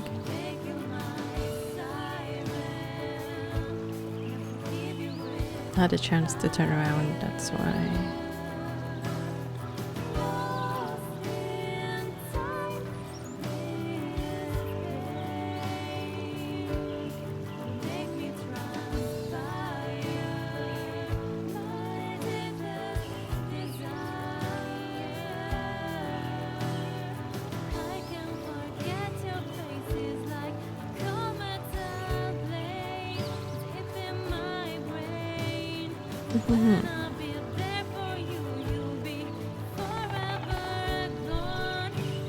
I guess that's GG for now. Let's play the credits. Maybe I have to play this game again some other time.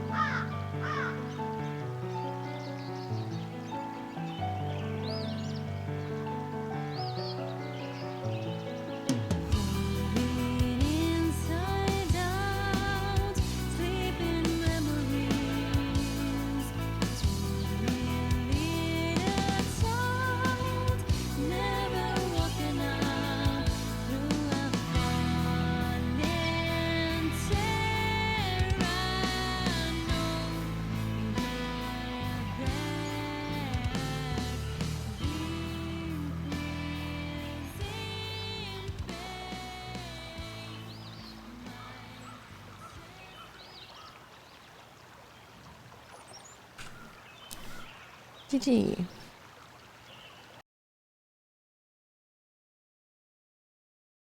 Let's see if we can host someone.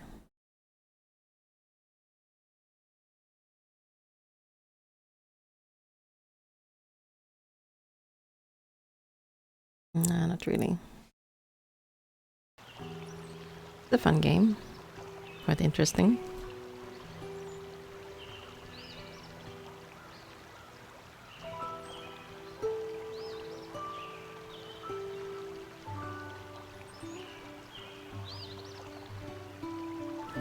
Yeah, I need to find other spoopy games. It's Halloween season. Bye for now and take care.